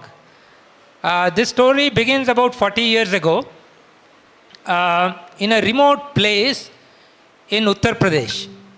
Imagine Uttar Pradesh 40 years ago, right? It would have been very difficult in any village in Uttar Pradesh to have basic necessities, right? The story begins there in a village very far in Saharanpur district. A boy, just like any other village boy, is growing up with cattle at home, doing many chores, going to the school. I mean, even going to school is very rare there, but it so happened this boy's mother was a school teacher. So at least because of that, she made sure that he goes to the school, right? So it's not even Tier 2 or Tier 3, it may be Tier 10. And guess what? He is going to school and he is in 8th standard. During that period, he is losing weight. He's feeling like for a few months, it's happening, feeling like drinking a lot of water, very thirsty, urinating a lot. parents are really getting worried कि क्या हो रहा है यहाँ पे. So almost every month he is losing a couple of kgs in 8th standard. So they take him to the doctor. Doctor is not there. There is no hospital in that village. They have to travel 4 hours to reach Saharanpur. They go there and doctor listens to all this story of this small boy and does some tests. And then the doctor says, you come back, the test results come because, results won't come. And after a week, they go back. And the doctor says, look, you know what, he will have to, he has what is called a type 1 diabetes. Type 1 diabetes is what is called insulin-dependent diabetes, as opposed to the diabetes many of us develop in adulthood, which is called type 2 diabetes. Insulin-dependent diabetes meaning your body doesn't make insulin. So you have to take insulin shot every day, 3 to 4 times. Right? If you don't do that, you will die. So they say, look, your son has this very strange kind of diabetes. It's also called juvenile diabetes. And for rest of his life, he will have to take 3 insulin shots every day, perhaps 4 sometimes, and also has to manage his food properly. Otherwise, he may go into what are called these excursions, right? He can have what is called hyperglycemia. Your sugar can go to 400, 500, very dangerous, or you can have a hypoglycemia. Your sugar can drop below 70 or so, then you will die instantly. And they were shocked. How do we manage in this remote village? But this boy listens to all of that and says, okay, I will see how I can manage with the help of family. Continues his education, completes his 10th and 12th. Because of the family supports, goes to a small college to do BSc. Forget tier 1, tier 2, small college. Right? Completes his BSc, becomes the first graduate from his village. He becomes the first graduate from his village despite the fact that he had all that trouble, even surviving. Then he said, okay, BSc to ho gaya, ab kya kare? The boy says, no, I want to do MSc. ठीक है, MSc तो यहाँ नहीं होगा.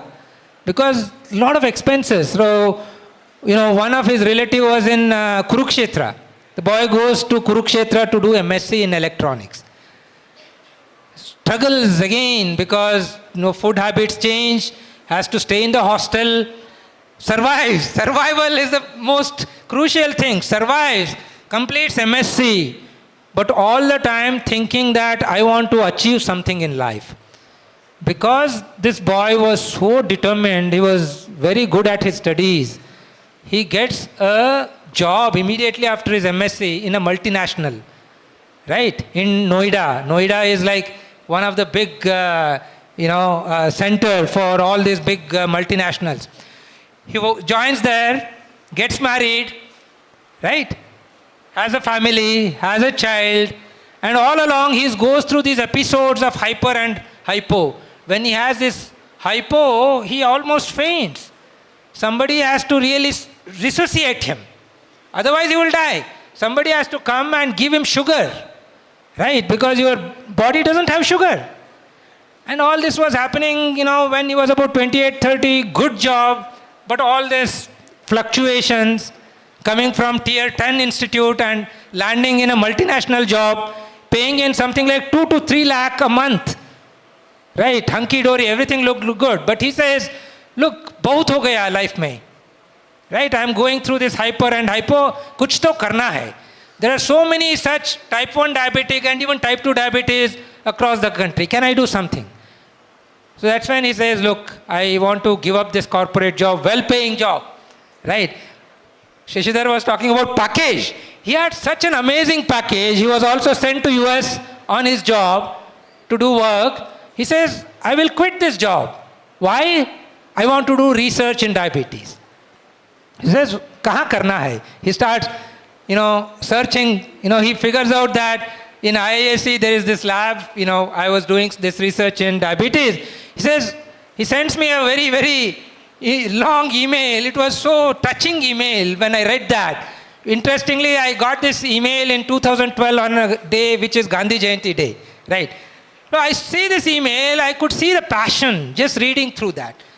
He says, I want to quit this corporate job, come there and do research, right? Fast forward, I say, you come here, but look, I mean, you will have to come on a salary cut, you know, because if you come here to do PhD, you will not get 2 lakh a month, you will get 20,000 rupees a month as a stipend. He has a family, he has a child, he takes this leap of faith. He came here and he is the one who is driving that company. He is the CEO of that company today. So what is tier 1 and tier 2? It all depends on, it's all in your mind, right? So if you are determined, if you have a purpose, you can achieve anything. Sky is the limit. Remember this story. There is no tier 1 and tier 2. If you are focused, if you are determined, you want to achieve a goal in your life, you can do that.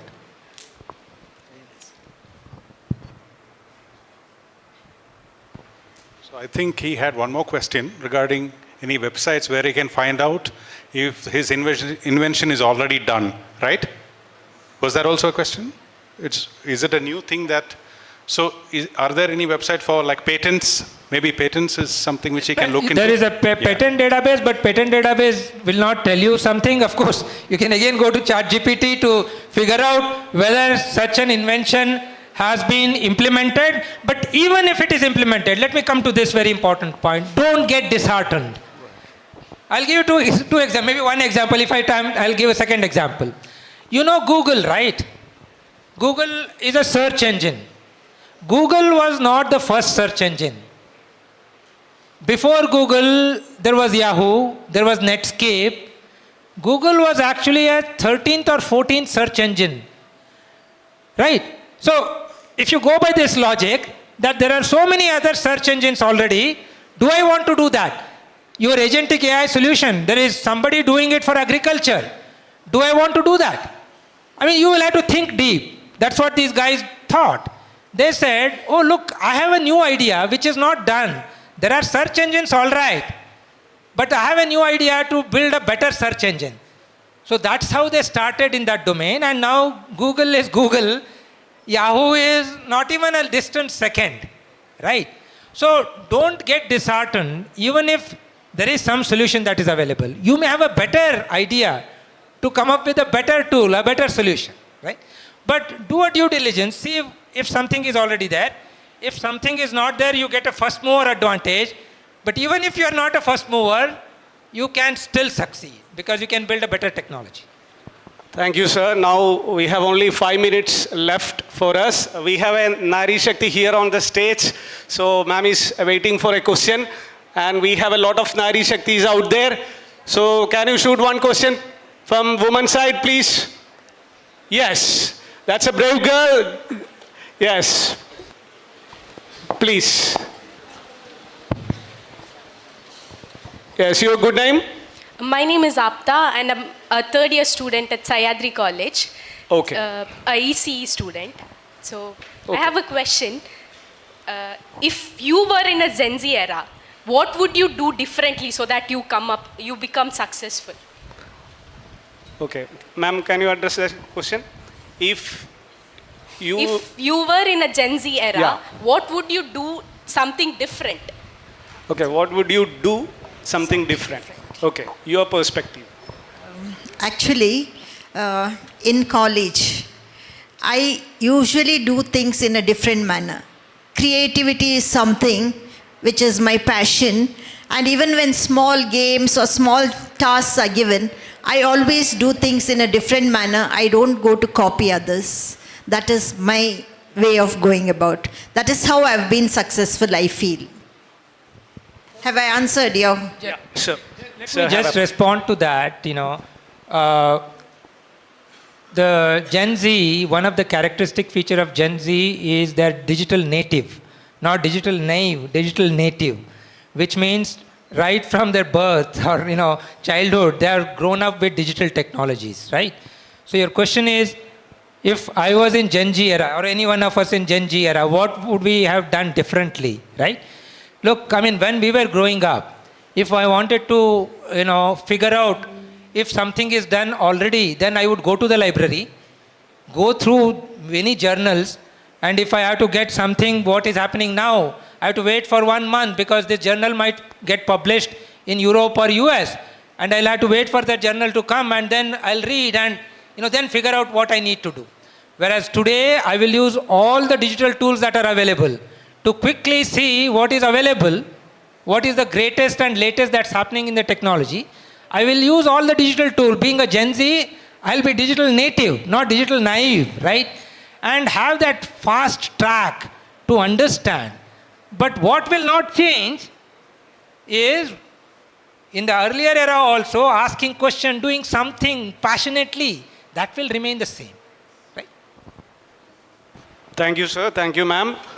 So I hope you got the answer. You can sit.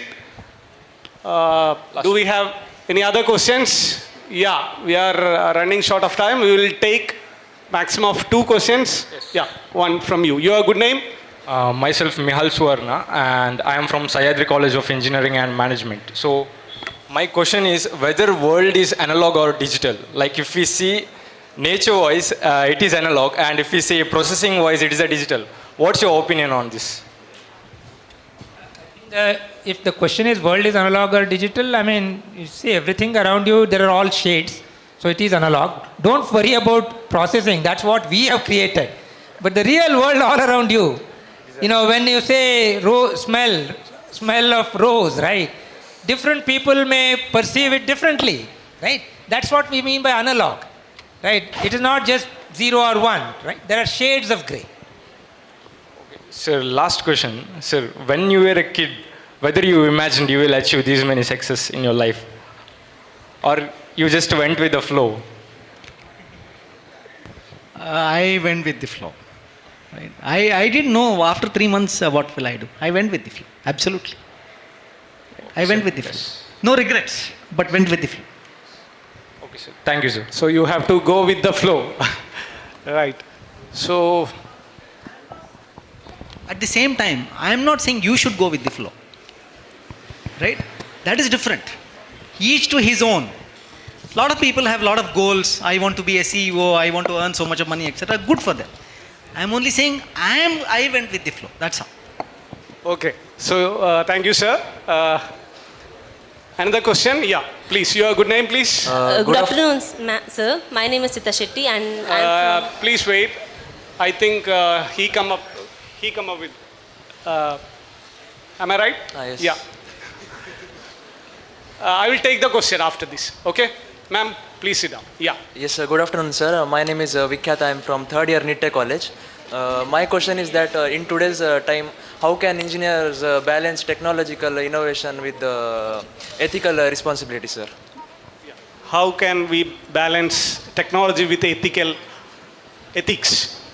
Yeah. With ethical responsibility. Nothing new for this time. It's for all time. You need to have the ethical conduct and basis which defines you, right? I mean, it's nothing new here. Right? I mean, that has always been the case, right? I mean, whichever line you are or wherever you are, ethical values are very important. That should be the foremost.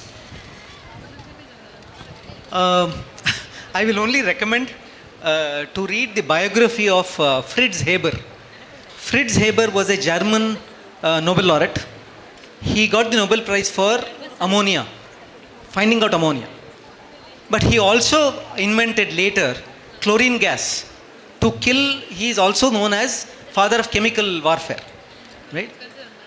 My only suggestion is that, submission is that, please read his biography and take a call yourself. Right? This is a call each one has to take himself.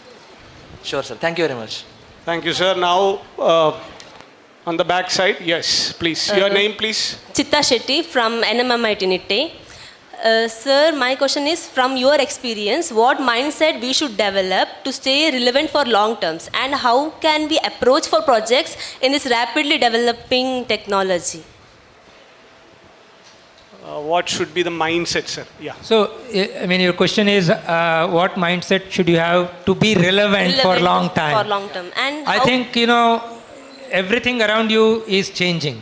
Yes. And technology is changing at a breakneck speed, as we say, right? So the only way to be relevant when, even when you're in college, you need to learn how to learn.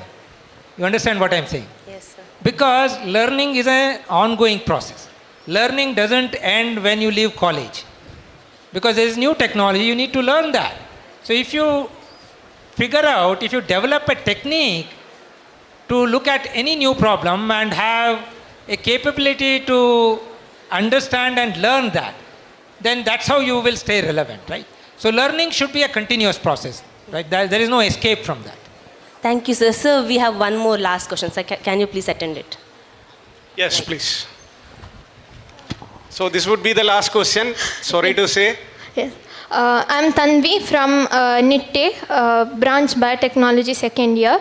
I have a question about how parents compare us with other students, may it be based on marks or appearance. So how can we politely convey this to our parents that not to do this? Like, it kind of affects our self-confidence and performance.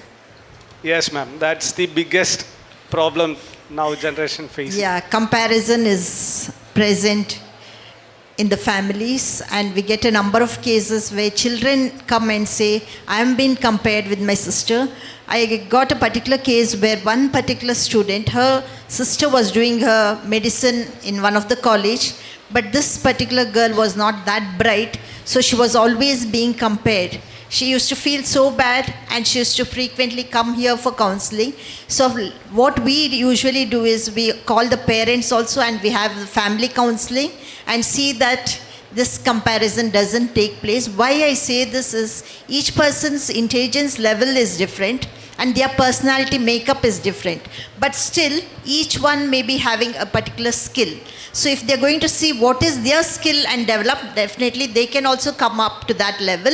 So the skill and the intelligence need to be taken into consideration. A person who has got an IQ below 90, we cannot say that this particular student will go at a higher level. So based on their intelligence, personality and the skill, they can go up to different levels and hard work. But comparison should never be present. So you all also, as parents, don't compare your own children. Thank you, ma'am. Thank you, ma'am.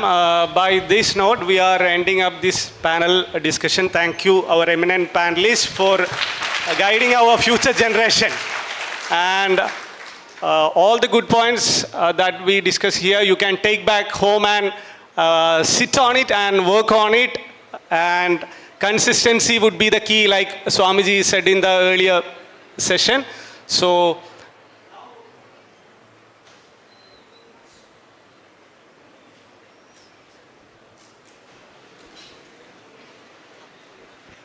we will, sir, can we deliver the promise of asking more questions by a college, and from our knowledge, NITTE has shooted as many as questions. So the program coordinator can come on the dais and collect the prizes from all three eminent panelists here. So NITTE coordinator can please come up on the dais. And Swamiji can also, yeah. Yes. NITTE coordinator, please come on the dais. Can we have a big hand for the active participation? That is the success of all panel discussion. Sir and madam, can you please, yeah. Sir, all three can join. All three can join, please. So NITTE, can we have a big hand?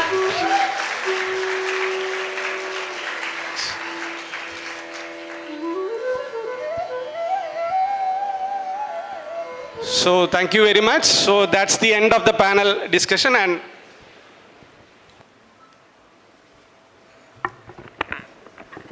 on behalf of organizers and all the students present here, all the members of different institutions present here, We thank the panelists and the moderator for conducting this panel discussion so well.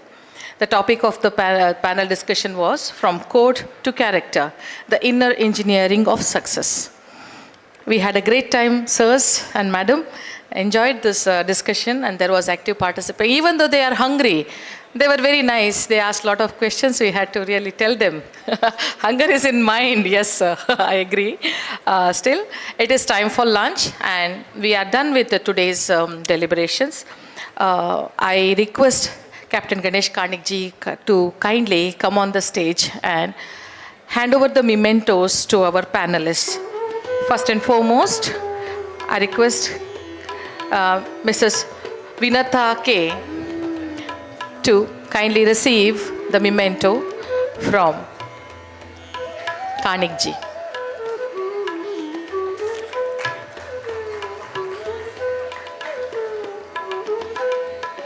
Psychology is the hot topic now. It's most in need. It should help the young people. Madam is doing a great job in this field. I request Shri Professor Navakant Bhatt to kindly receive the memento.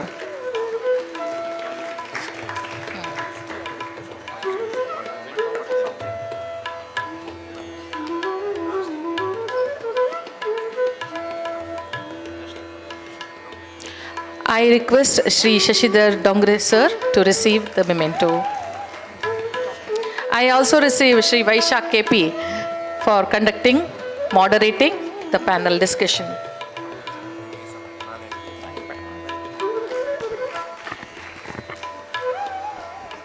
I request Karnik sir to hand over the memento to today's MC, Smita Shane madam. Thank you, ma'am.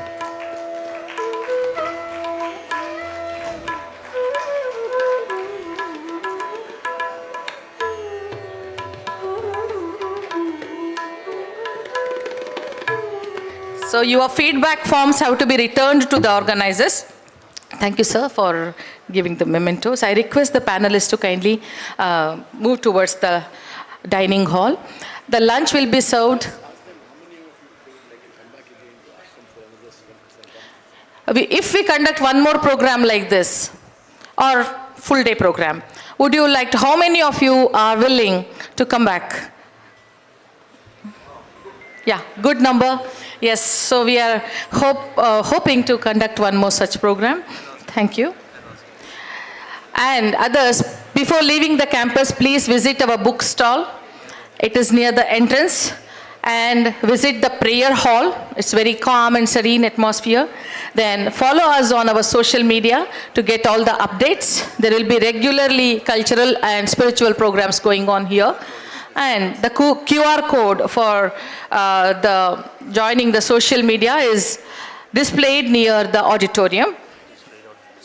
So we had students from Nitte, Mahalinga, Adyantaya, a Memorial Institute of Technology Nitte, SDM Institute of Technology Ujire, Sahyadri College of Engineering and Management at DR Mangaluru, Srinivas University, 2 campuses, and St. Aloysius, deemed to be University Mangalore, Canara Engineering College, Benjanur, Padavu, Mangalore, St. Joseph Engineering College, Wamanjur. Totally 752 students participated. Let's give a big hand to ourselves. Our team will visit your college to hand over the mementos personally for all the participants here. And anything else?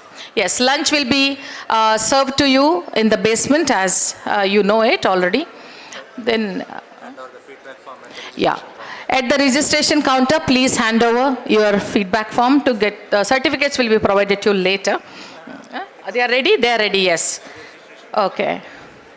Thank you one and all for your brilliant participation. Thank you for being with us.